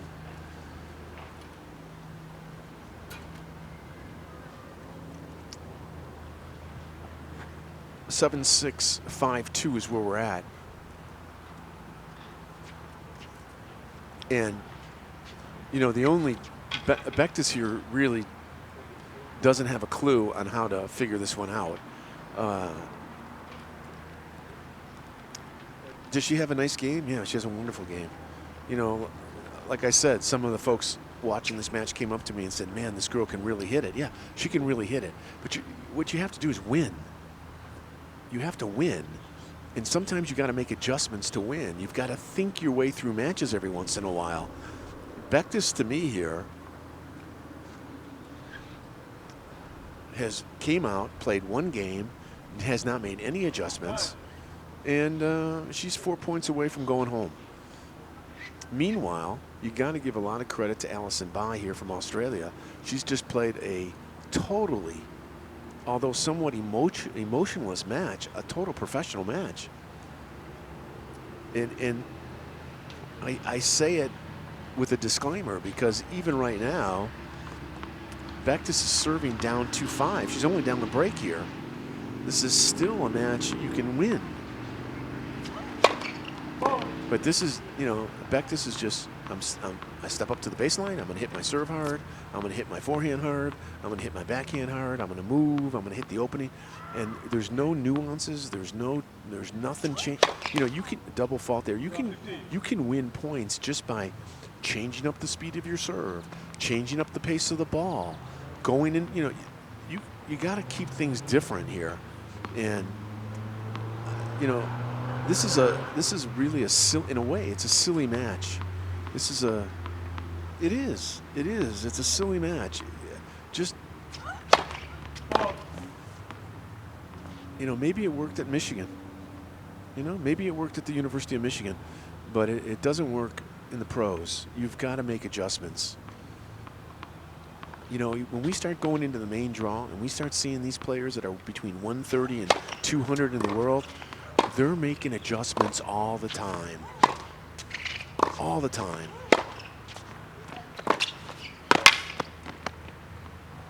Love 30. You know, you watch, there's a player in this draw, Sophie Mustache, 203 in the world from Belgium. She'll outthink you off the court. She'll outthink you right off the court. And you look at someone like Sophie Mustache, and you look like someone here like Bectus, and you look how they play and how they think, and there's just a world of difference, and it's showing up here right now. It is. I mean, I don't mean to be too harsh on this young lady. But look at that, you know, just spray a forehand long, no adjustments. It is what it is. It is what it is. What's that? Yeah, this is triple match point. You know, I don't want to use the stupid word. I really don't. But this has been a stupid match. It really has. You've got to make adjustments. You can't be a one-trick pony.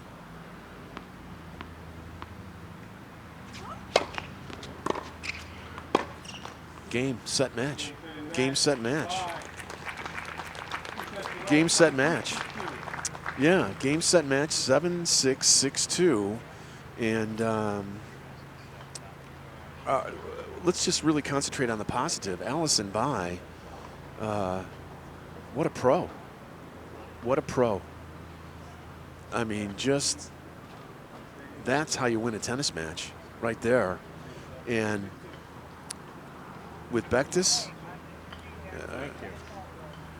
I honestly almost want to blame the University of Michigan coaching staff for that match. I mean, you have a player for 4 years and you don't teach her a plan B.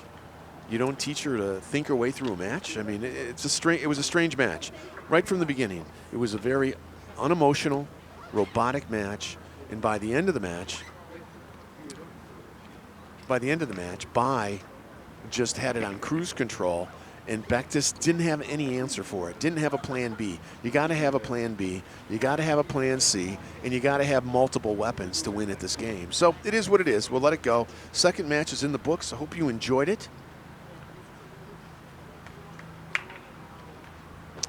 And she needs a plan B. You need a plan B. Next up,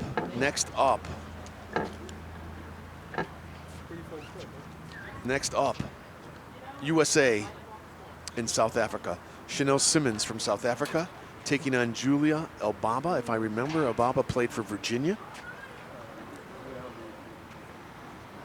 And that's coming up next. And then after that clears out, we go into a fourth match, doubles.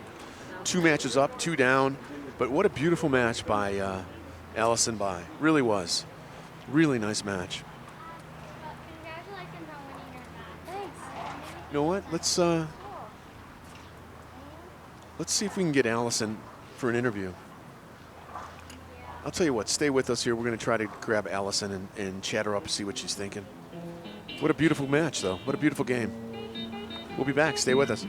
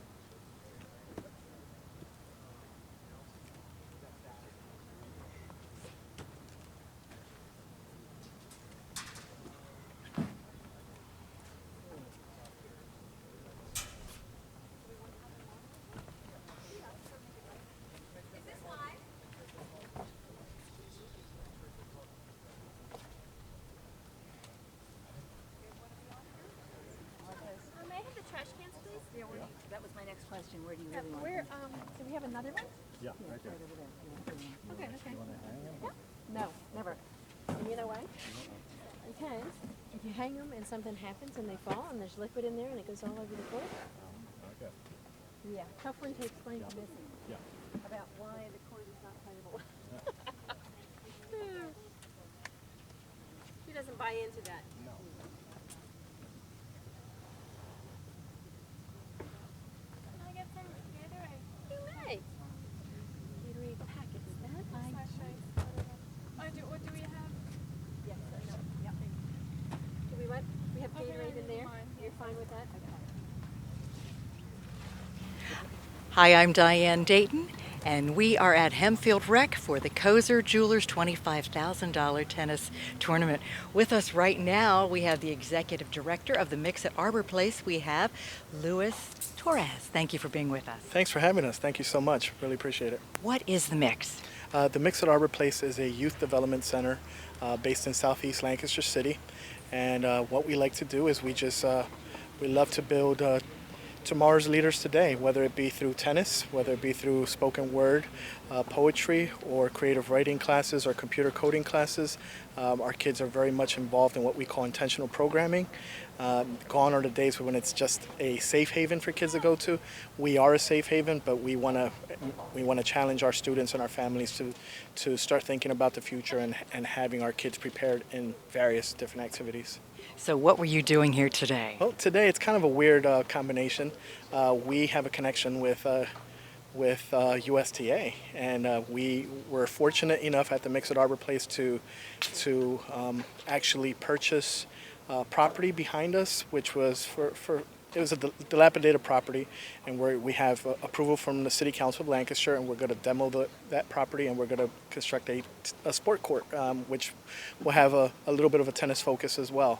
And our kids have been very involved in tennis, and we have students that play for McCaskey now, and we have students that have competed in different tournaments, their first tournaments, and we're sort of novices, but we'll get better and better. Yeah, and that's what it's all about, experiencing things like today.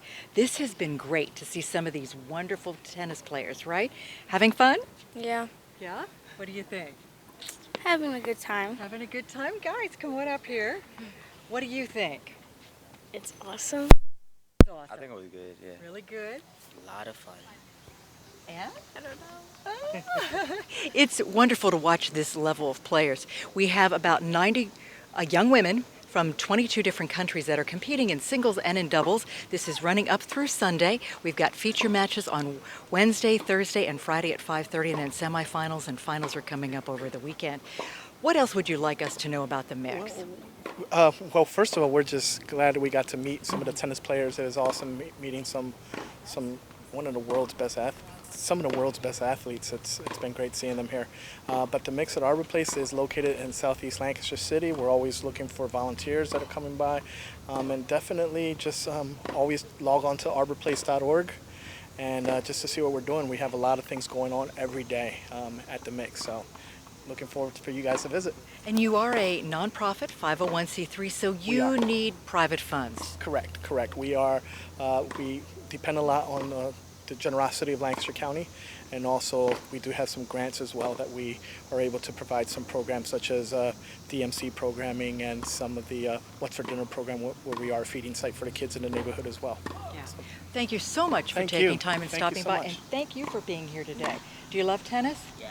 All right, can I hear you say, we love tennis? We love tennis. And so do we. Stay with us. Thank you so much.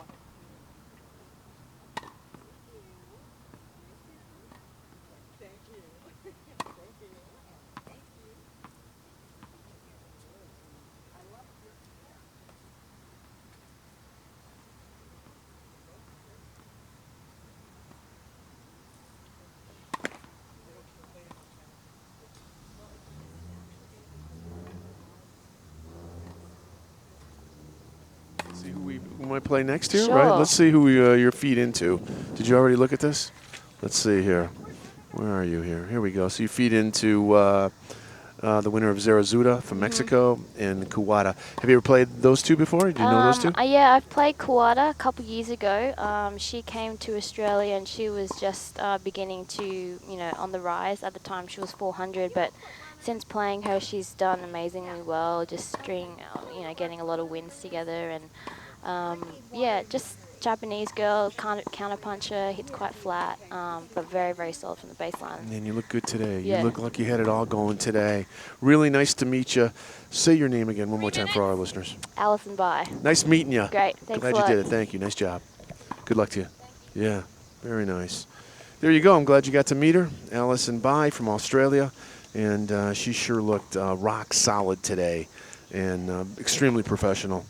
And she took down a very tough, very, very tough an American opponent, a hard-hitting, clean-hitting ball striker from the United States. So we'll take a quick 2-minute break. We'll come back. We'll get into the next match. Next match again, and a good one, a former University of Virginia, or maybe even a current University of Virginia ball player, Julia Albaba of the United States, taking on Chanel Simmons from South Africa.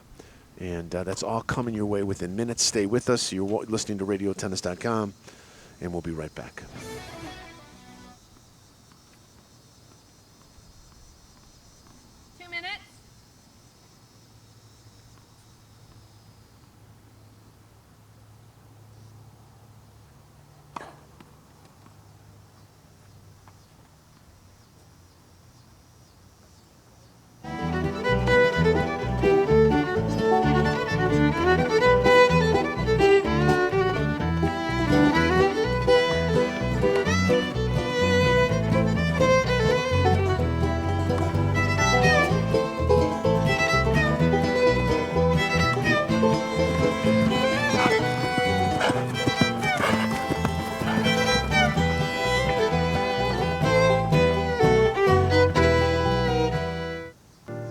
always felt like an outcast due to my limp.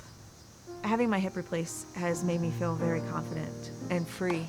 Dr. Becker was able to take all of my right hip pain away, along with lengthening my leg. 1 minute. It gave me a lot of confidence. I was able to stand up straight. I was able to walk straight. I think he could see the pain in my heart, and he fixed it.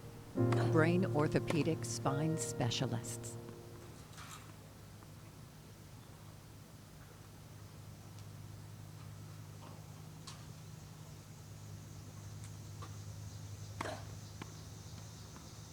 Ladies and gentlemen, this first round match will be the best of 3 tie-break sets. To the left of the chair, from the United States, Julia Elbaba. To the right of the chair, from the Republic of South Africa, Chanel Simmons. Simmons won the toss, chose to receive.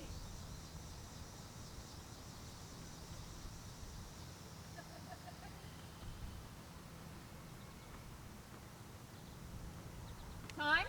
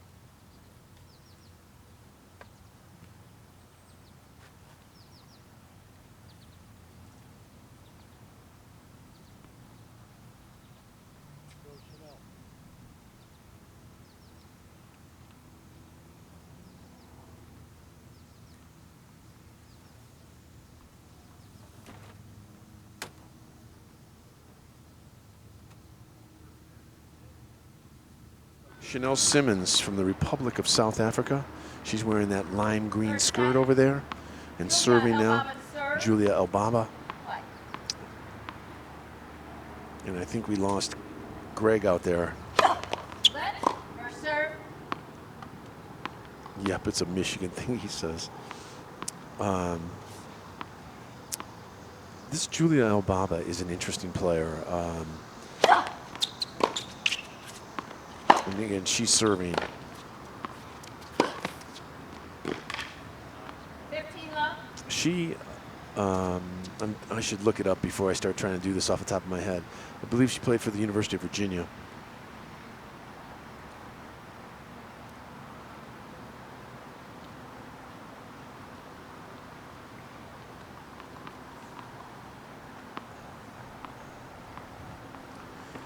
And I remember seeing her as a freshman. I think as a freshman, she won the Riviera ITA event out there in California, which is a very prestigious intercollegiate event. As a freshman, I believe.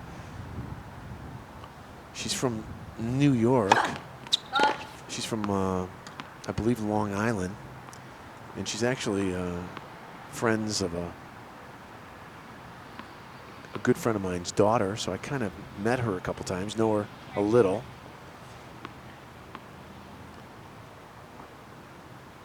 Yeah, she's 5'5". Again, the girl serving 5'5", from Oyster Bay, New York.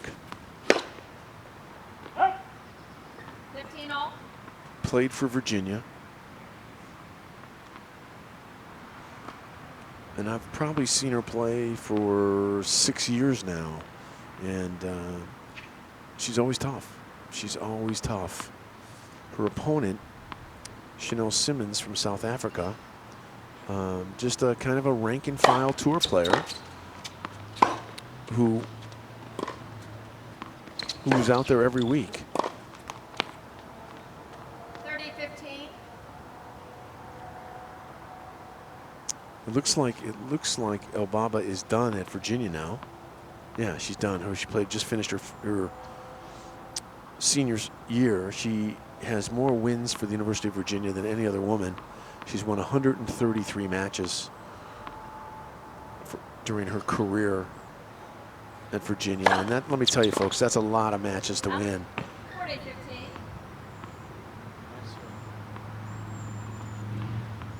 She earned All-American honors for singles for the 4th consecutive season. Reached the round of 16 at the NCAA Singles Championships.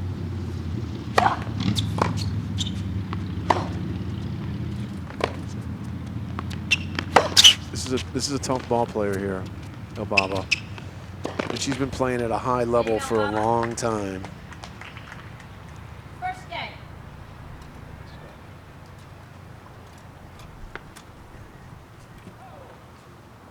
She's had some ups and downs though. It hasn't all been in one direction. I want to say her sophomore season, but it's hard to say even her sophomore year was down. I think what happened after her freshman year, the expectations were so high for this girl.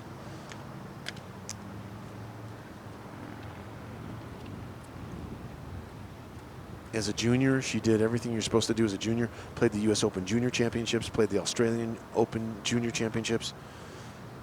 Her freshman year, All-American honors her freshman year for Virginia. Finished like her freshman year. Her freshman year, she finished 15th in the country in college.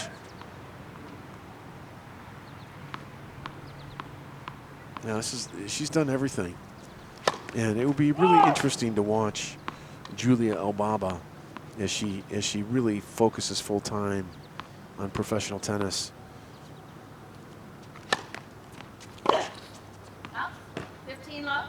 She has been playing hardcore competitive tennis for a long time. Julia Elbaba, 22 years of age. She comes into this rank 676 in the world. I'm sorry, she hit in 14, 676 in the world. Think about it. 2 years ago, she was 676 in the world. And now she's just kind of really starting her career off.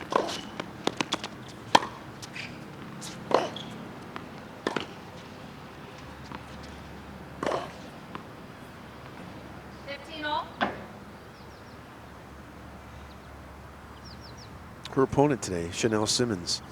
I've spoke with her many times. What a nice young lady this is. She's from Kempton Park, South Africa. Again, 23 years of age. She's currently ranked 418 in the world. Very respectable. In double, she hit a high of 158 in the world 3 years ago. That's pretty serious. 153, 158 is pretty serious stuff.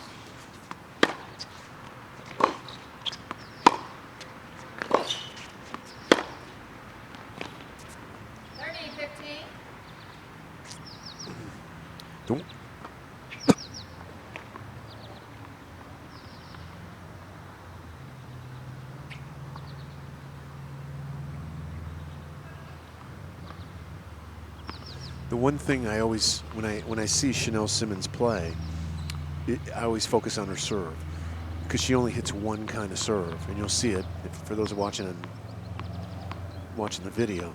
She hits a slice serve. Every one of her serves are a slice.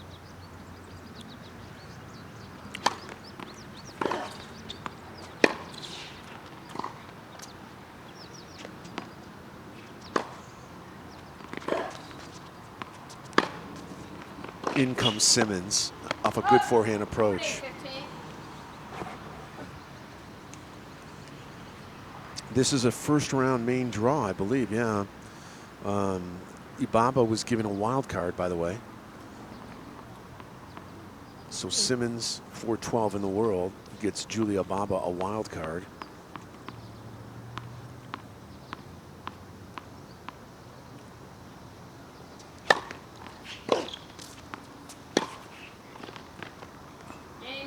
Simmons holds serve, 1-1 here now. One game all, first set.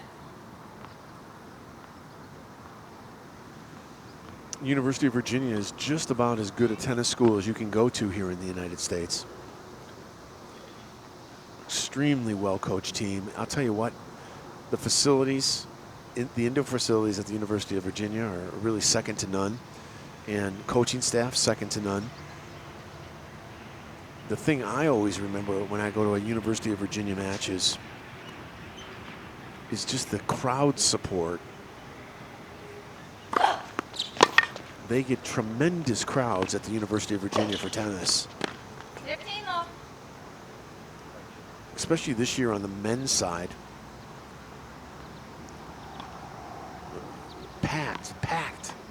Packed crowds for the men's Virginia matches. I haven't been to a women's Virginia dual match in a while.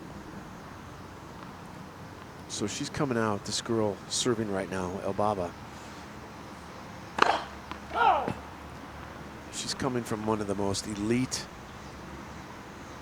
tennis programs in the United States.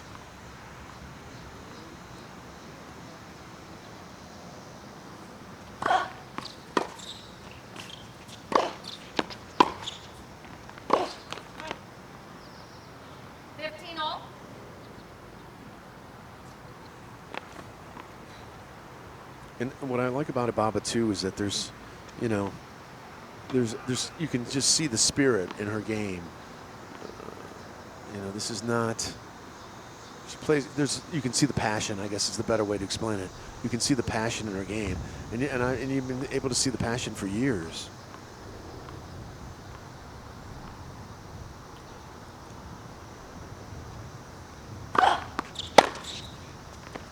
Simmons. Forehand into Ababa's backhand. Ababa goes down the line, backhand winner. 38-15. Looks like Ababa's playing with Prince though, huh? They were saying Prince is kind of dead and gone, but they're in her hand. She's toting a Prince.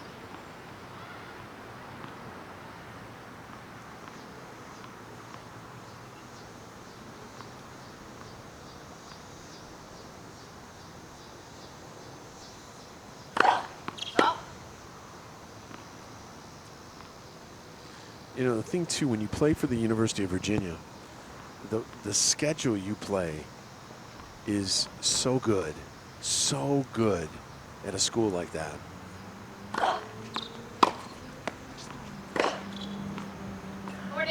It's not like, you know, you're playing Southern Illinois and you know, Western Michigan, with all due respect to their programs. I mean, you're just playing nothing but stud team after stud team. You know, when you play for Virginia, you know, you start basically in September, and you play tournaments like the Oracle ITA Masters event in Malibu, the Riviera All-American. Game Elbaba. Elbaba holds the ITA Atlantic region. You play pro circuit events. ITA National Indoors in New York, and then you play just solid teams once the season starts. Texas, I'm looking at their schedule. Texas, California, Alabama, Syracuse, North Carolina, who's the best team in the country this year. Clemson, Georgia, North Carolina State, Duke, Georgia Tech, Virginia Tech, Notre Dame, Florida State. And then you roll into the NCAAs. This year they played I'm not sure who they played. LSU, Columbia.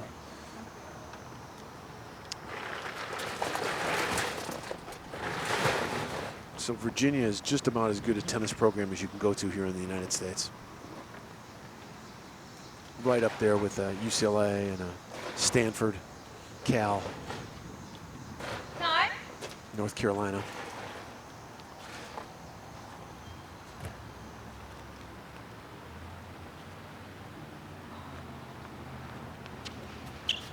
Simmons, her last tournament before coming here to Pennsylvania, she played Fort Worth, made it to the quarterfinals. She won 2 good matches, lost in the quarters.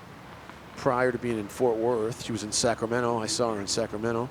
And then she played Stockton. Prior to Stockton, she was in El Paso. She made it to the semifinals of El Paso. Baton Rouge. Then she was in the Netherlands. She played in Greece. She made it to the semifinals in Greece in April.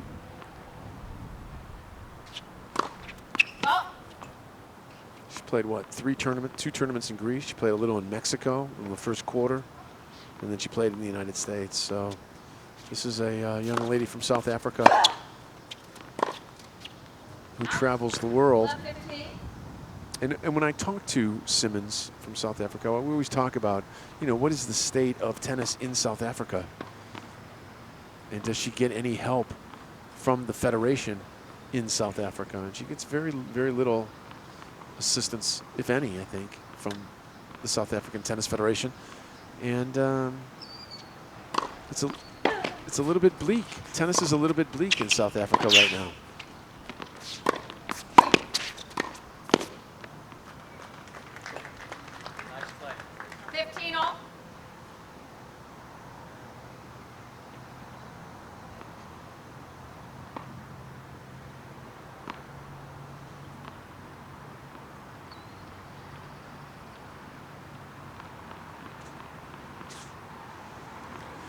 Okay, here we go. Let's get into this. Simmons serving.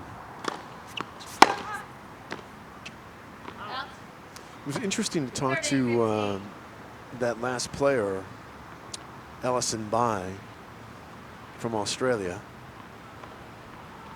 saying how that when you come to the United States, you play all these college players, you know, and how they're all good, but they're just not playing the pro tour, and that there's a difference between the college game and the pro tour, and there sure is. Nice point here. They move each other around. Simmons forehand down the line, wide. 30 all.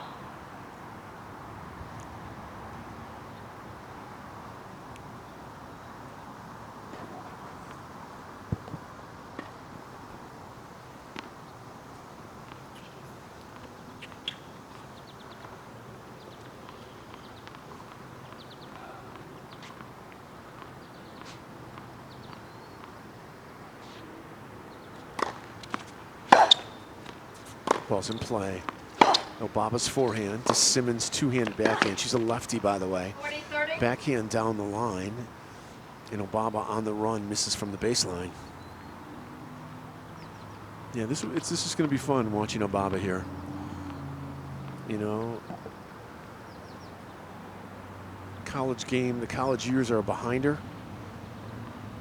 All those great results in college are behind her. And now the question is, can Obama make it as a pro? Ball's in play. Simmons into Obaba's forehand. Heavy topspin forehand. Obaba takes it out as a backhand. Forehand, nice looking point here. Short ball. Obaba moves forward. Forehand, winner.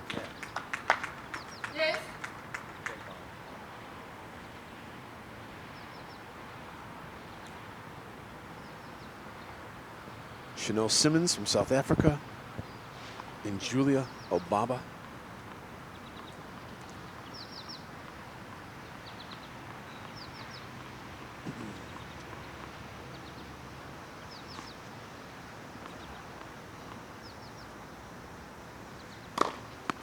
Good serve, good return. Backhand to backhand, and then Simmons misses a backhand.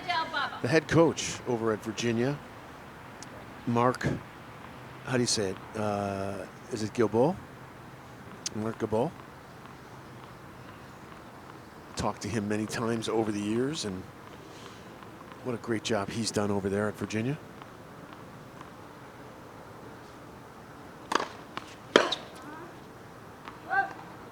Yes.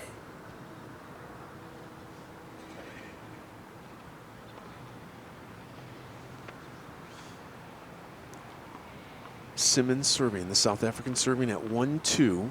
First set, deuce.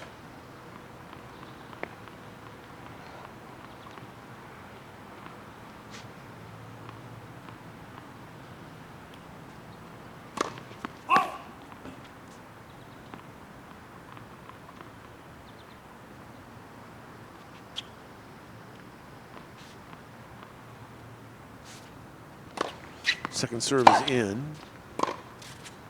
And Obaba just starts trying to blister forehands. So what you got is a lefty and a righty going forehand to forehand. In comes Simmons, swinging forehand volley. Obaba runs it down, throws up a lob. Simmons overhead, perfect. Good hustle from Obaba, good overhead by Simmons.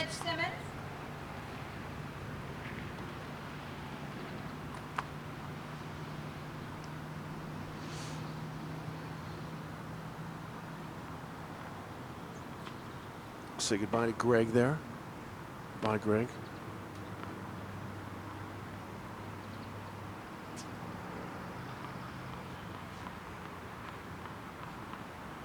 Simmons serving to the ad court. 1-2 add in. Good serve into the forehand. Return down the middle. Simmons forehand into Obaba's forehand. Now Simmons backhand cross court into Obaba's forehand. Other way now. Obaba's backhand into Simmons forehand. A lefty and a righty, and Simmons wins it. Simmons holds serve. We're at 2-all. 2 games all, first set.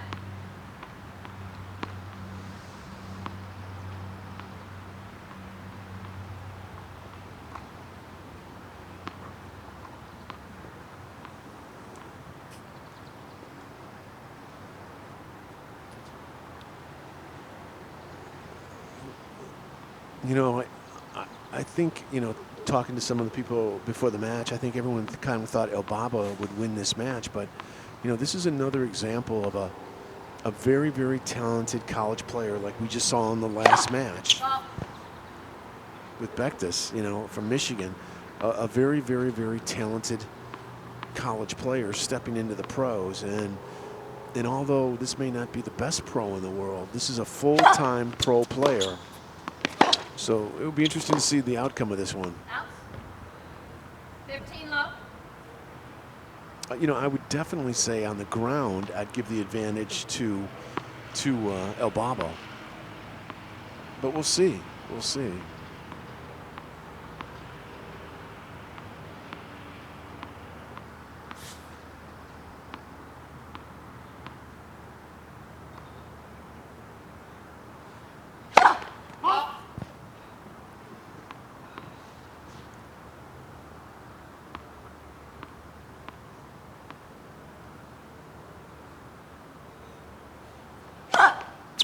Double fault. 15 all. We're 2-all here in the first set. Elbaba from the United States and Simmons from South Africa. Thank you for being with us. It's our third match of 4 today on RadioTennis.com. Coming up after this, doubles for the first time this week, featuring Tara Moore of Great Britain and Melanie Udan of the United States.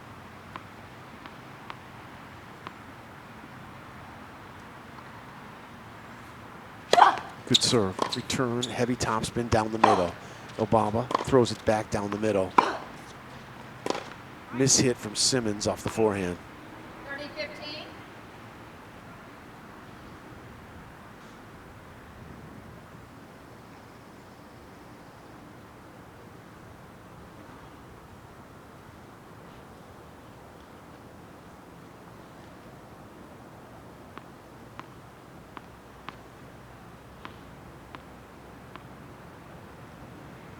30-15. (30-15). 2-all, 30-15. Ball's in play. Forehand down the line, screamer from Elbaba. Pulled way wide. Elbaba had like 2 options. One, roll a topspin forehand cross court, or crush a forehand down the line, and she crushed the forehand down the line. 2-all, first set, the American serving to the South African. Down the middle they go. Simmons pulled wide, throws up a defensive lob. Elbaba goes right back into a forehand. Up goes another lob. The lob is short. Elbaba moves up for the overhead. Still alive. One more volley. Nice. Elbaba holds. 3-2. Good stuff. Good action. Elbaba leads 3 games to 2. First set. 3-2 for the American here in the first round of the Koser Jewelers 25K.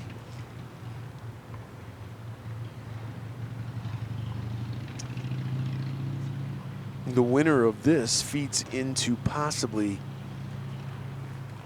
the 6th seed, Sasha Vickery of the United States, possibly. Vickery has to beat Zhu of China, 207 in the world, so it's still to be determined. Again, just if you just logged on, the #1 seed in the main draw, which was released late last night, Elise Mertens of Belgium, 137 in the world. The 2nd seed in the main draw here, Alexandrova, 149 in the world from Russia. 3rd seed from Japan, Kawada. 4th seed from Slovakia, Sramkova.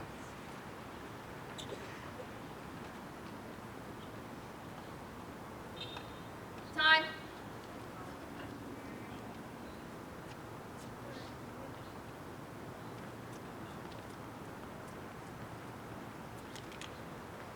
Time is called. We're on serve here. 2 different kind of players, really. First of all, right-handed, left-handed. And Simmons with just a, she'll throw a little more junk at you. Again, always hits a slice serve. And the thing about a slice serve is it never really wins a lot of points. It does tend to kind of neutralize you a little, but it's also a serve that you can kind of pick on too, a return you can pick on. Here we go though. Simmons with the slice serve as she carves around the ball into the backhand. The return is in, and here we go.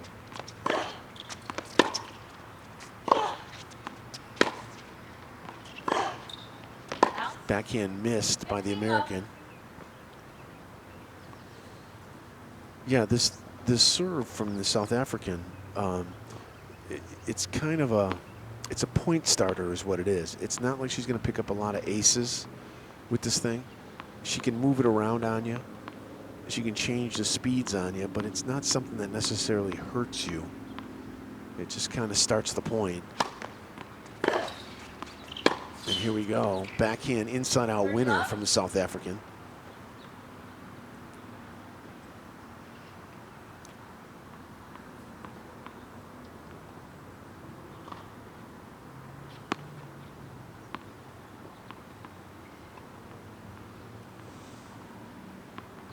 Again, lefty serving to the deuce court here. A lefty server to the deuce court. Lefty to a right-handed returner.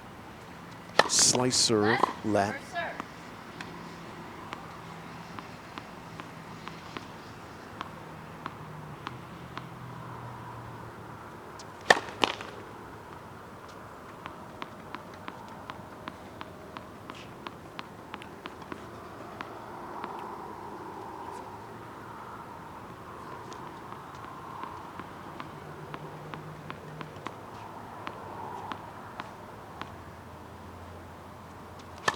Second serve in the box, so is the return. Here we go, forehand to backhand.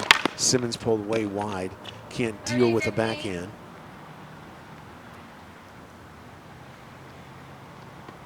I kind of think that's the way to play Simmons. Kind of go after her serve a little, try to pull her wide on the forehand side, then get it over to her backhand and see where it goes. Pick on this serve a little though.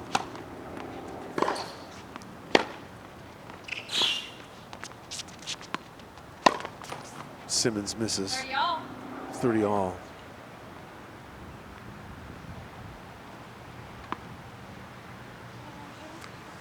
Chanel Simmons of South Africa serving at 2 all here in the first set to Julia Elbaba of the United States. Thanks for being with us.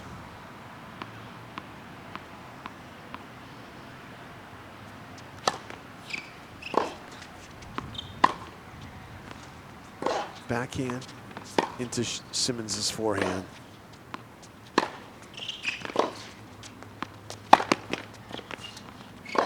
The one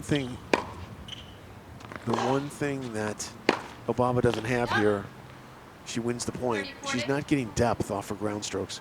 Her ground strokes are landing in maybe a foot behind the service line.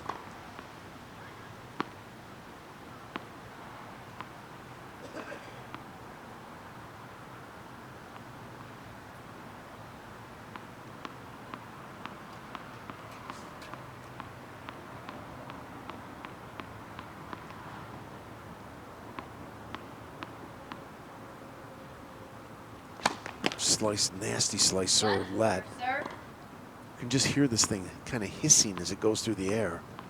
Just kind of like a wiffle ball. It really is. It's just kind of, just listen to it. You can just hear it. Good return, picked on it. In comes the American, one volley, and she wins the point. Game Elbaba. Elbaba breaks. Elbaba leads 4 games to 2 first set. Let's go, Jules.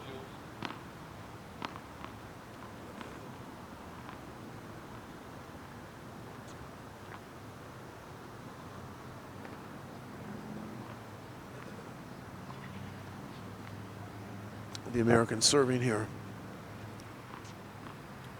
4-2 in the first set. Julia Elbaba.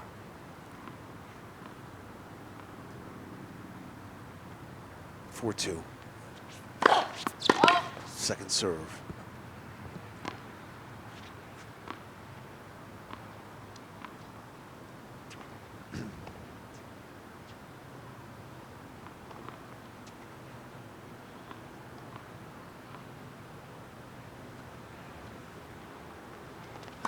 Good serve, return, just a slap shot forehand, missed by Simmons.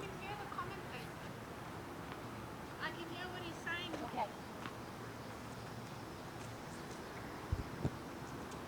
Maybe she should concentrate. Well.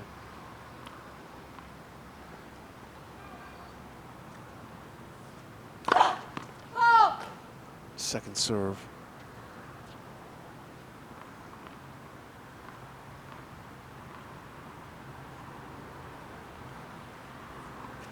Second serve, ball's in play.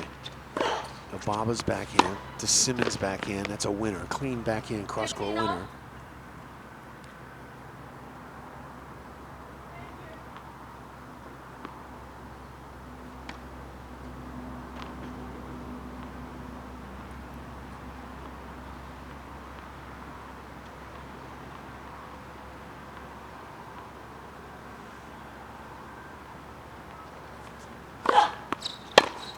Ball's in play. Elbaba just kind of working her inside out forehand winner. 30-15.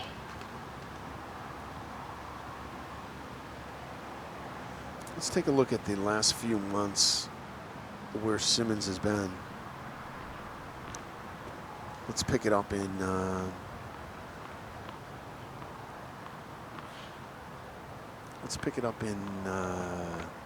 March. End of March. Simmons was in Leon, Mexico. She played a $10,000 event, made it to the semifinals. She played another $10,000 event in Greece, semifinals, so she's doing well at the $10,000 level. Netherlands, $10,000. Boy, she's traveling all over the world, isn't she? In June, she was in the Netherlands, made it to the quarterfinals, so she's doing really well at 10,000. She steps up to the $25,000 level in Baton Rouge, and she gets blown out in the first round there. El Paso, Texas, $25,000. Makes it to the semis there. That's a nice showing. 30-40. Stockton, California, loses in the second round of a 50.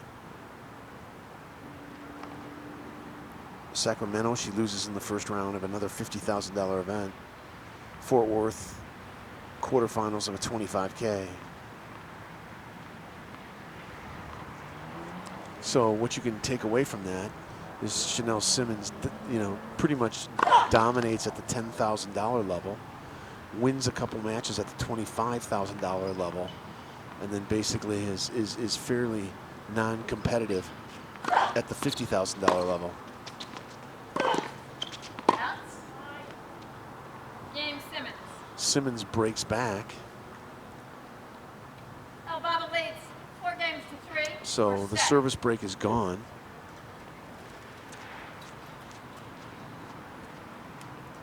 Elbaba leads 4-3. Gives up the service break though.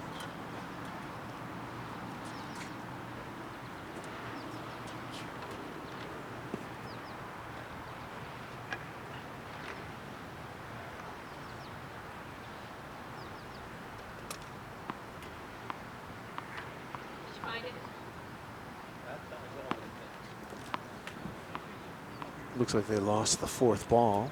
Oh, it went over the fence. There we go. It went over the fence. So it's an interesting matchup here. You know, just a full-time touring pro, a young lady who travels the world. It basically looks like she just goes wherever she can get in. And she doesn't care if it's a 10K, a 25K, a 50K. She just goes where she can get in. And you always got to wonder, how does a player sustain herself like that? You know, I mean, you know, to fly from Greece to Mexico to the Netherlands to the United States, and you're playing, you know, $10,000 events, and if you're lucky, you're picking up a grand. And so you got to wonder, how does someone like Simmons finance that type of travel? Because, you know, she's not picking it up with prize money. She doesn't have an endorsement deal. So someone is funding her aspirations here.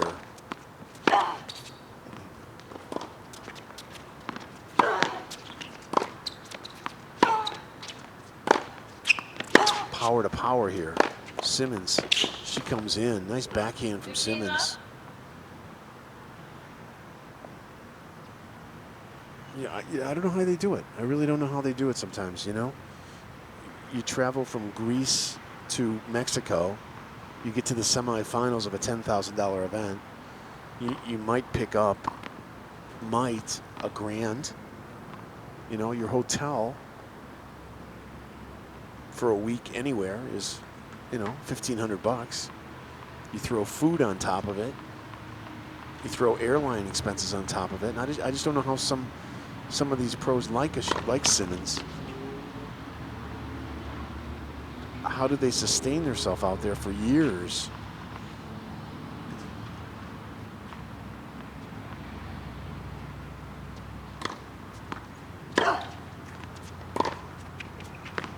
Unforced air off the forehand side.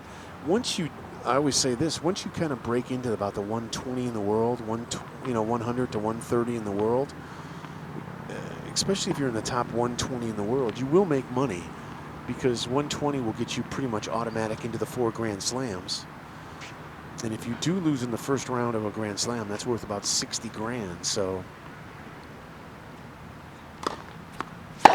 once you get into around 100, 130 in the world,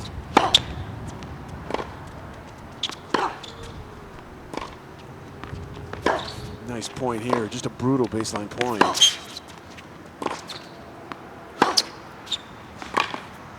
Obaba wears her down.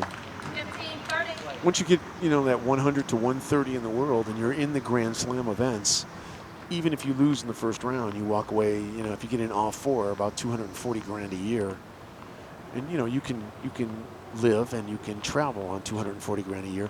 Some players do get assistance from their national federation, but I don't think Simmons does, for example. I don't think South Africa's helping her at all. 30 all.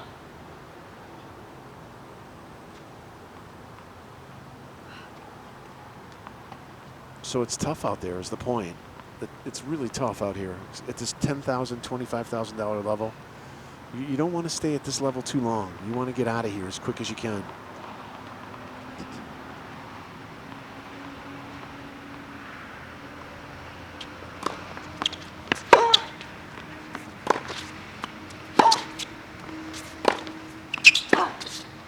Wow, wicked backhand from the American. You know, you take the #1 seed in this tournament, Elise Mertens, 137 in the world, and she's right on the cusp of getting into the U.S. Open. Right on the borderline there of getting into the U.S. Open. If she doesn't get into the main draw, she'll get into the qualifying. So you wonder, what is she doing here, right? I mean, why is she playing a $25,000 event? And the reason why she's playing a $25,000 event is to pick up some money. If you win this, I think you win about 7, 8 grand. And she's trying to pick up these world ranking points.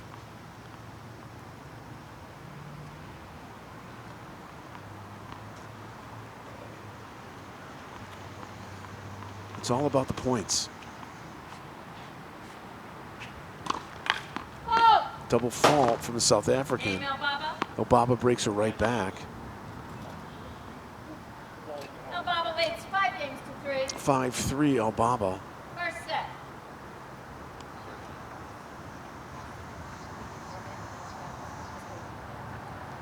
Yeah, Elbaba, I'll tell you what, you can just kind of see it in her. You know, she's We're playing with twos? here to play. You know, you gotta think for a second too. Elbaba was given a wild card into this tournament, which means someone from the United States Tennis Association said, "Hey, let's let her into the main draw here. She's an up-and-coming player." So what that to Elbaba, you know, she values that wild card. She kind of wants the USTA to know that they made the right choice. So Elbaba has a little fire in the belly here, you know. She's been awarded a wild card. Very tough to get a wild card. And she wants to take advantage of this wild card. So if there's a little more spirit in either player here, there's a little more, I think, for Elbaba to play for. A brand new pro, just received a wild card, trying to make a go of it here. And for Simmons, this is just another tour stop. This is just another tour stop. 30 love.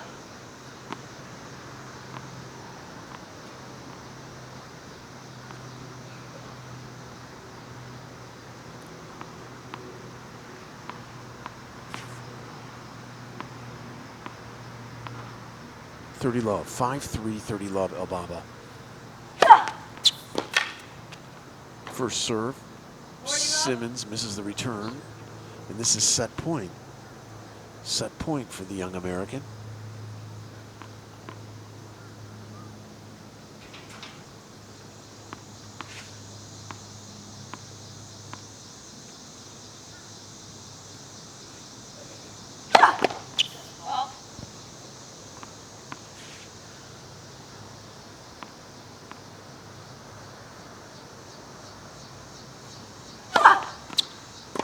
Ball's in play.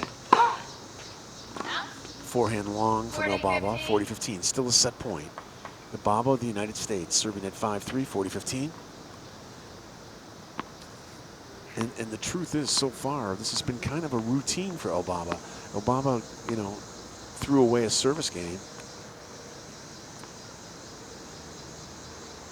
And although there's been some nice points here, and at times, Simmons has shown some really excellent ground baseline work.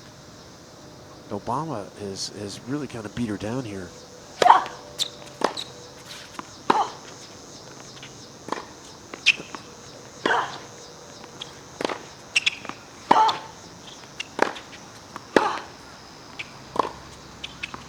Nice looking point here.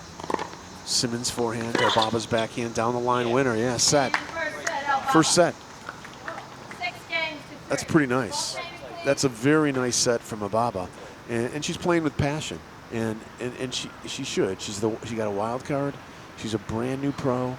This is her new life. You know, this is her new life, and you know she let's just say she has a good week here and she picks up some points. You know, it's a good start. You want to, as a pro, what you want to do is you want to start fast.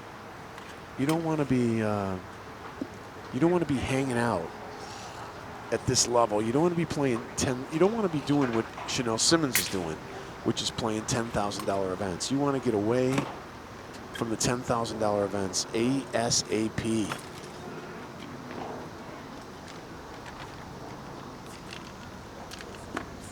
So you see on your screen, if you're watching it on the video, and Julia Elbaba, she is a young lady with a mission right now. A brand new pro, given a wild card, and she is in the hunt, not even for money. This isn't about money for Elbaba here right now. This is about points, and this is about moving up in the rankings, and this is about getting into bigger and better tournaments. This is a young, brand new, fresh pro. And a couple examples of pros who got into the game and made a quick start. I would say John Isner, the big American. You know, he had a little glitch on the front end after playing for the University of Georgia, but he got into it relatively quick and exploded into the pro circuit. I would say Stevie Johnson, who played for USC, had a good quick start and is hovering in the top 50 in the world. And that's textbook. That's what you want to do. Come out of the college game, play a couple of these USTA pro circuit events, hopefully just vault into the big leagues. And that is why I think you see Obaba here just playing with, look at her on her toes dancing. Simmons doesn't show Obaba that she has new balls, and here we go.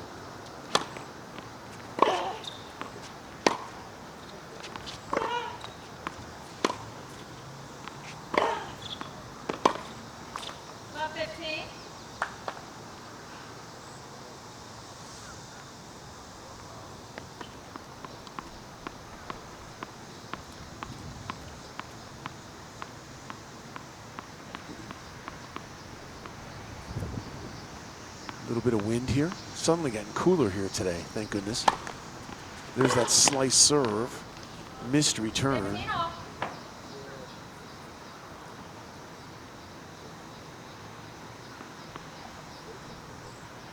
I think the only one that can beat Elbaba here today is Elbaba. And what I mean by that is, unless she kind of just mentally leaves for a couple games, but if she just stays focused and she concentrates, I think she'll take out the South African today. I don't think the South African has anything that really hurts her. Excuse me. 30-15.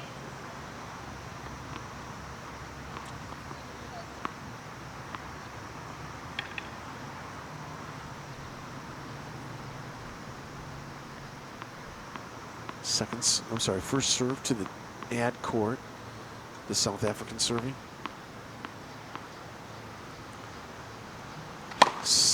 Misses the first serve down the middle.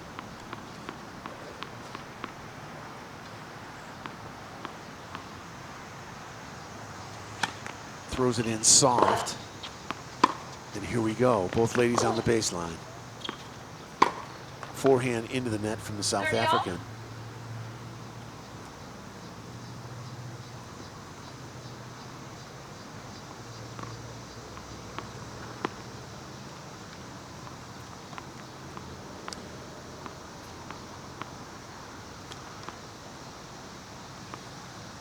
Simmons, again, the highest she ever got ranked was in 2013. She hit 158 in the world. And even at 158 in the world, it's challenging to make money. 40-30.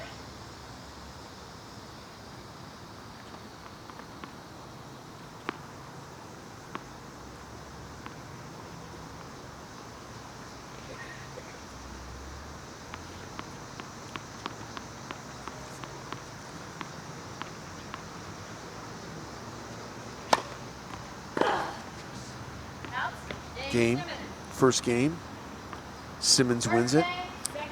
You know, Simmons has won titles. I mean, she won a $10,000 event last year, a $15,000 event last year. She, you know, she's picked up, she's got a couple, since 2012, she's won six $10,000 events. Now, when I say she's won six $10,000 events, that doesn't mean she's won $10,000. That means she's won about $2,000 at each of those. So from 2012 to 2015, she's won 6 tournaments. She did win 2 $25,000 events in 2011. Make that 3. And then in 2010, she won a whole handful of $10,000 events.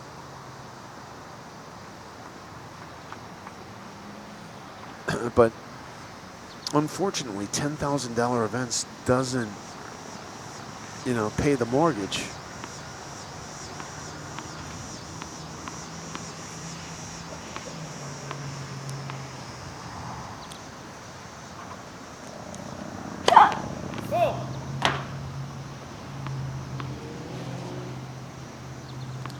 And if that's not enough, if it's not hard enough to make money as a pro, you gotta remember your window's small.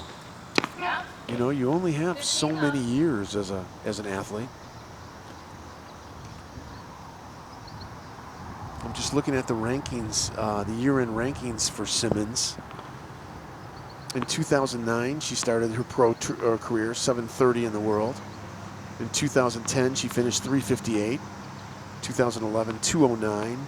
2012, 178. Then 183 in the world. 2014, she finished 317 in the world. 2015, she finished 314 in the world. And today, this week, she's 419 in the world. You want your ranking to go up. You don't want to go backwards. And Simmons is going backwards.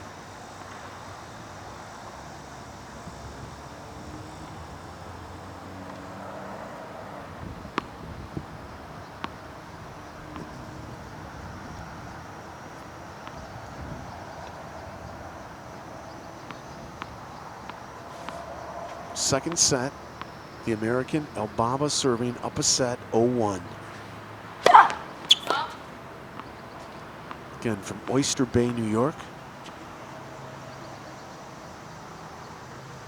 A brand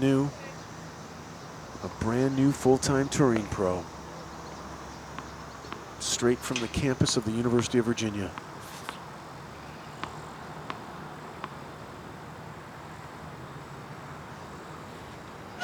Second serve's in. Forehand return with heavy topspin is in. Elbaba throws it back short. Forehand down the line winner from Simmons. Very nice. A tricky, difficult, tough forehand down the line winner from Simmons.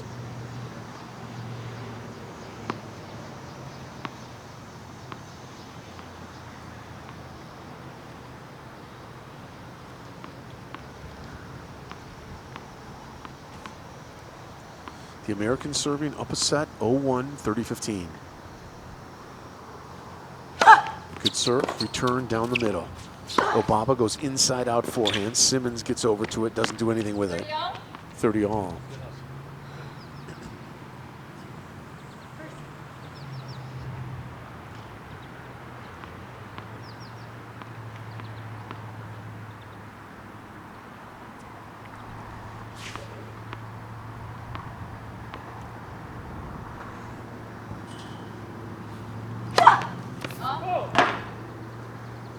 This is an important point here. Even though it's 0-1 in the second set, this is a 30-all point.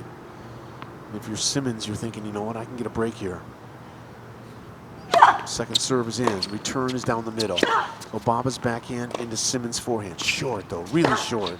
And an angle backhand cross-court winner from Elbaba. Simmons' forehand inside, landing inside the service box.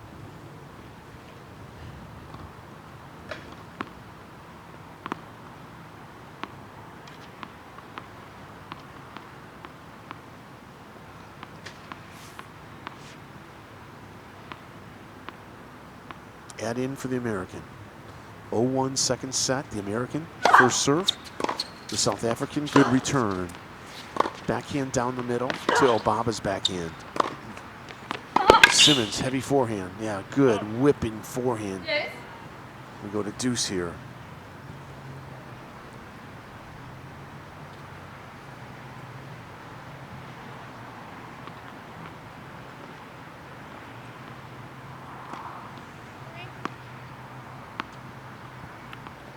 Elbaba of the United States, Simmons of South Africa. Elbaba is your server. She owns the first set, and here she is serving at 0-1 deuce. Big serve into the body. Oh man, right into the, it handcuffed, literally handcuffed Simmons. Right into the body, a hard first serve. Simmons hits it off the frame, down by her, yeah. And look at, it was such a good serve that Elbaba actually apologizes that she went right at her. It almost hit Simmons in the hands. That's a fast-moving serve. When you can't get out of the way of a first serve, that first serve is moving.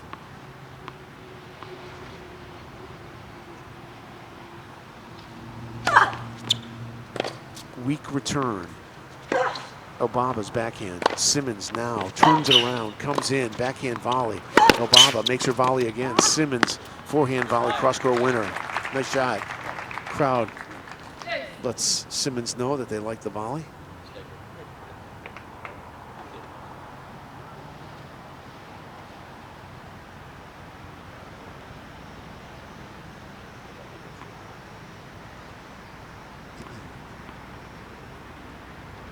Interesting matchup here.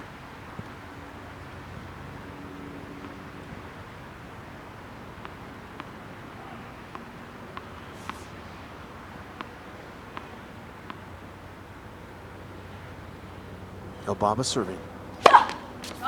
Second serve.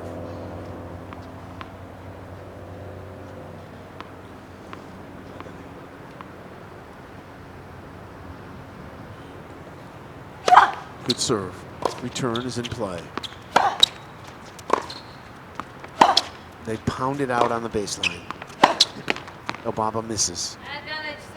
Simmons has a break point here.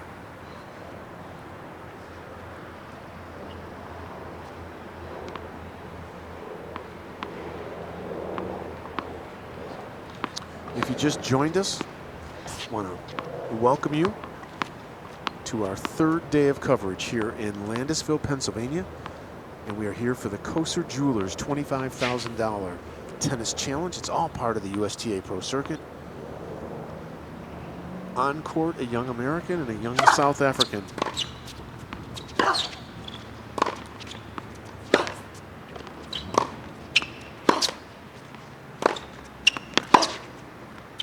Power to power. Ball hits the tape. Forehand down the line. Yeah, tough break. Elbaba gets busted. So we got a little fork in the road here now. Simmons leads 2 games to love. gets the early break in the second set. Simmons goes up 2-love. Elbaba, the American, is in possession of the first set, but there's a little fork in the road here right now.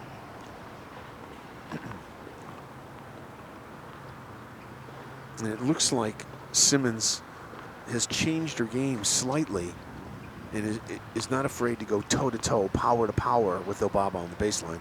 Usually Simmons kind of likes to junk it up a little, change up speeds, throw some junk at you, top spins, change the pace. But she's just had 2 games where she's won both games just going toe-to-toe with Elbaba straight up.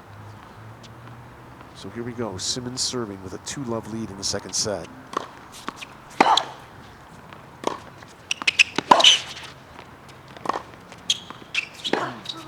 Elbaba misses a backhand. 15-love.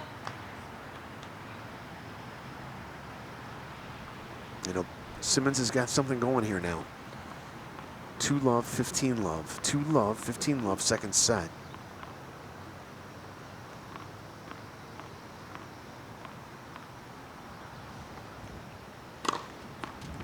Ball's in play. Forehand down the line. Top goes a lob from the American. The South African tries to take it on the rise and misses a forehand, catches the tape. 15-all.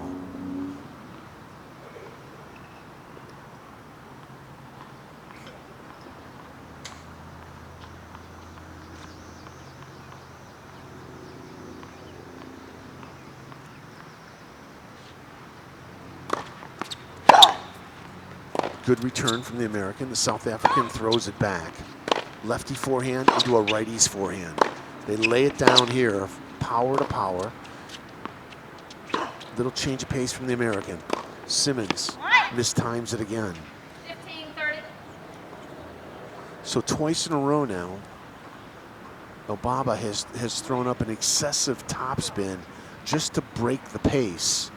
And both times, Simmons has moved up to it, tried to take the ball on the rise, as they say, and has mistimed it. A lot of stuff going on here right now. Again, the American owns the first set. The South African serving with a 2-love lead. Good serve out wide. Return is a winner. Backhand cross-court, return to serve winner.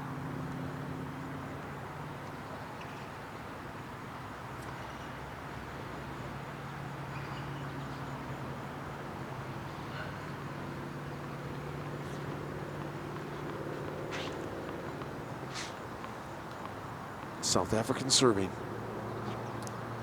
to the deuce court. Misses the first serve by a good 2.5 to 3 feet long.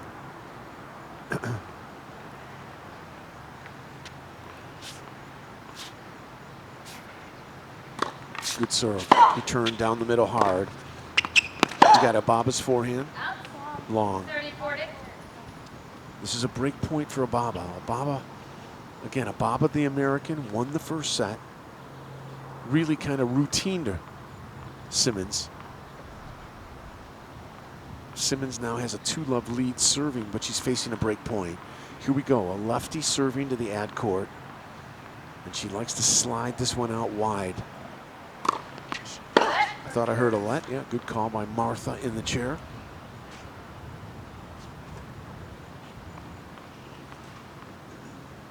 Let first serve. Second serve. And this second serve is usually, you know, it's a slice, always a slice. And there's not a lot on it. And if it sits up a little, Obama can really punish this return. She just plays it safe. Here we go. Obama's backhand to Simmons' forehand down the line. Blistering winner. Yes.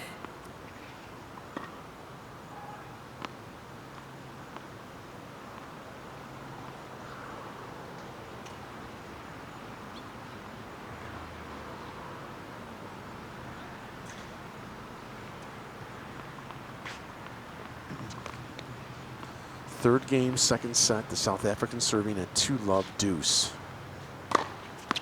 Good serve. The return is short and in. Here we go. An unforced error. An unforced error off the forehand side from the South African. Ababa has another break point here.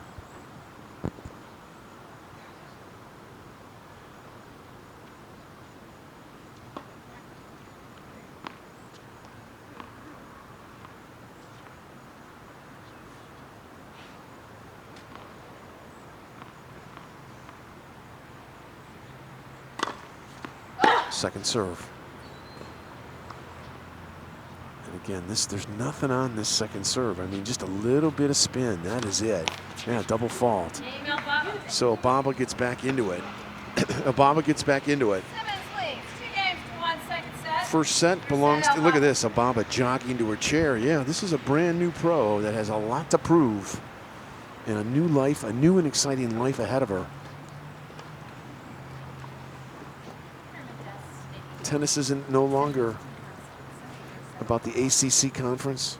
It's no longer about ITA tournaments. It's no longer about NCAA championships. What tennis is all about now for Ababa is world ranking points and professional tournaments around the world. Kind of an exciting point of her life, isn't it?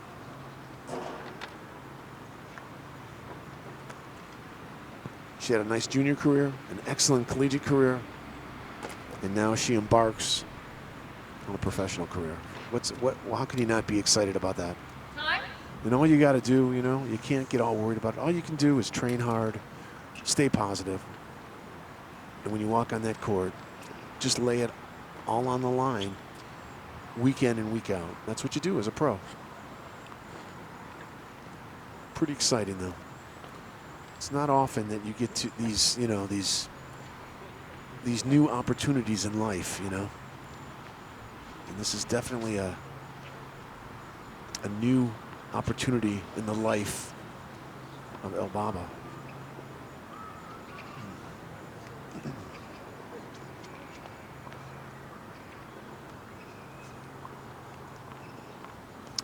The American serving, up a set, back on serve at 1-2 in the second. Up it goes from Ababa. Backhand return is in play. Ababa's forehand to Simmons' heavy topspin forehand. 15 love. You know, you look at Simmons' forehand, it's so loose, it's so wristy, there's so much topspin on it that her timing has to be really impeccable. And she's just a little late on a wristy forehand like that. You missed it. You miss it.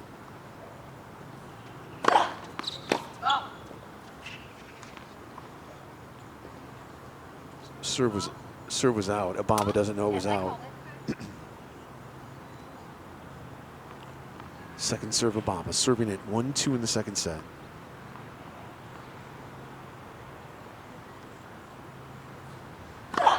Good serve. Forehand return with a lot of topspin on it.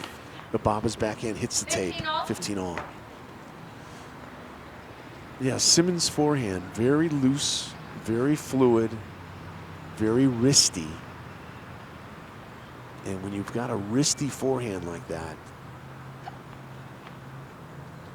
if you're off on your timing just a little, it's not going to work. 15 all here. Second serve.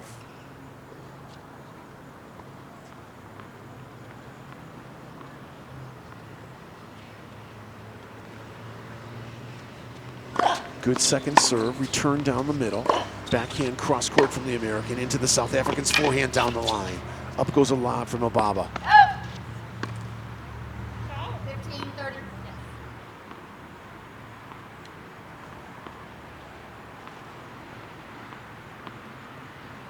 That lob looked good to me. Obama even thought it was good.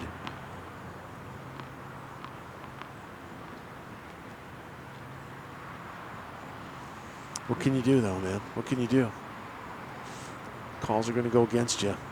It's just part of the game. Miss-hit return with a lot of junk lands in from the South African. She tries to sneak in, hits one off the frame. This is really garbage time here. And she gets by with it. Yeah, 2 real garbage shots from Simmons, and yet she walks away with the point. A forehand that just greased off the frame, and then she comes charging in and greases another one off the frame and wins the point. No one says it has to be perfect. No one says it has to be clean. Simmons.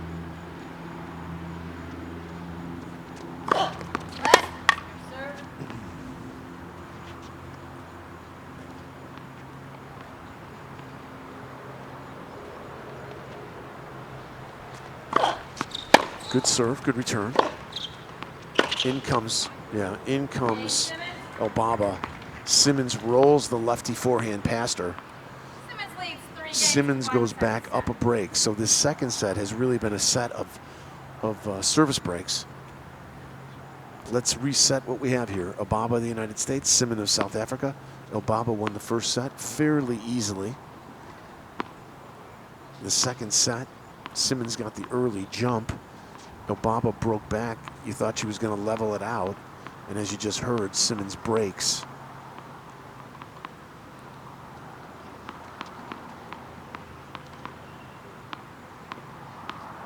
(3-1) for the South African.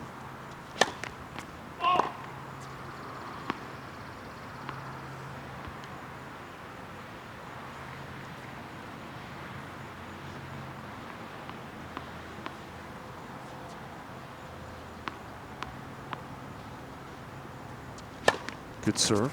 Return down the middle. Simmons mishits the forehand.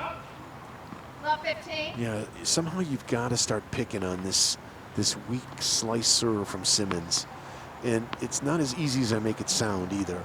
I mean, you can just kind of hear this thing. It's like a wiffle ball going through the air. And it's easy to overhit. And lob return. Simmons, forehand. Another lob from the American to get in position.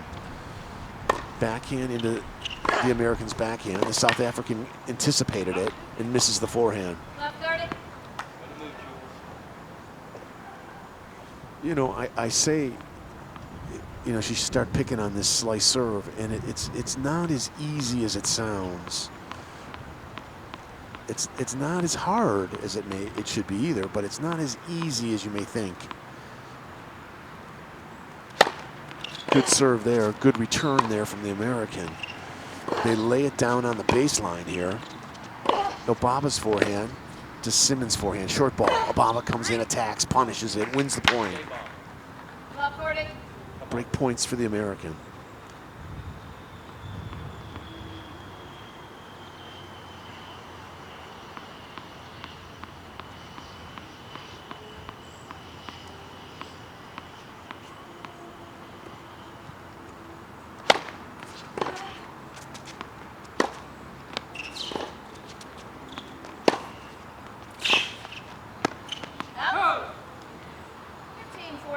Nice job by Simmons to kind of sneak in.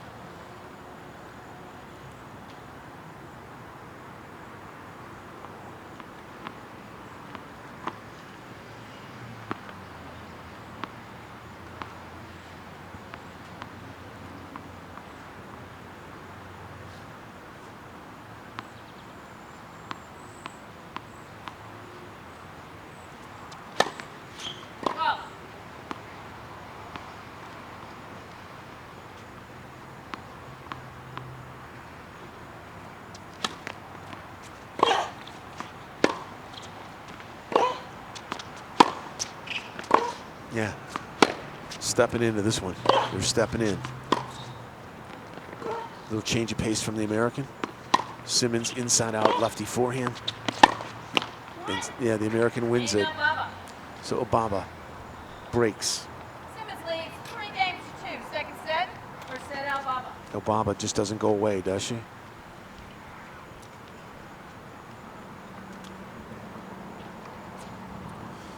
Well, what a good day of tennis it's been again. Our third day here in Landisville. We started our first match of the day. Sophie Chang of the United States took out Danielle of the United States. Very nice match there. Our second match was I don't know. I positioned it as a little robotic. It lacked a little emotion, but Bai of the Australia took out the American Bectus. And then here's our third match of the day. Simmons of South Africa, Obama of the United States. And then after this clears off, we have a doubles match. Bai of Australia comes back out with an American doubles partner and against Moore of Great Britain and Odan of the United States. Today, we had players from Australia, Great Britain, South Africa, and the United States on the show. Time.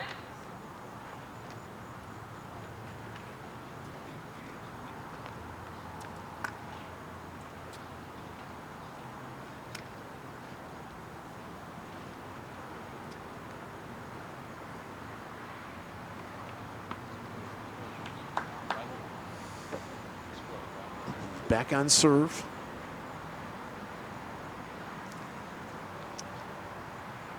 Julia Elbaba from Oyster Bay, which I believe is Long Island. I'm sure our listeners out there know better than I do, but I believe Oyster Bay is in Long Island. And here we go. Oyster Bay native serving. Good serve out wide. The return. In comes Ababa. And Simmons finds a nice forehand passing shot attempt.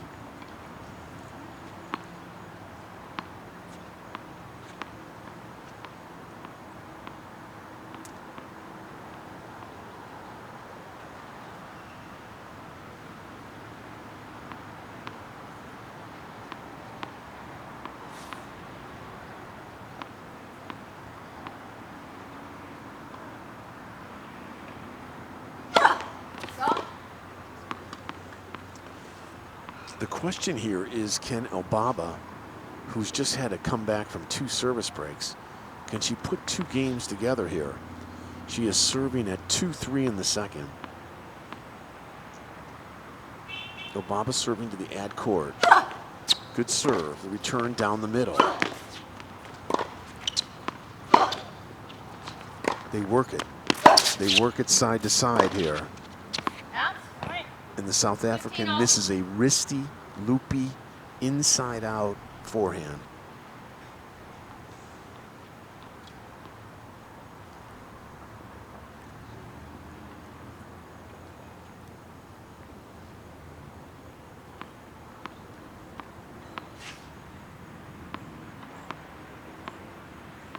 $15-all. The American serving 2-3, 15-all, second set.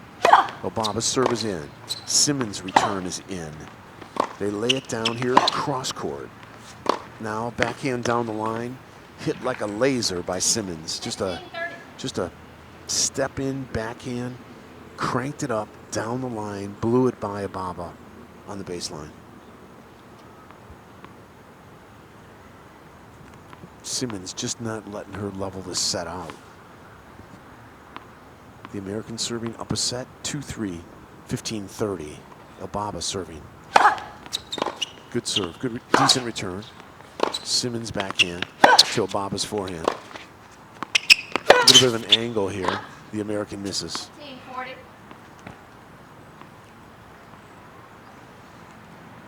This is a pretty nice set from Simmons. It's a much better set than her first set.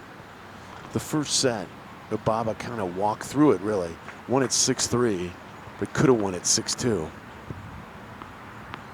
This set, Simmons has been relatively in control.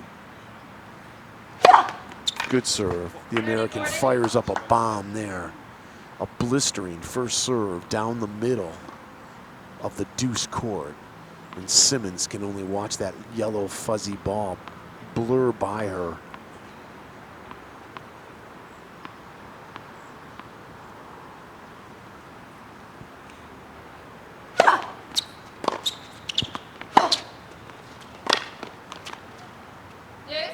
Deuce. Yeah. This is heavy duty stuff right here. This is some heavy lifting right in here. Elbaba up a set. Serving at 2-3. Serving at deuce. And just saved a break point. This is some heavy lifting going down right here. This is tournament tennis right here, right now. Ace, bop, boom. Huge. Elbaba blows the second ace past her in the exact same place. It worked once, it worked twice.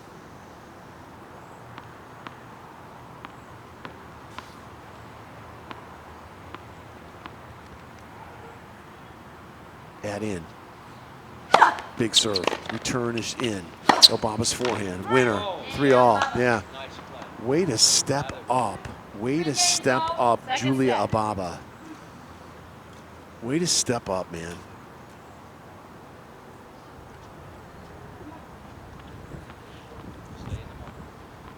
You can hear Elbaba's coach say, just stay in the moment, man. Stay in the moment.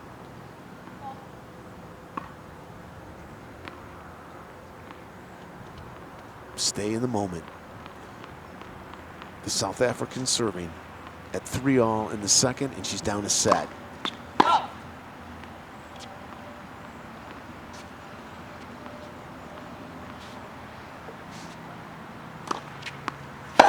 Oh. Pounding. They're pounding Elbaba. Slice from the South African. Forehand long from the South African. Yeah, and Elbaba has just raised her game. She just found a little gear here, hasn't she?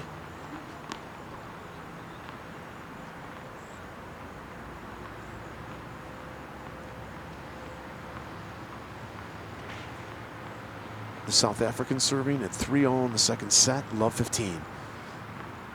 Her name, Chanel Simmons. Slice serve into the net, second serve.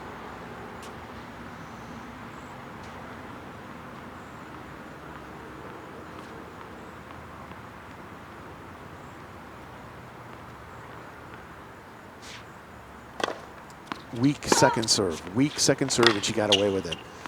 Little drop shot from the American. Oh, yeah. She saw the opening. She saw that Simmons was way behind the baseline on her backhand side. She saw the opening. She was inside the court. And Elbaba lays down a little forehand dropper. And Simmons is in trouble here, love 30. 3-all second set, love 30 for the server. Big return. Crushed it. Crushed it. Crushed it. Simmons threw in that little lame slice serve. And Elbaba, with a 30-love lead, said, you know what? I'm going downtown with this return. And she just blew it by the South African. And this second serve, she might do it again here.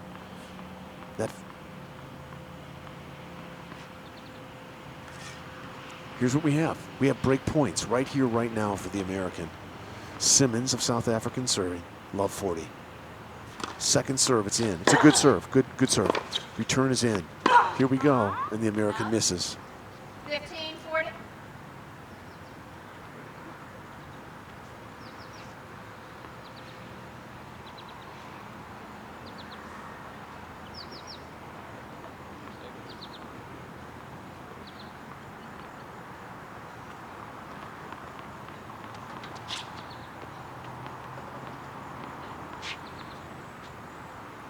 Still a break point here for the American, and she gets a look at a second serve, and she just destroyed the last one that went into her forehand.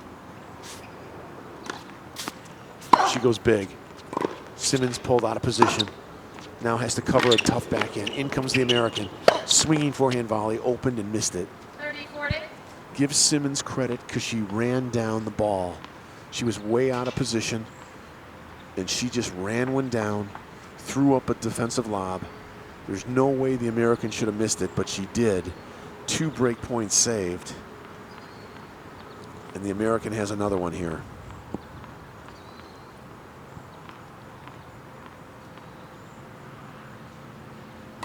Good serve. Return, hits a tape. 3 break points saved. 3 break points saved by the South African. Let's give her a little love. She just got herself out of a big hole. We are 3-all in the second set, deuce.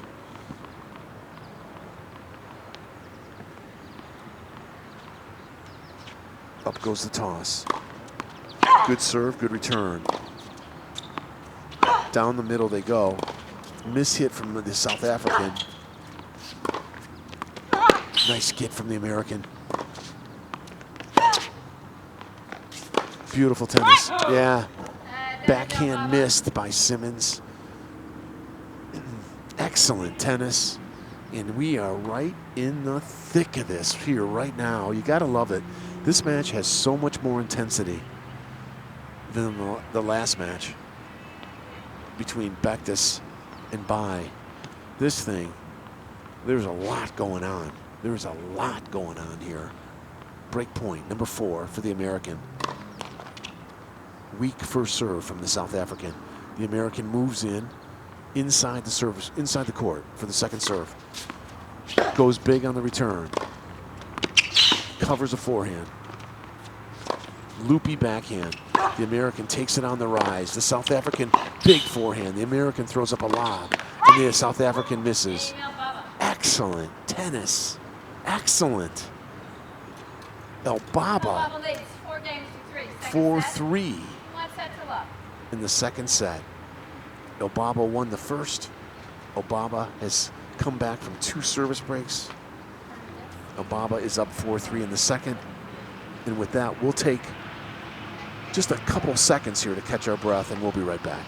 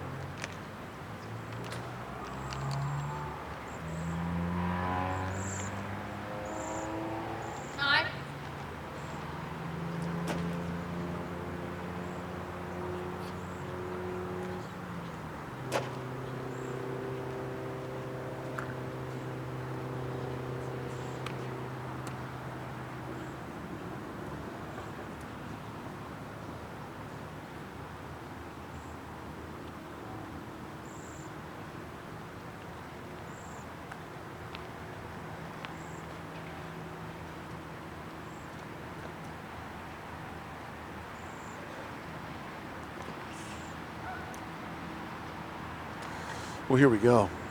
What a nice match this has been. Exciting match. Exciting match. With a lot of thought going. A lot of different... Simmons throwing a lot of different things at the American, and the American having to deal with it. So Obaba up a set, up 4-3. Here we go. Here she serves. Let first serve.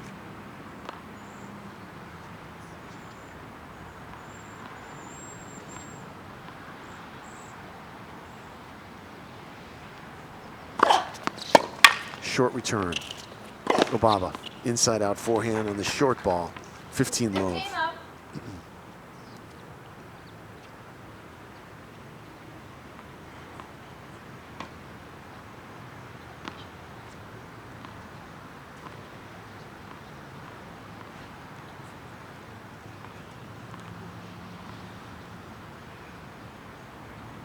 Love, Obaba.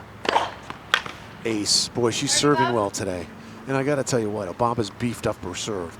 And you know what? As she goes into the pros, she's going to have to beef up the serve. She's going to need a weapon. And I want to say what? That's probably her 4th ace, maybe? 5th? She's been blowing them by. Simmons. 30 love. Second serve here.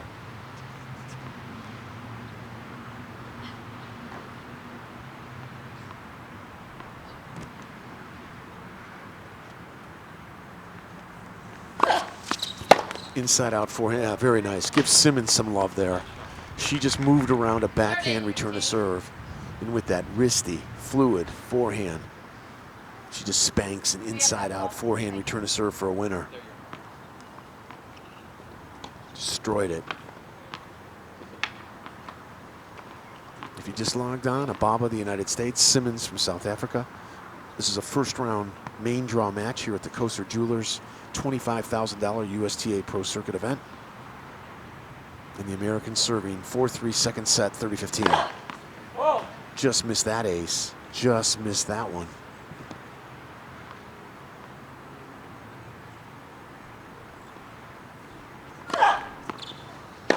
Heavy loopy topspin into the American's forehand. Another one mishit. The American deals with it on a backhand down the line winner. Took it on the rise. So hard to do that. It is so hard to take a backhand on the rise at a weird angle and then take your backhand down the line and hit a winner off it. 40-15. And Obaba is starting to really hurt the South African.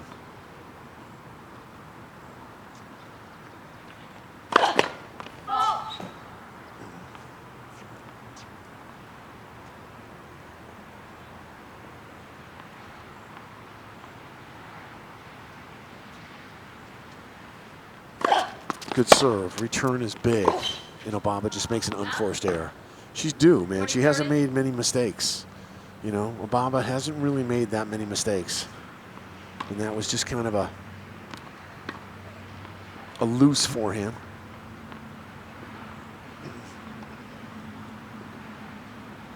And boy, would Obaba love this point. This would put her up 5-3. And I don't think I would be looking for the serve down the middle here. She just went out wide twice. This will be interesting where she goes with this first serve. But you know she's going to go big. She catches her toss.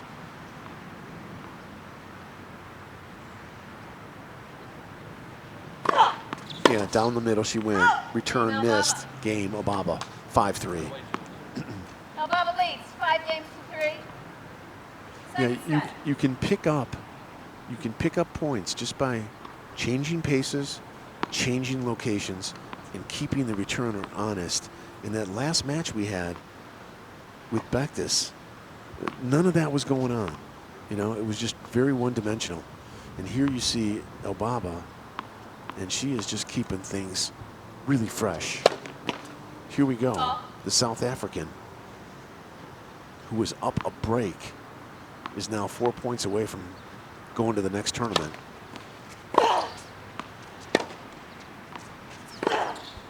Backhand winner. And Simmons doesn't really even go after it. Not that she could have got it, but she doesn't go after it.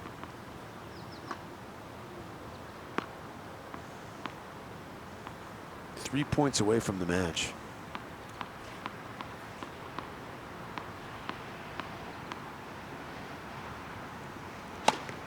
Slight, oof. Oof. That serve was dangerous there. Second serve called wide though, second serve.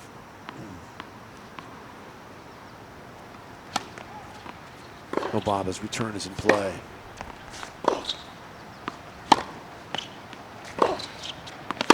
Yeah, Baba's just pounding forehands at her. And Simmons, it just looks like Simmons knows this is over.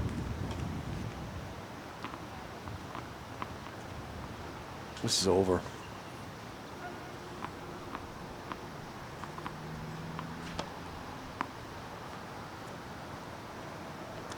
This is over. It's never over till it's over, but this is over. Look at Obama dancing on her toes over there. She's like Muhammad Ali. Big return. Simmons lays into it, hits the tape. Forehand. Winner down the line. Love 40. Triple match point. Triple match point from Julia Obama. Oyster Bay, New York. A brand new pro from the United States. And she's just put the hurt on Simmons all day today. Second serve.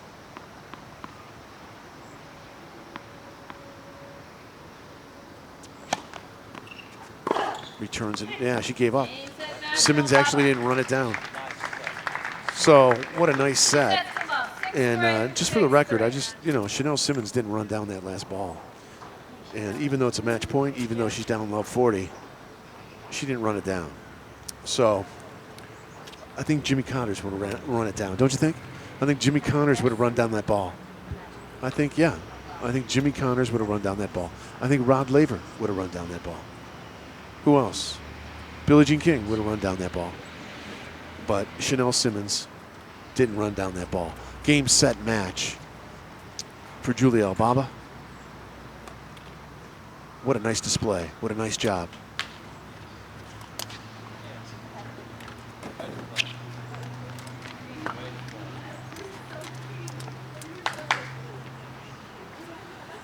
Yeah, Obaba goes over to either, I'm not sure if it's her dad or her coach. A little high five, and I'll tell you what, well deserved. She just wanted it. I mean, this was a big deal to her. You could just tell. Yeah. So we'll grab her. We'll take a little break. Stay with us, and we'll try to get Julia Obaba up here. Yeah, sure.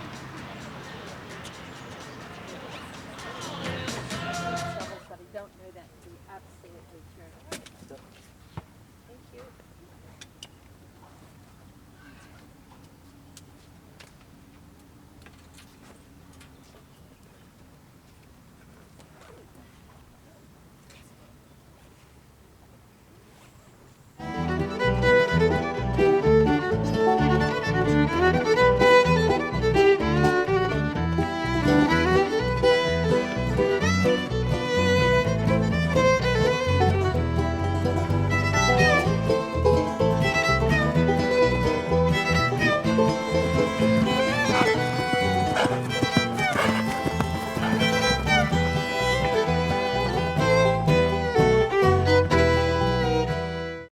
I always felt like an outcast due to my limp. Having my hip replaced has made me feel very confident and free. Dr. Becker was able to take all of my right hip pain away, along with lengthening my leg.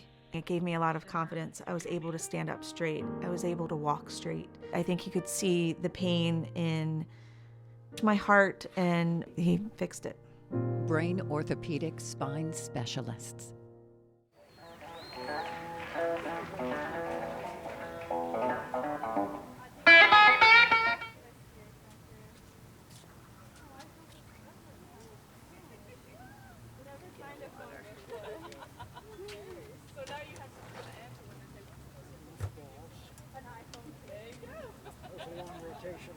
I got there at 3:22 or 2, whatever it was, and I heard final set or whatever, like the start of the last set. So. Yep.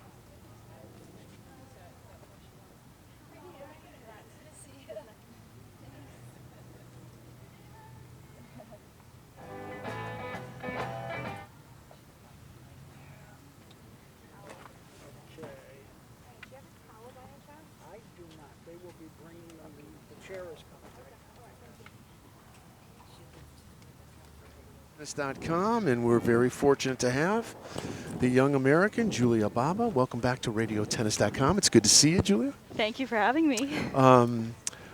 You're a brand new pro, aren't you? You're a brand new pro. Brand new, right out of college. Right out of college. Are you looking forward to this segment of your life now? Are you looking forward to it? I am beyond words excited. I'm so fortunate to have gotten such an incredible degree from the University of Virginia and to have worked with amazing coaches Mark Gilbo and Troy Porco. And now I'm really excited to now enter a new chapter of my life on the Pro Tour and just take one match at a time and enjoy it. Yeah. By the way, first, congratulations on just a wonderful career at University of Virginia. More wins than any other woman, and what an established program it is. So congratulations on everything you accomplished as a Cavalier. Congratulations. Thank you so much. Yeah, it was a wonderful career. So have you, I know you dabbled in pro events as you were in college, but now it's the real deal. And have you played a pro event since the NCAA championships? Yeah, I played the 10K in Evansville, Indiana, and the 10K in Austin, Texas, where I started in qualifying. And I was able to qualify through each tournament. I won 3 rounds in 3 rounds. And then the first round of each one I couldn't get through. Gotcha. So I decided to go home for a week and train rather than go to Fort Worth. I felt like some parts of my game needed fine-tuning. So I'm really happy I did, because today I saw a big difference in the things I was struggling with. Yeah. The folks over there in the corner, were these your parents? Was that your coaches over there? Who was over there that gave you the high fives after you were done? So that was my mom. She's the most amazing supporter I have. And then that was my housing father. Nice. He was really supportive throughout the entire match. I'm really happy about that. When did you know you got the wild card into this one? When did you find that out? So when I was in Austin, Texas, I've been coming to this tournament for years and years. Even back when it was just a 10K, I messaged Wilson. I was like, Wilson, I don't have that ranking to get into the main draw, but I feel like I'm playing well, and if you can just help me out and get me that main draw spot, I'd really appreciate it. So he gave me the local wild card. Nice. So, yeah. And he took advantage of it. I was telling our listeners during the match, it was really kind of nice to see you play, because, and I was trying to explain to our viewers and our listeners, here is a young girl who just finished up her college career. She was given a wild card, and you were playing today. You could just see the fire in your belly. This meant a great deal to you today, didn't it? It meant a lot to me. I knew Chanel Simmons was an extremely amazing player, and she's been playing on the tour for a while, and she was, like I said, she was experienced, so I knew I'd have to bring a really good fighting spirit and fight as hard as I could, and I feel like that's what I did today. Yeah, you took advantage of the wild card for sure. I also saw, because I kind of see you a year, and then I don't see you for a year, and then I see you for a year. I got to tell you, to me, you've really beefed up your serve. Have you worked on your serve?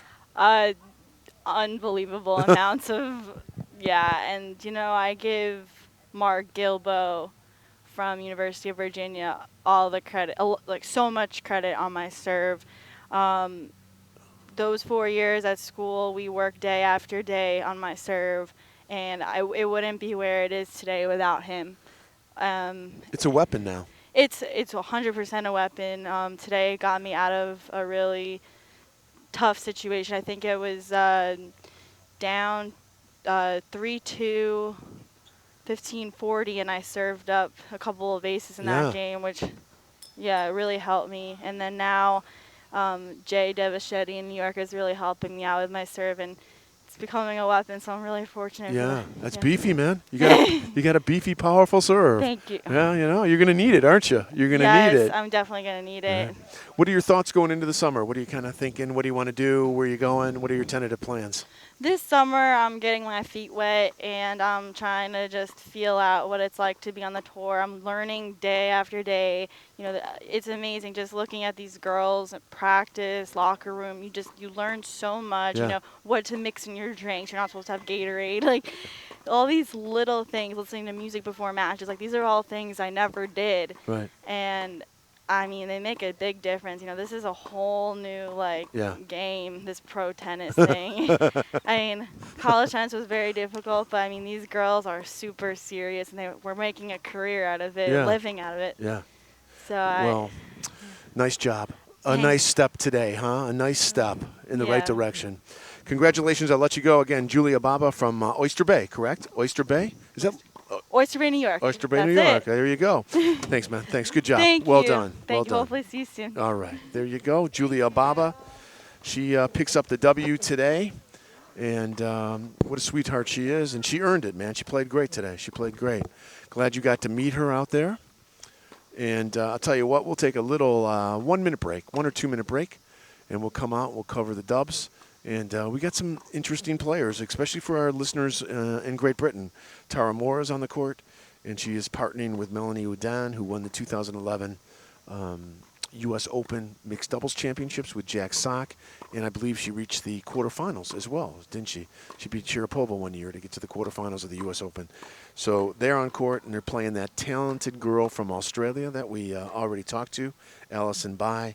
And Bai is playing with Carrie Wong of the USA, who's an amazing doubles player. I don't want to sell Carrie Wong short. I've seen her play doubles. She's an amazing doubles player. So Bai, Wong, an Australian USA doubles team, going to take on Moore and Udan, a Great Britain USA doubles team. It's all coming your way. It's our last match. You don't want to leave us. You don't want to leave us now. This is the match of the day, final match of the day. So go grab something to drink. We'll take a little break. We'll come back, and we'll do a little first round dubs.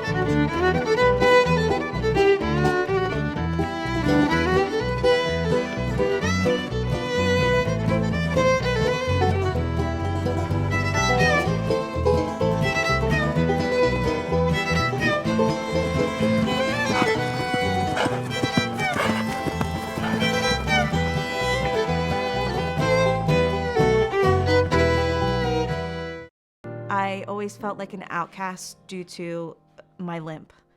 Having my hip replaced has made me feel very confident and free.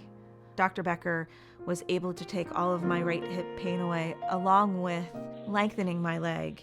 It gave me a lot of confidence. I was able to stand up straight. I was able to walk straight. I think he could see the pain in my heart, and he fixed it. Brain orthopedic spine specialists.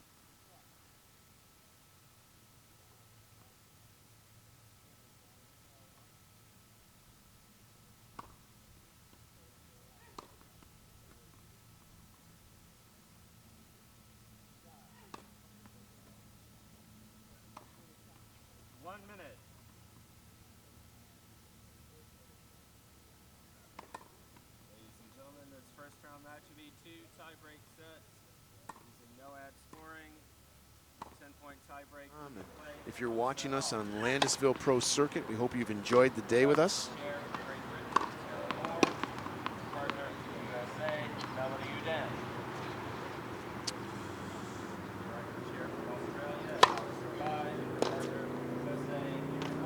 So here are our four combatants.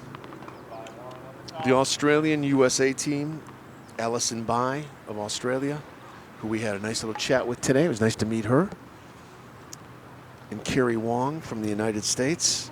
And she is such a good doubles player. Carrie Wong she puts you to sleep and then she beats you. You don't think you need to respect her, and she's just carving you up on a doubles court. So Bai and Wong are going to take on Tara Moore, and we know Tara Moore made some waves at Wimbledon this year where she's picked up a win.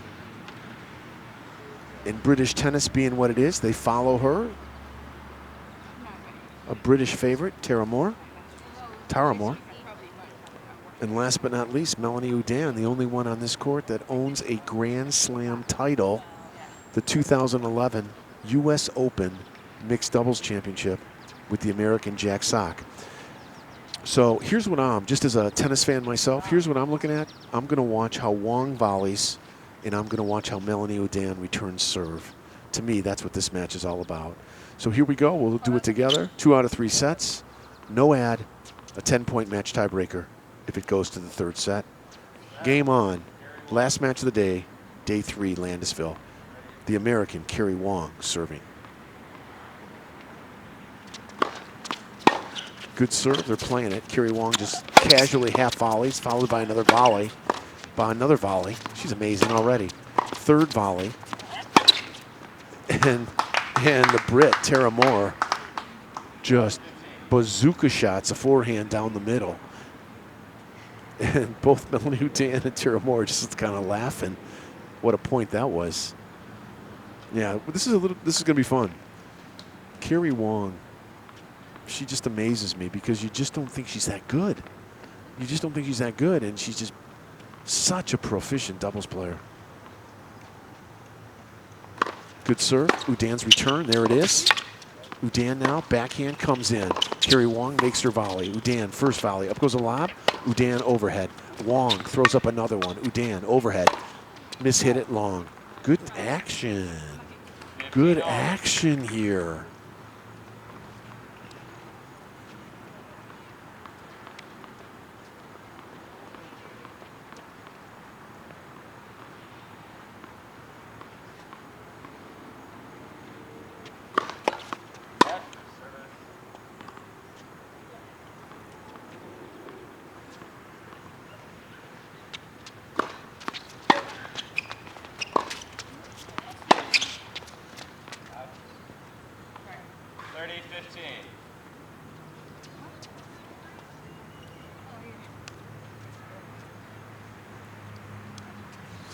First game, doubles, 30-15.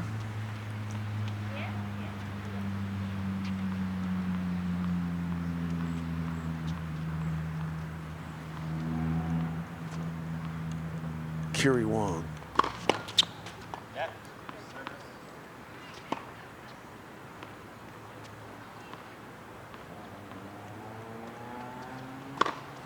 Ball.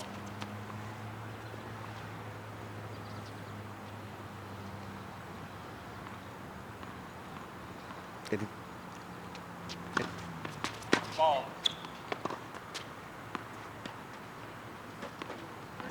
30 all here in the first game. Wong's your server. Bai at net. The returner in the deuce court, Tara Moore. And over in the ad court from the United States, Melanie Oudin.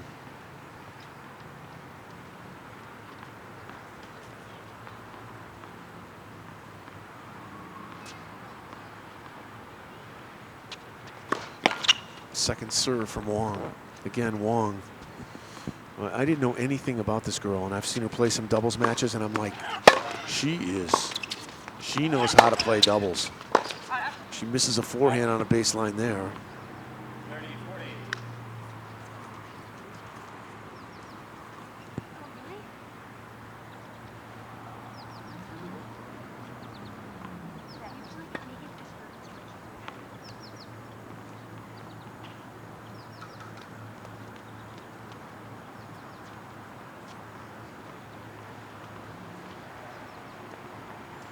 Wong serving to the ad court to Melanie Udan. I just love this return of serve. Again, it comes just wide, just wide. This is a no ad point, first game, no ad.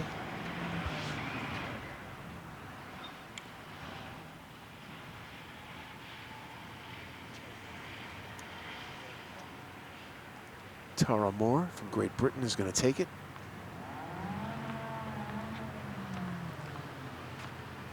Wong's going to serve it. Moore is going to return it. Return is in play. Little half volley. Moore goes to the middle. Wong's there. All four at net. And Tara and Carrie Wong hold serve.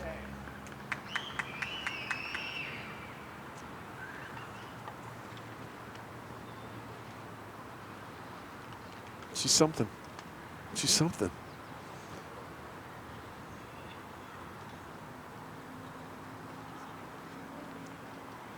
And I'll tell you what, this is going to be a tough team to beat, Bai and Wong, because Wong, as I've mentioned a zillion times already, very proficient doubles player. And Alison Bai, she's played 3 Australian Open doubles. And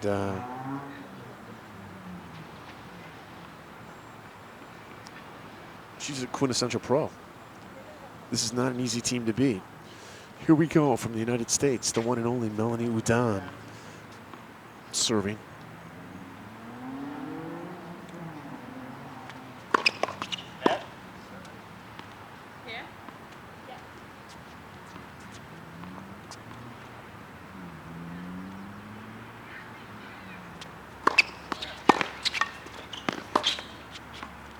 Udan, forehand down the line winner after a good return from Bai. Bai goes over and looks at the mark, and it's right in the corner of the line. You know what? I enjoy watching Melanie Udan play. I mean, I know, you know, she's kind of drifted off the big stage, but this is a young lady who was literally thrown into a media circus.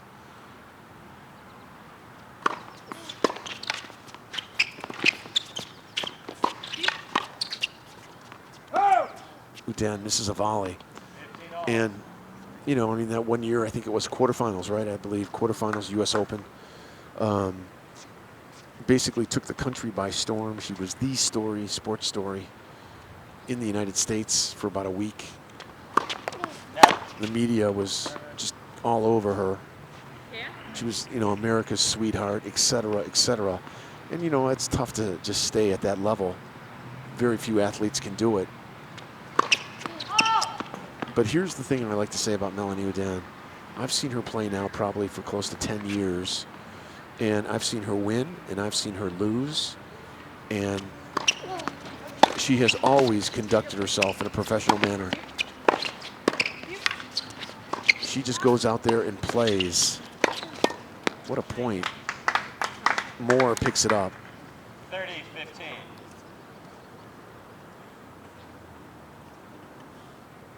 Yeah, I mean, Melanie Udan, she just goes out there and every day she gives it her best shot. She picks up her bag and goes on to the next event. And to me, that's being a pro. So Melanie, I'm a big fan of Melanie Udan.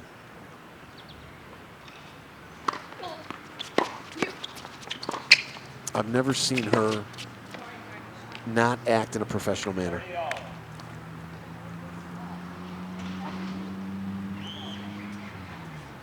Is she in the top elite of the world? No, far from it, you know. And that's a big fall from grace. And a lot of players can't deal with it. And Melanie Udan has just gone on with her life. And she just plays. Gives it her best shot and moves on. And that's a pretty healthy perspective. Melanie Udan serving on screen right now. Second serve to the deuce court to Bai. Bai's return is in play. You have Udan and Bai on the baseline. Udan rolls the forehand. Bai does the same. Power to power, cross court, 2 up, 2 back. Tara Moore. Wong throws up a lob. Yeah, huge forehand from Bai. Who is this girl Bai, man? I'm telling you. Who is this girl? Alison Bai from Australia. She looked wonderful in singles today.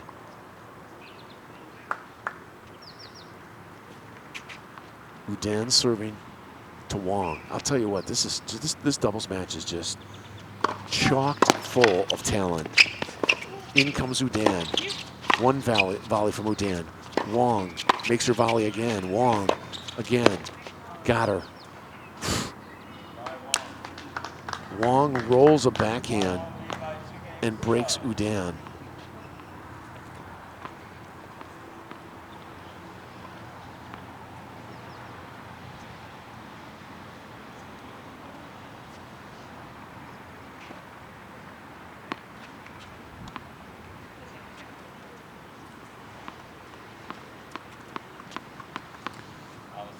Alison Bai, the Australian to serve with a 2-love lead.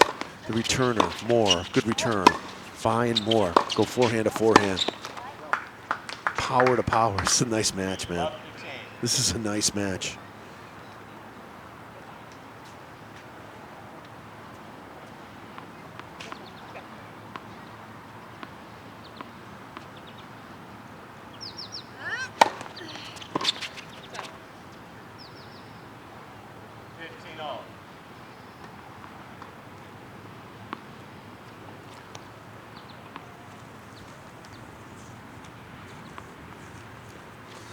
Carrie Wong is 26 years old, and she's a Christmas baby, born on December 25th. Well, December 26th. Well, it says, oh, I'm sorry, December 25th. 30-15.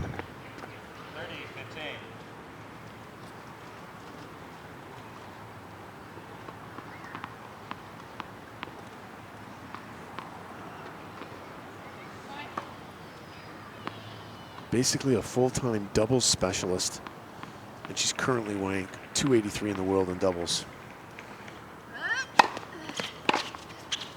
Out. Oof. Oof. 40-15. Udan's forehand called just long.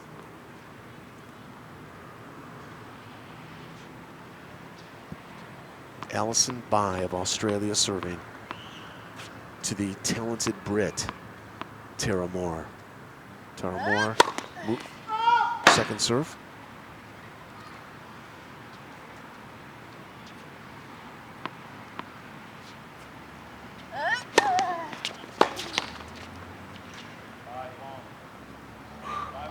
Yeah, game. A quick start here for Bai and Wong. 3-love.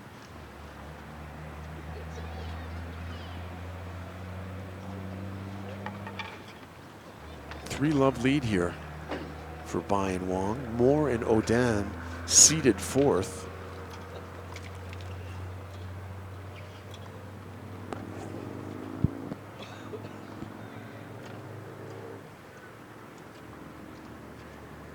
And it's cooled off here today. I mean, when we woke up, it was kind of foggy. And when we got to the courts, early in the morning, around 10 o'clock, it was just so hot here. And then about, what, 2 o'clock? Some cloud cover, and actually temperatures dropped. No one was expecting it. And right now, it's pleasant. A little bit of humidity, but totally pleasant.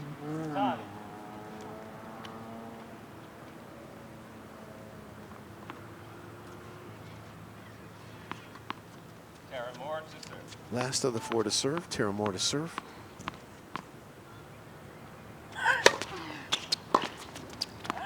She stays back. And Moore and Bai go at it on the baseline. Bai wins the point.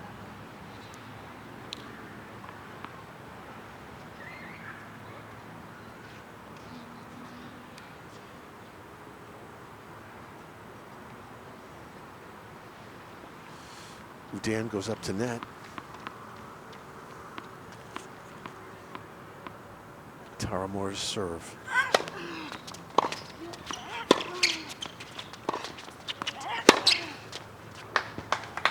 Moore. 15 all. Tara Moore is 24 years of age, and she was born in Hong Kong, but her nationality is Great Britain, from Great Britain. Moore is currently ranked 192 in the world in singles and 181 in the world.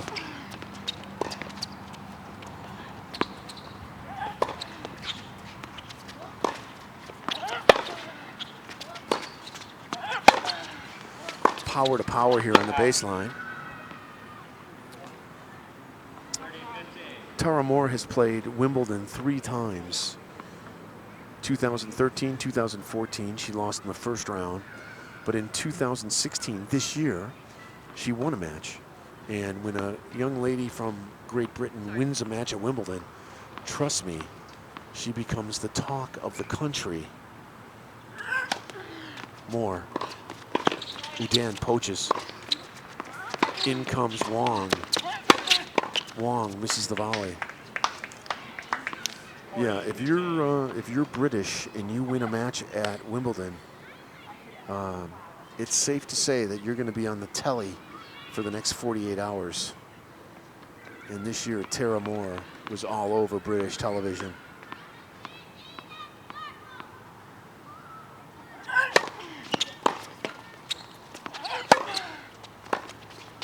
Nice, everyone's touching it here. It's almost too fast to call. By to Moore. Up goes a lob over Dan's head. It's long.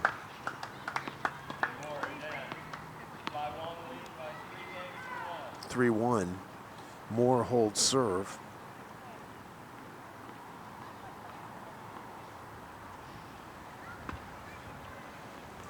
Yeah, Tara Moore stole the the first week headlines at Wimbledon.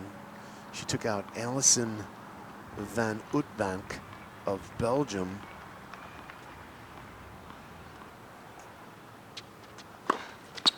And then she lost to Svetlana Kuznetsova in the third set. And the truth is,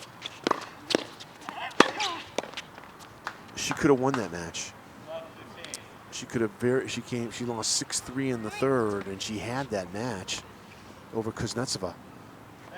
And if she would have got into the round of 32 at Wimbledon, the place would have went nuts. The queen would have been dancing. Free fish and chips for everybody, but she didn't. The veteran Russian player Kuznetsova figured it out, and Moore kind of struggled with the pressure there. And there's a lot of pressure. The whole country is watching. 15 all.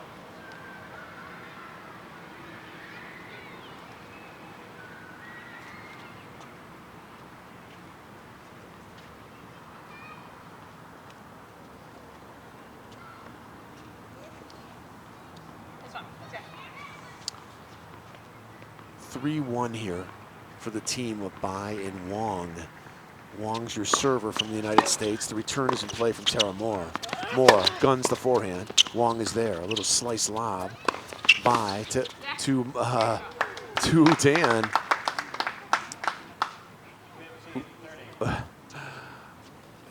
There's so much talent out here. Each one of these players have an interesting story, and it's hard to overlook Udan.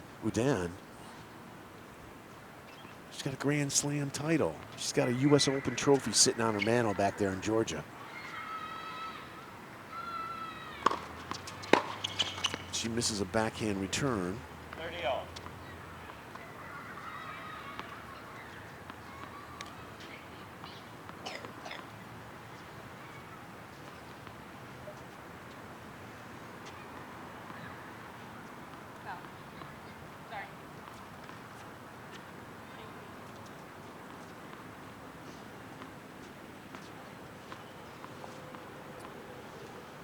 Wong serving. Bai and Wong serving to Moore and Udan. Second serve from Wong. The return is in play. Wong just throws it back. Moore's forehand. You have 2 up, 2 back. forehand to forehand rally. Wong now throws up a lob. Tara, Wong, Udan, and Wong misses a volley up at net.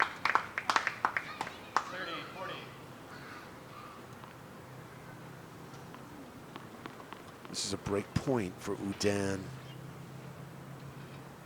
and more.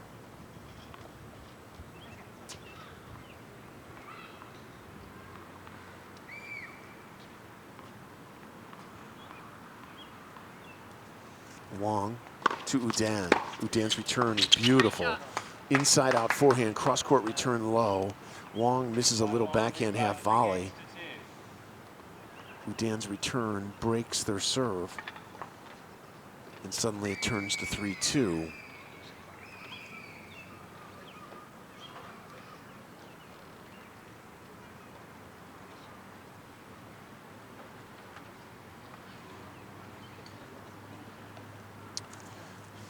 This is our last match today.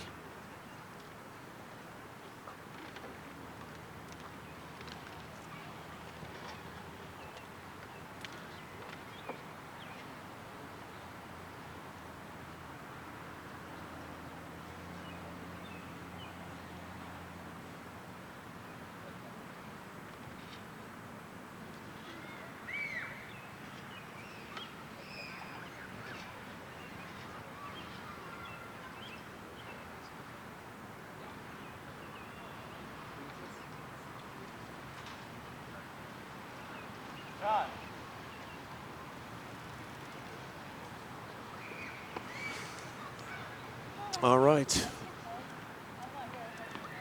Moore and Udan have kind of reeled this thing back in under control. Here's what we have. Udan will be serving at 2-3 here in the first set.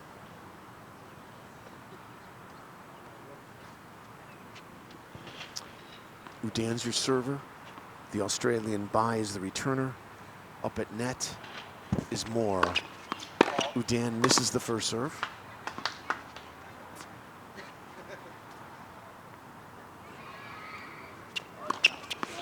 It's a good serve from the Aussie. The American throws it back. Up goes a lob. Udan takes it. In comes by. One volley. Moore. Yeah, Udan moved in, missed the volley.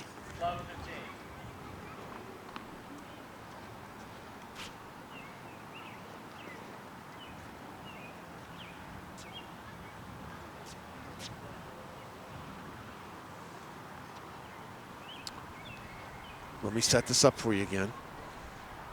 Udan and Moore serving at 2-3, love 15. Their opponents, Bai from Australia, Wong from the United States. Udan serving to Wong.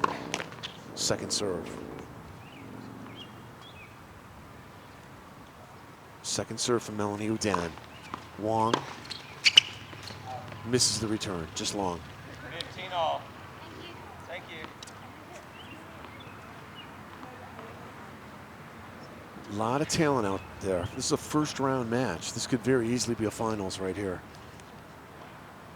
Udan now serving to the Australian Bai. I formation. Tara Moore ducks down low.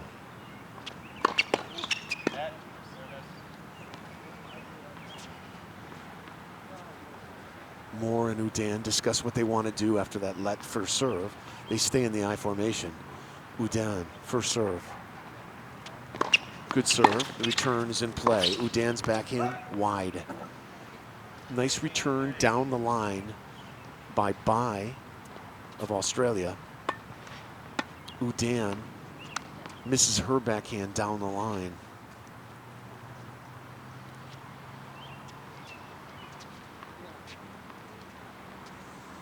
Udan serving to Wong. Wong's return is sat up a little. Moore hits one volley. Wong takes it, moves in, one volley. Udan throws up a lob. It's an easy overhead for Wong.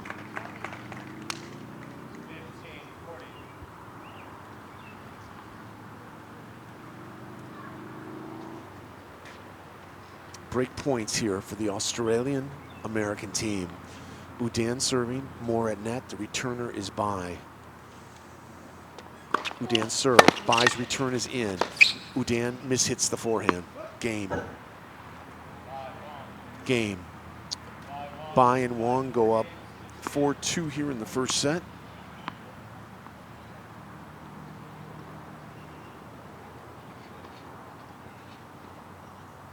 Just another great day of tennis on radiotennis.com. We've, again, it's been 3 days here.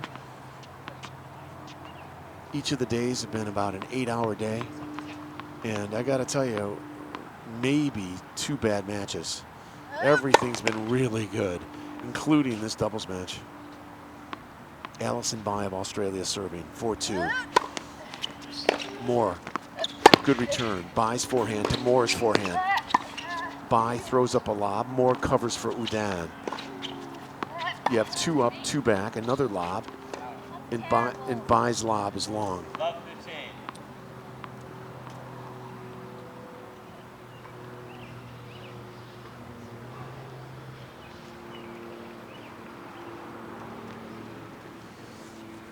Alison Bai serving to Melanie Udan in the ad court.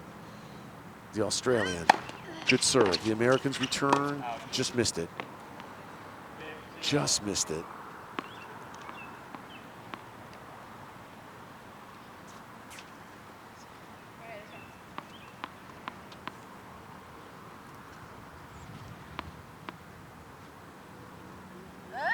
Good first serve. Return by Moore is there.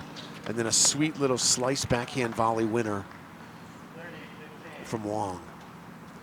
This Wong is just such a crafty doubles player. You know, doubles is truly an art unto itself. And this, for those watching on video, this lady up at net wearing the blue top, I've learned to really appreciate her talent. In comes the Aussie. Moore, I'm sorry, Udan misses from the baseline.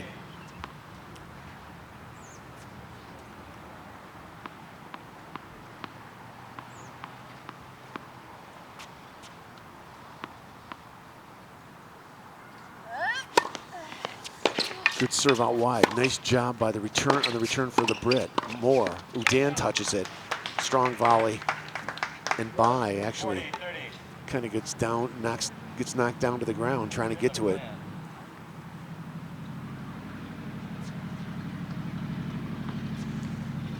Alison Bai from Australia, Kiri Wong from the United States, Tara Moore from Great Britain, and Melanie Udan from the United States are your 4 competitors here.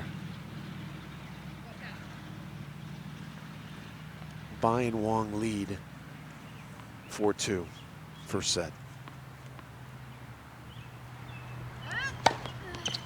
Udan's return is off the frame. 5-2.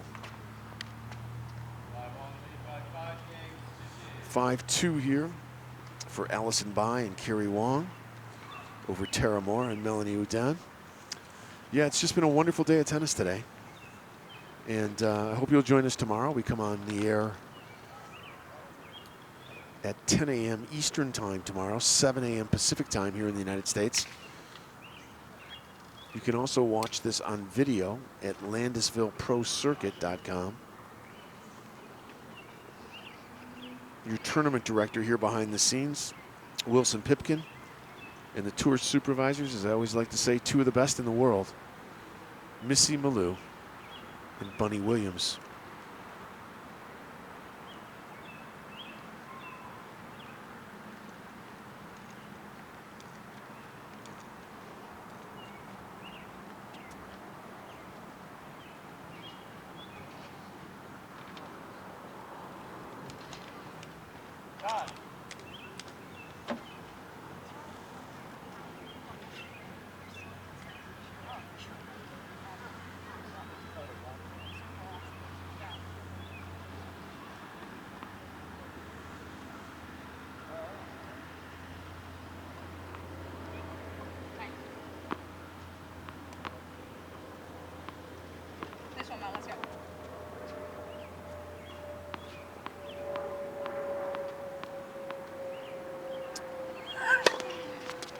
Good serve by Moore into the body of Bai. Bai moves forward though, and Moore just rips the forehand. Boy, I'll tell you what, Tara Moore is really torching the forehand.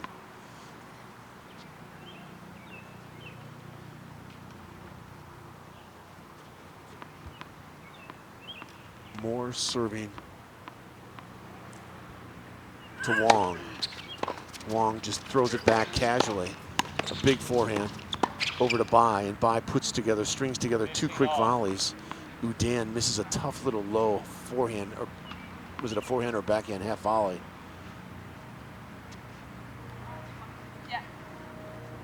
We got Moore serving to the Australian Bai. Slice serve, return is in. Moore and Bai trading off heavy forehands. Now a change of pace from Bai. Udan's overhead, and Wong can't pick it up.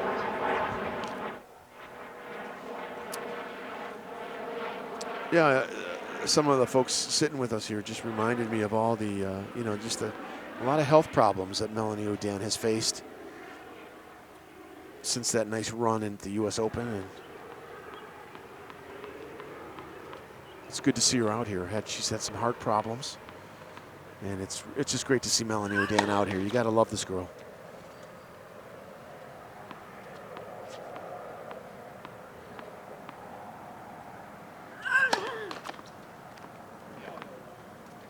Double fault from Moore. You got to figure when Melanie Udan hangs up her racket, whenever that is, I'm sure that whole USTA player development department will invite her in with open arms. And she's the kind of person you want. The USTA should definitely embrace her. Moore wins that one from the baseline.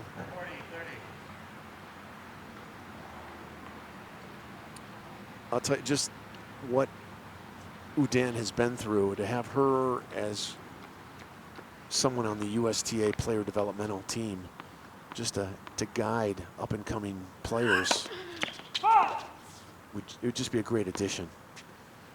I mean, she was thrown in some of the just an incredible media spotlight. 2 up, 2 back here. Wong and Moore putting on a little clinic. And Moore misses and a little scream. This is a no ad point. Always a good game here. Always a good point here. No ad point. If Moore and Udan win this point, we keep playing this set. If Bai and Wong win it, the set's over. So here's your matchup. The Brit, Moore, serving to the American Wong. Melanie Udan is an I formation. No ad point at 2-5. Kick serve. The return is a topspin lob. Moore takes it as a forehand. Bai. Moore throws up a short lob. Easy overhead for Wong. The first set goes to Bai and Wong as they kind of give each other a high five. So first set in the record books.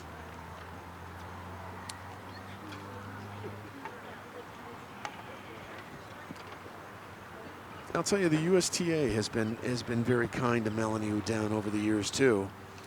You know, they've tried to help her any way they can. But I'll tell you, when I just hope when the day comes Melanie Udan decides to stop playing competitively, that the USTA says, come on over here and help us take care of upcoming juniors. Because she's been through it all. Melanie Udan has been through it all. She's worked with some of the best USTA coaches. She's just a wealth of information, a wealth of history, a wealth of knowledge. And she's a classy young lady. Classy young lady. And she's a Grand Slam champion. You know? What more do you want?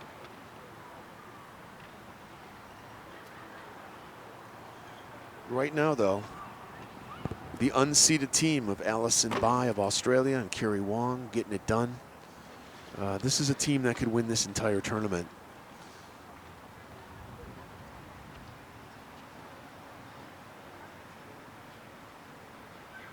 Just a nice evening here in Pennsylvania. It's always, we come here in the summer, and this part of Pennsylvania, it's just a great quality of life out here. Lancaster and York out that general area.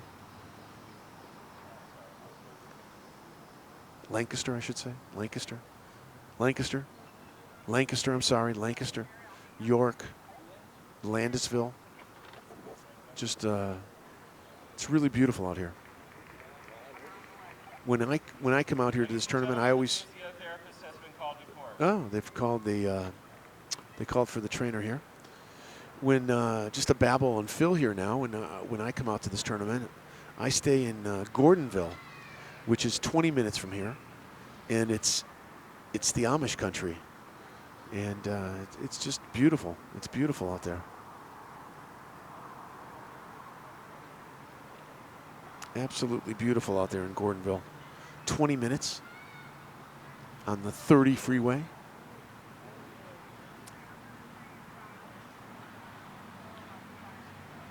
And a simpler life out there in Gordonville.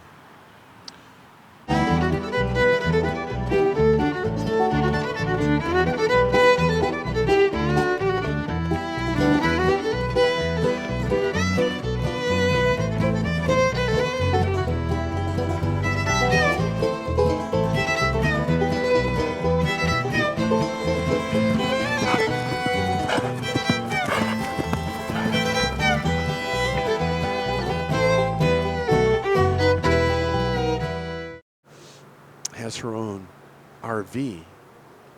The trainer's set up in a really nice RV, air-conditioned, flat-screened RV.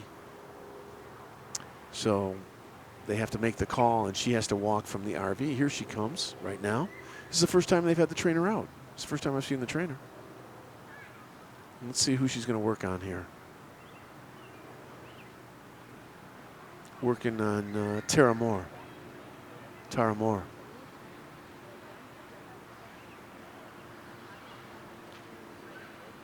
And the first thing a good trainer will always do is listen.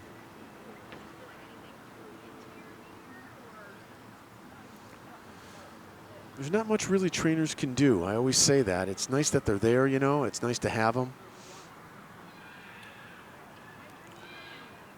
But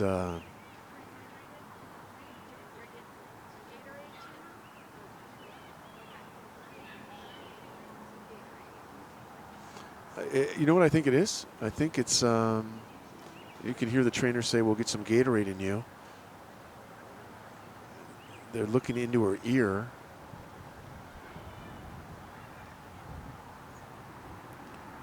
Trainer's looking into the left ear of Tara Moore, now kind of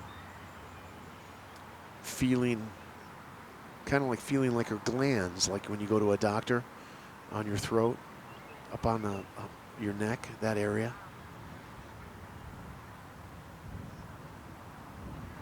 This is, whatever it is, it's a unique injury because, you know, most time a trainer comes out, it's a muscle, it's a tendon, it's a leg, it's a shoulder, it's a wrist. Not a lot of times do you see a trainer come out and kind of look at the ear.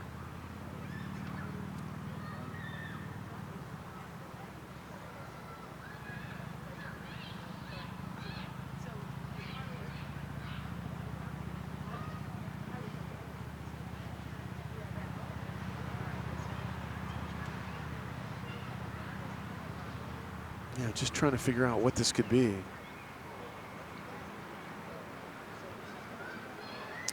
It's definitely on the left side of her face, slightly below the ear,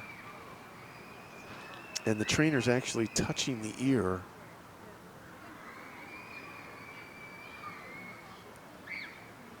It's definitely different. It's not the common injury. It looks like they're going to do an injury timeout here. The trainer opens up her bag of tricks.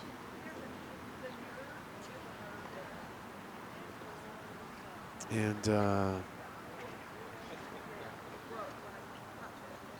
out comes, looks like, nope, not yet.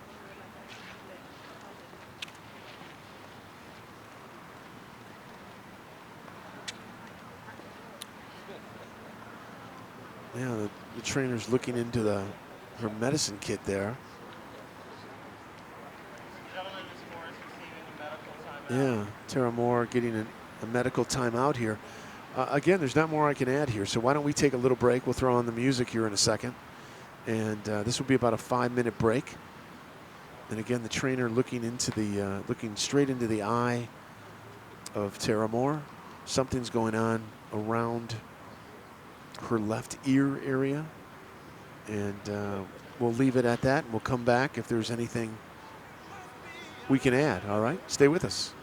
Final match of the day. Bai of Australia, Wong of the United States, Tara Moore, and Melanie Udan. We'll be right back.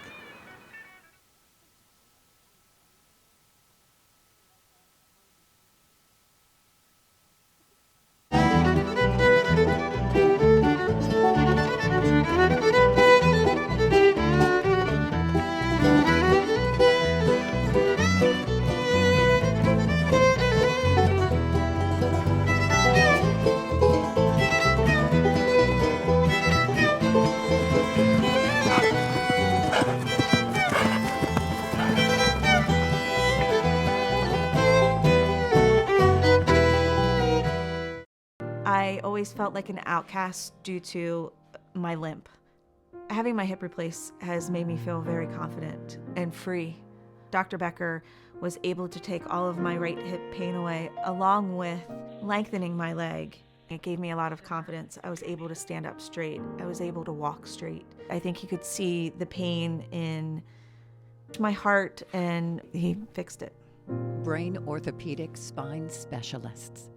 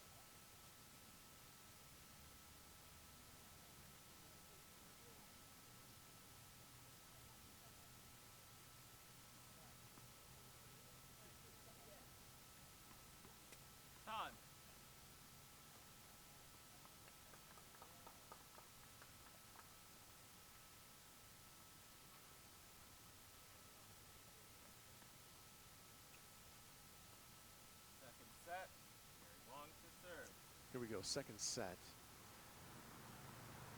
Carrie Wong of the United States is your server, serving right to Moore in the deuce court.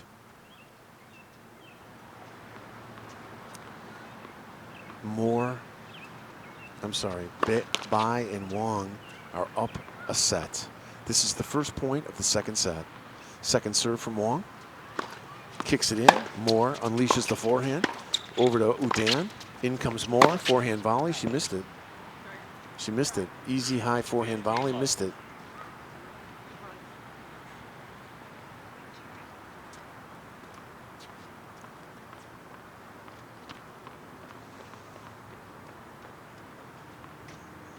Yeah, they definitely know Tara Moore in Great Britain. The British are just such great tennis fans. You know, they really are. I mean, not only, you know, obviously they have Wimbledon, but I think they also have that end of season ATP event. Indoor event that's basically sold out.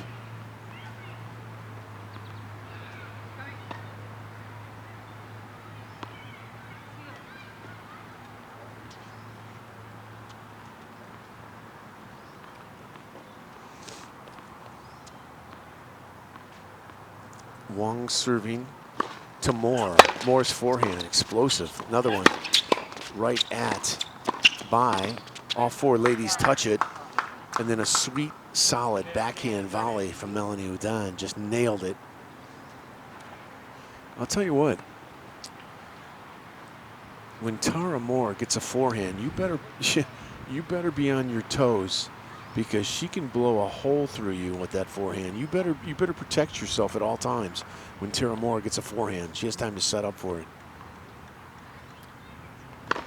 Wong, Udan, Bai again. High backhand volley winner.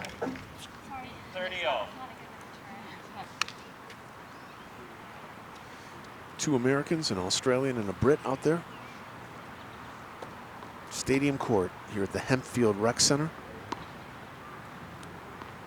Local time coming up to 5 p.m. Another day coming to an end.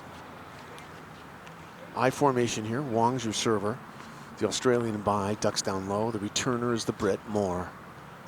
Wong to Moore. That lands in. Forehand return down the line.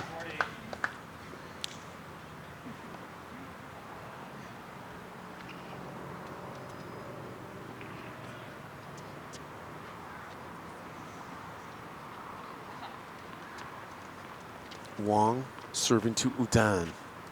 Add court. Wong, Udan. Wong slices a lob. Udan takes it. Forehand. She comes in behind it. Backhand volley from Melanie. Up goes a lob. The lob is long from Wong. Game. First game is a service break. Udan and Moore pick it up. First set belongs to Bai and Wong, though.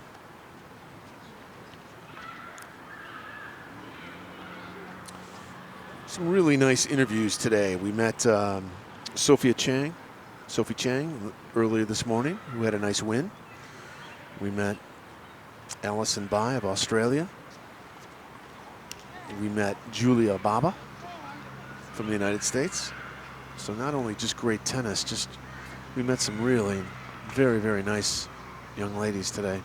Here we go, serving with new balls. Moore serving to the Australian Bai. Second game, second set.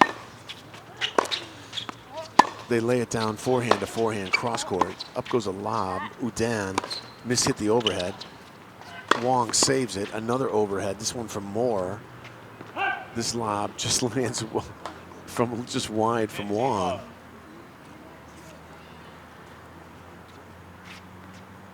I want to know. I want to play doubles like Kiri Wong. That's what I want to play doubles like. I mean, this girl, she just makes it look so easy. Here she is, your returner. Moore serving to Wong. Good serve. The return is in play. Moore fires up a forehand. Bai's there. In comes Wong. All four at net. All four at net. And Bai hits a backhand volley winner.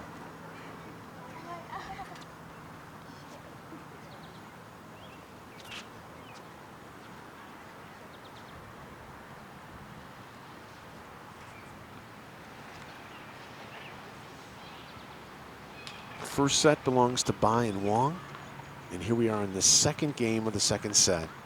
Moore serving to Bai in the deuce court.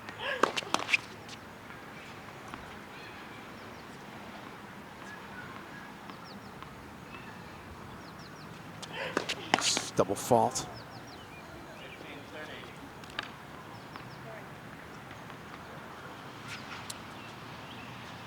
Tara Moore, born in Hong Kong.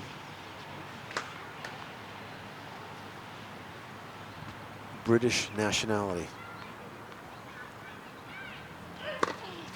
Good second serve.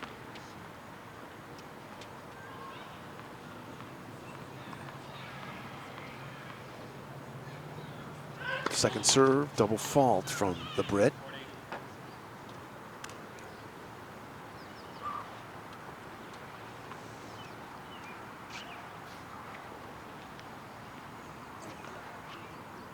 Not only is Kiri Wong a proficient doubles player, I'm digging her shoes. She's got these fluorescent orange shoes on. Really nice. Bright orange fluorescent Nikes being sported by Carrie Wong.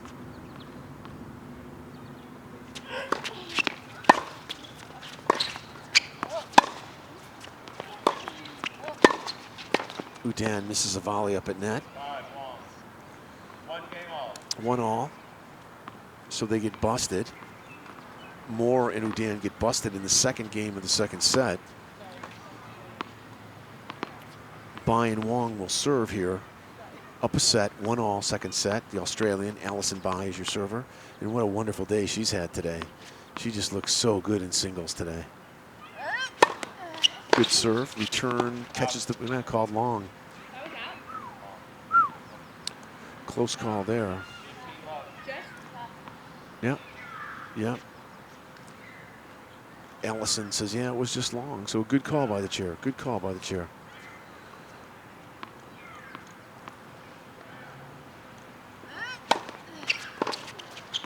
Two up, two back. Moore, Wong, Udan misses the approach.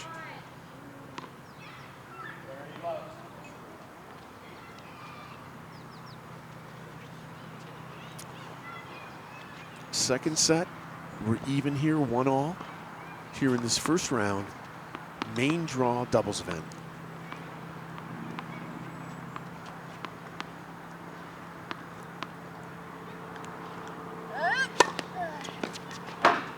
Ace. Nice little hard slice serve out wide by Alison Bai. She kind of slides it past Moore over there in the deuce court. An ace for the Aussie.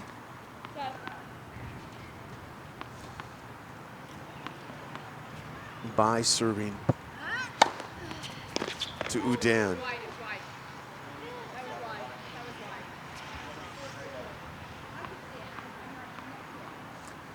Chair doesn't want to call this one. Udan and Moore both think it was clearly wide.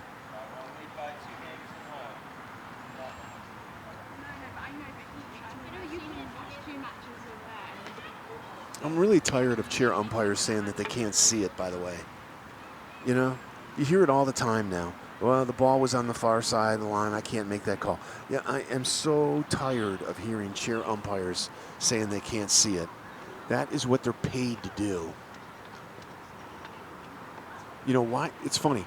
Why can they not see it, but yet there's ITF rules where the chair umpire has to make every single call? You know, why do they have that?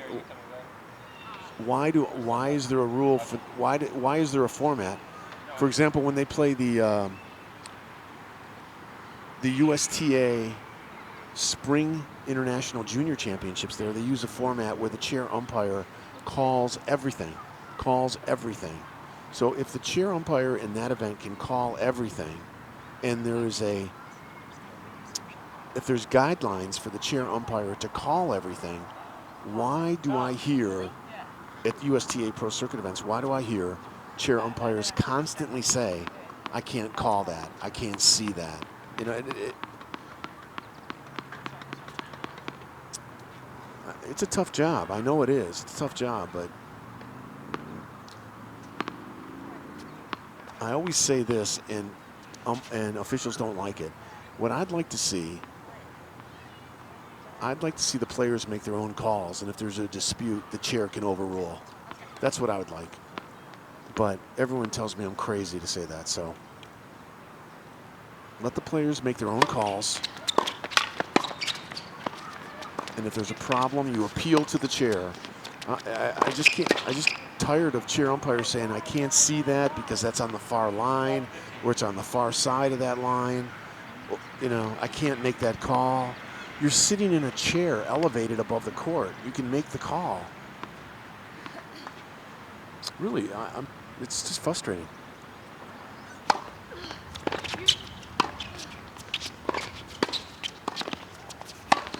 Udan with an overhead winner.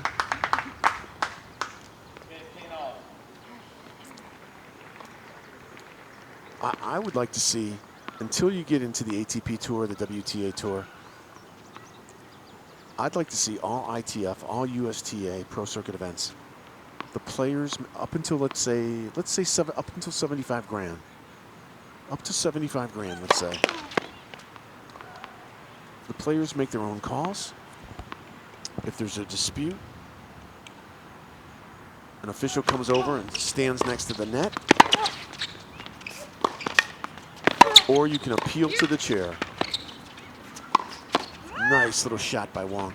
And again, those in the officiating business just say, oh, Ken, that's crazy. That would never work. If it can work in college, if it can work in the juniors, why can't it work in the low-level at the pro level? Plus, it saves the tournament money in terms of how much they spend in officiating.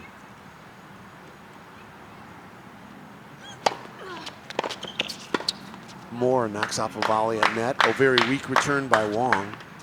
30-all. Yeah, I like it where you put an official in the chair. The players make their own calls. If you got a problem with the call, you appeal to the chair, and the chair's decision stands. But boy, you tell that to the officials, and they look at you like you're crazy.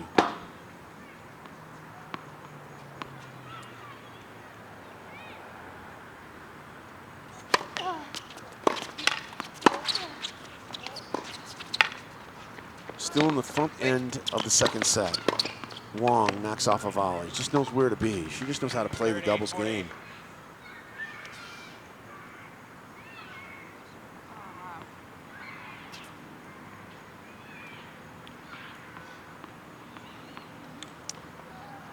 Oh, I want to say hi to Marcus out there. Marcus says,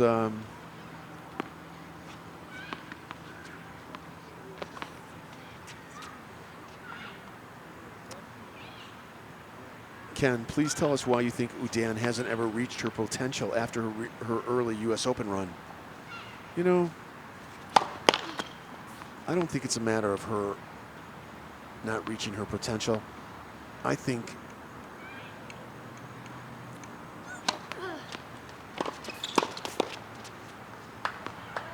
she reached her potential that day in New York.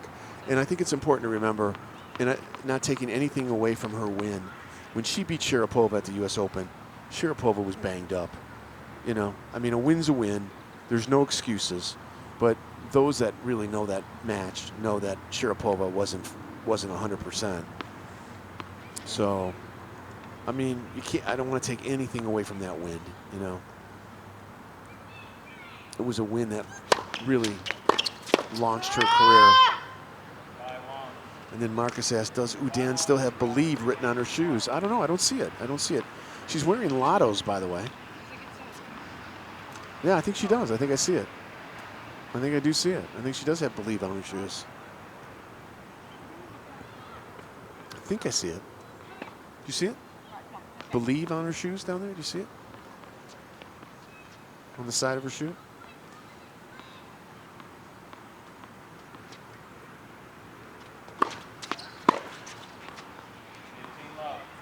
(3-1) here for the team of Bai and Wong.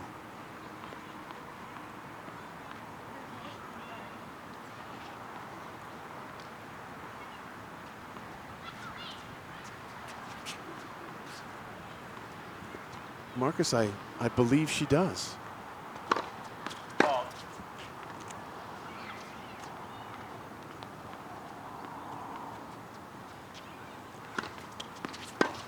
In comes Udan, and Moore misses a return. Volley. This is all Bai and Wong here right now. They're up a set. They're up 3-1.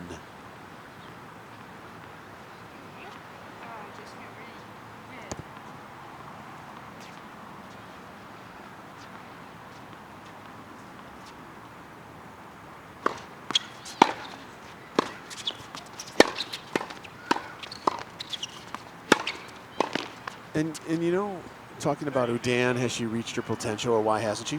Hey, you know what? She won a Grand Slam title. You know how many great players have never won a Grand Slam title? So I'm one who say, you know what? Let's give Melanie Udan a break.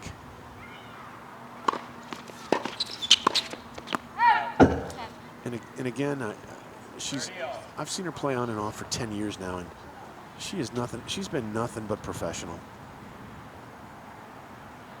Nothing but professional.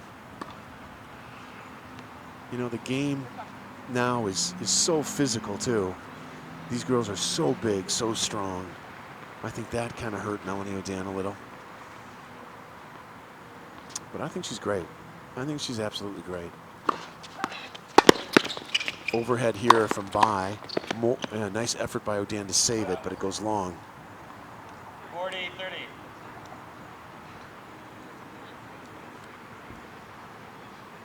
She's great. Melanie O'Dan is great. No attitude. She'll sign autographs. She's nice to the kids. She doesn't expect anything. Nice return there. Nice little exchange. O'Dan to Wong, and Wong knocks off a forehand volley. Nice. Wong. 4-1 second set.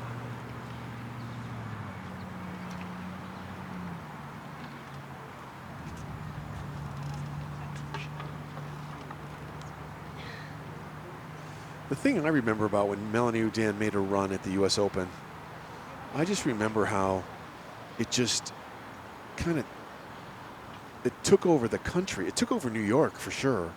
You know, it was the kind of win when O'Dan made her run into the quarters, and it was the kind of win where, you know, the average Joe in New York, the taxi driver, the guy making the pizza, they all knew about it. They were all energized about it. They were all buzzed about it.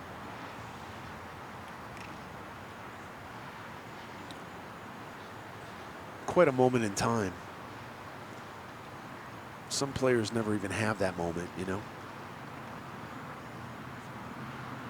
You'd get into a taxi, and you know the taxi driver would see that you're going to the US Open, and they'd want to talk about Melanie O'Dan. You know, you're in an elevator and someone sees your US Open credentials and they wanted to talk about Melanie O'Dan. It was just that kind of time. She was, you know, she's blonde and she was cute and she was personable and she connected with people. It's a wonderful story. It's a wonderful story. Here we go. Moore serving down a set, down 1-4. To the team of Bai and Wong.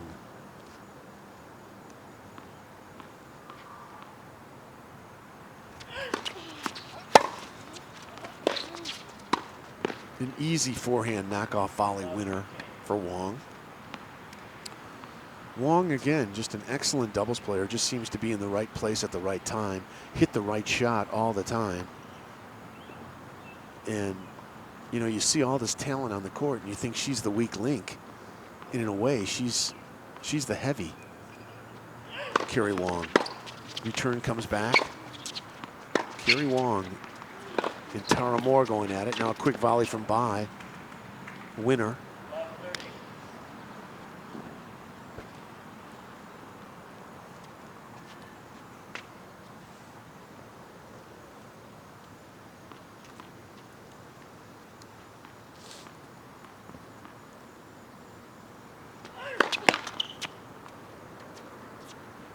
Moore serving to Bai. This is a Brit serving to an Aussie. Miss hit from the Aussie. Wide. 15-30. Just a great day of tennis. It really was. Just a great day. I mean, I look back at it, that first match today, Sophie Chang's win was something special.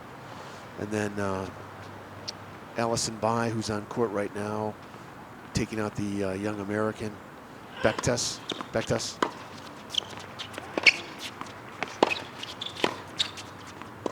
Short lob. O'Dan knocks off the overhead. 30-all. Obaba of the United States taking out the South African Simmons. Obaba just playing with just so much youthful energy, being a brand new pro. And this doubles match, just loaded with talent here.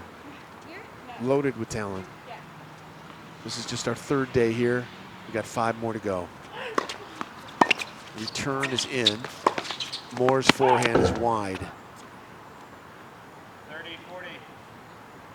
This is a break point for Bai and Wong, and this will pretty much seal their fate right here.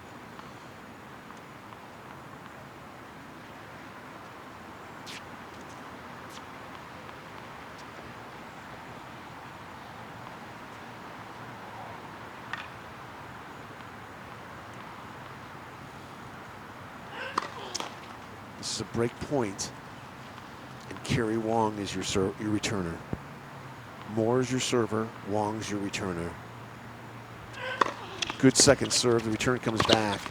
Yeah, Moore loaded up on the second serve. Wong gets it back. It floated, and Udan just moved over and moved in and knocks off the volley. This is a no-ad point, and it's basically a point that Moore and Udan need here. Down a set, down 1-4, no ad. The returner is Allison Bai. The server is Tara Moore. Good serve. Return comes back. 2 up, 2 back. Forehand to forehand. And then a forehand volley winner by Udan, 4-2.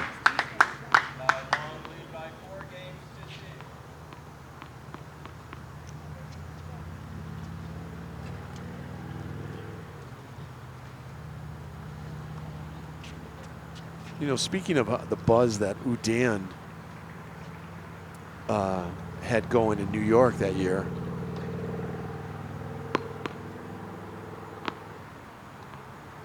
give me 1 second here.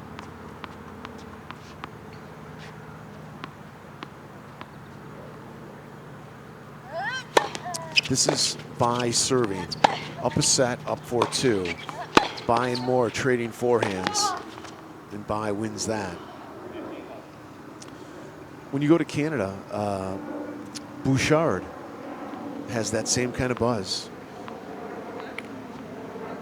A lot of just everyday sports fans like to talk about Bouchard of Canada.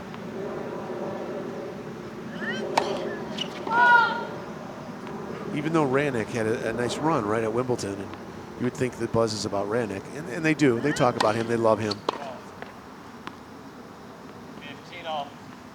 But a lot of people like to talk about Bouchard when you go to Canada.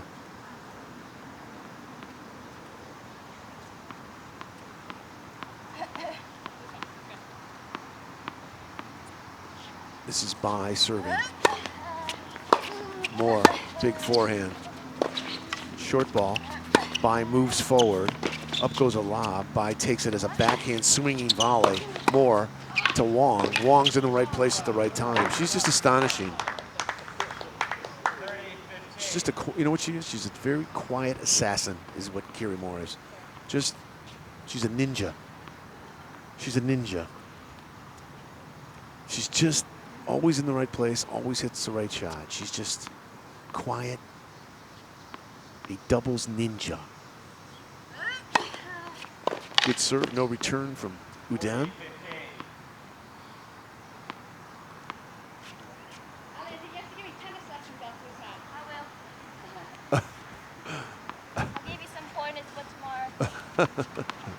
Moore and Bai are laughing how good Bai is playing. Moore said to Bai, "You need to give me a tennis lesson after this." Up goes a lob. In from Moore. In. Yeah, Moore said to Bai, "You have to give me a tennis lesson after this." And it's been that kind of day for Allison Bai of Australia. She's been pretty much flawless today.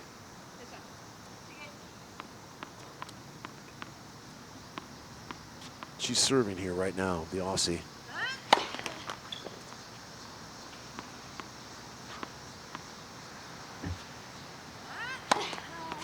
Udan's return is in play.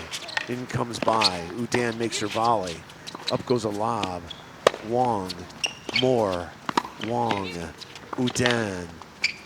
Bye, winner, game, 5-2.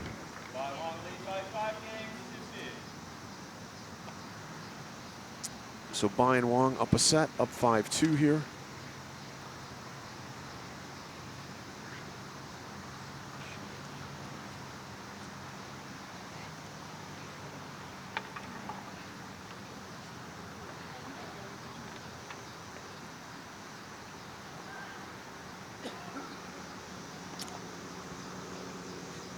Some of the local sponsors here: Emerald Asset Management, Neon Energy Drink,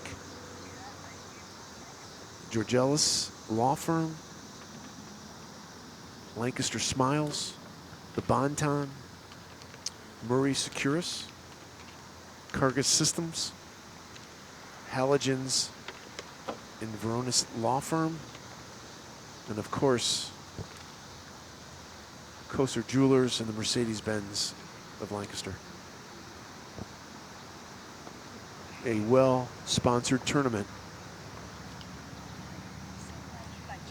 Just like normal balls, you know? We're missing balls that they're serving really good, or like we're moving, you know what I mean? And like we're trying to like go. they're returning really well. Yeah. And then when Well, we're getting down to it here.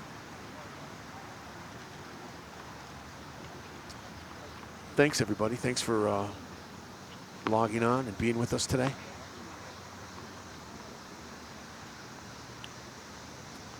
Melanie Odan serving to stay in the match. Udan's your server, her partner Moore up at net. The returner is Bai, who's been magnificent today. Bai's return is in play. Drop volley from Moore, beautiful.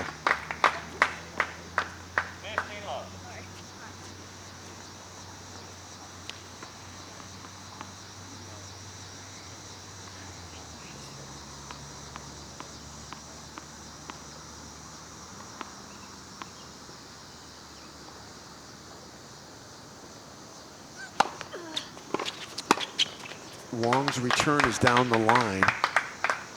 Moore up there at net was an easy, comfortable forehand volley winner.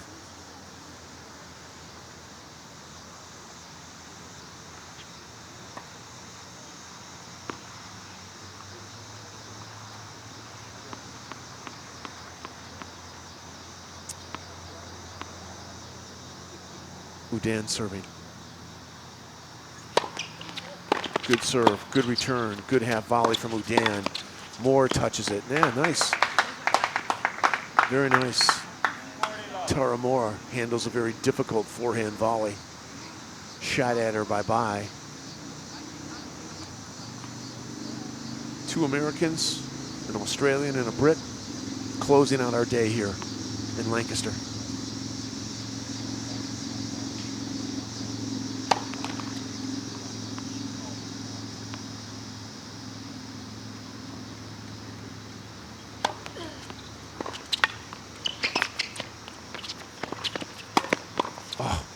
Strong forehand volley by Moore.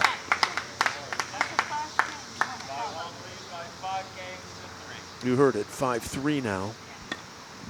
And here we go. This is where Bai and Wong will be serving for the match. They're up a set, they're up 5-3. Wong is your server. Bai makes her way up to net. The returner in the deuce court from Great Britain, Tara Moore. Second serve.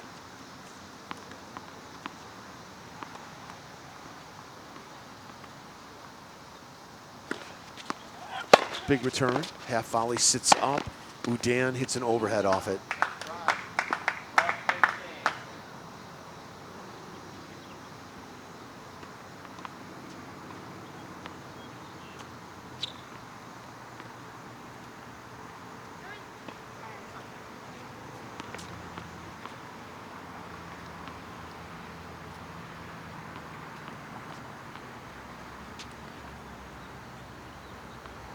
Wong and Bai serving for the match, up a set, up 5-3. They fall behind love 15.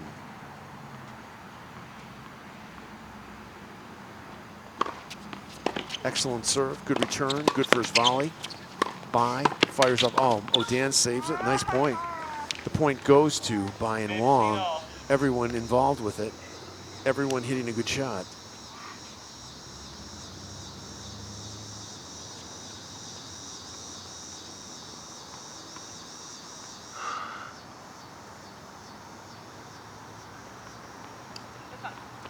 15 all here.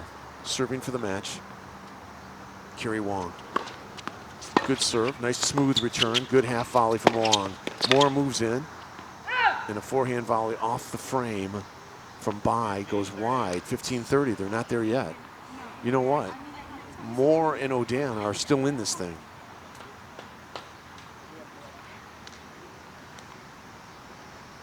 Well, this will be fun. Udan has such a good return. This is such an important point. So here's what you have. You have Wong serving to Udan on an important point late in the second set. Good serve. Return is, yeah, beautiful. Yeah, yeah. Her return is something. Udan comes up with a nice return. These are break points now. Serving for the match and faltering here.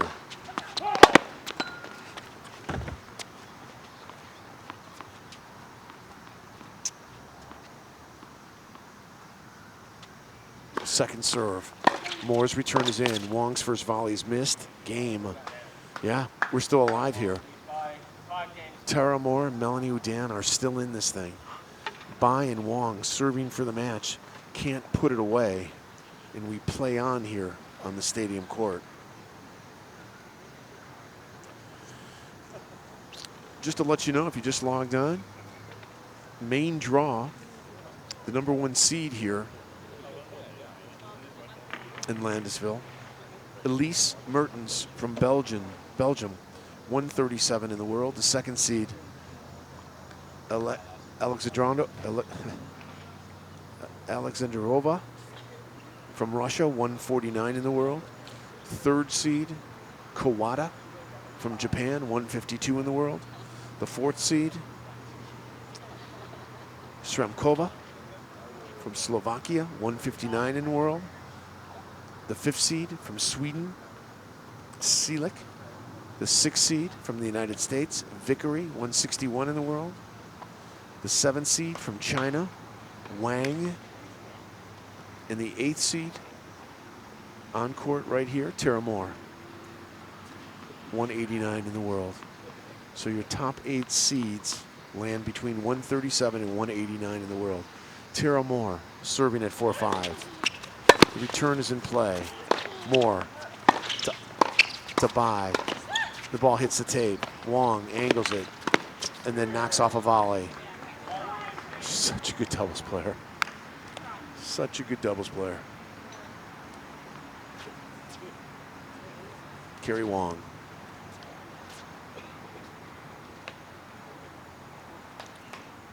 Love 15. Moore serving, down a set, down 4-5, down love 15. Moore kicks it in to Wong. Moore's forehand to Wong's backhand. Bai gets involved. Wong moves in, angles off a volley to the perfect place. The right volley at the right place at the right time. That's what Kerry Wong does for a living. She hits the right shots at the right time. Love 30. Moore serving to Bai. Good serve. Bai's return is in play. Moore's forehand into the net. These are 4 match points now. 4 break points, 4 match points. Wong will return the first one. So you have the Brit serving to the American. Moore serving to Wong. Match point. Moore misses the first serve.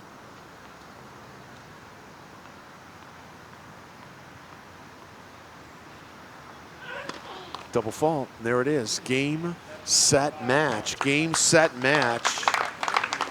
Bai and Wong win it in straight sets. Entertaining match. That's a first round doubles match. And I'll tell you what, this is a team that can win it. Alison Bai of Australia, Kerry Wong of the United States. They're not seeded, but they know what they're doing out there. They could definitely win this title. And that will conclude day 3. We hope you enjoyed it. It was our pleasure to bring it to you. What a day it was. We come back tomorrow. We do it again. 10 a.m. Eastern Time, 7 a.m. Pacific Time. We'd like to thank all our sponsors over at radiotennis.com, Coach Leather, the law firm of Plunkett and Cooney, Peter Burwash International, the Wall Street Journal, Tennis Express, the La Jolla Beach and Tennis Club, and our sister websites, livetennischat.com and tennisworldrankings.com. We also want to thank everybody over at LandisvilleProCircuit.com, and they'll be here with us tomorrow as well.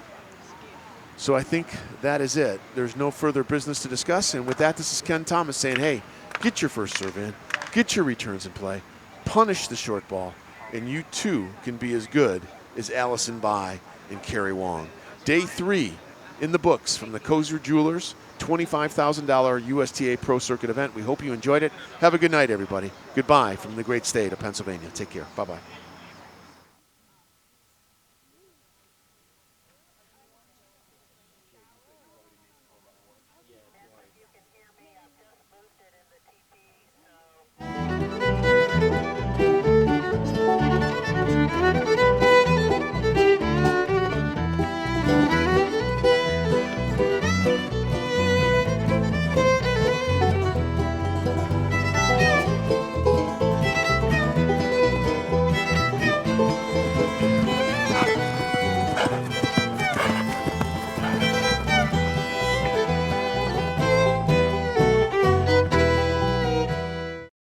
I always felt like an outcast due to my limp.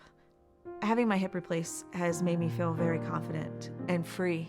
Dr. Becker was able to take all of my right hip pain away, along with lengthening my leg. It gave me a lot of confidence. I was able to stand up straight. I was able to walk straight. I think he could see the pain in my heart, and he fixed it.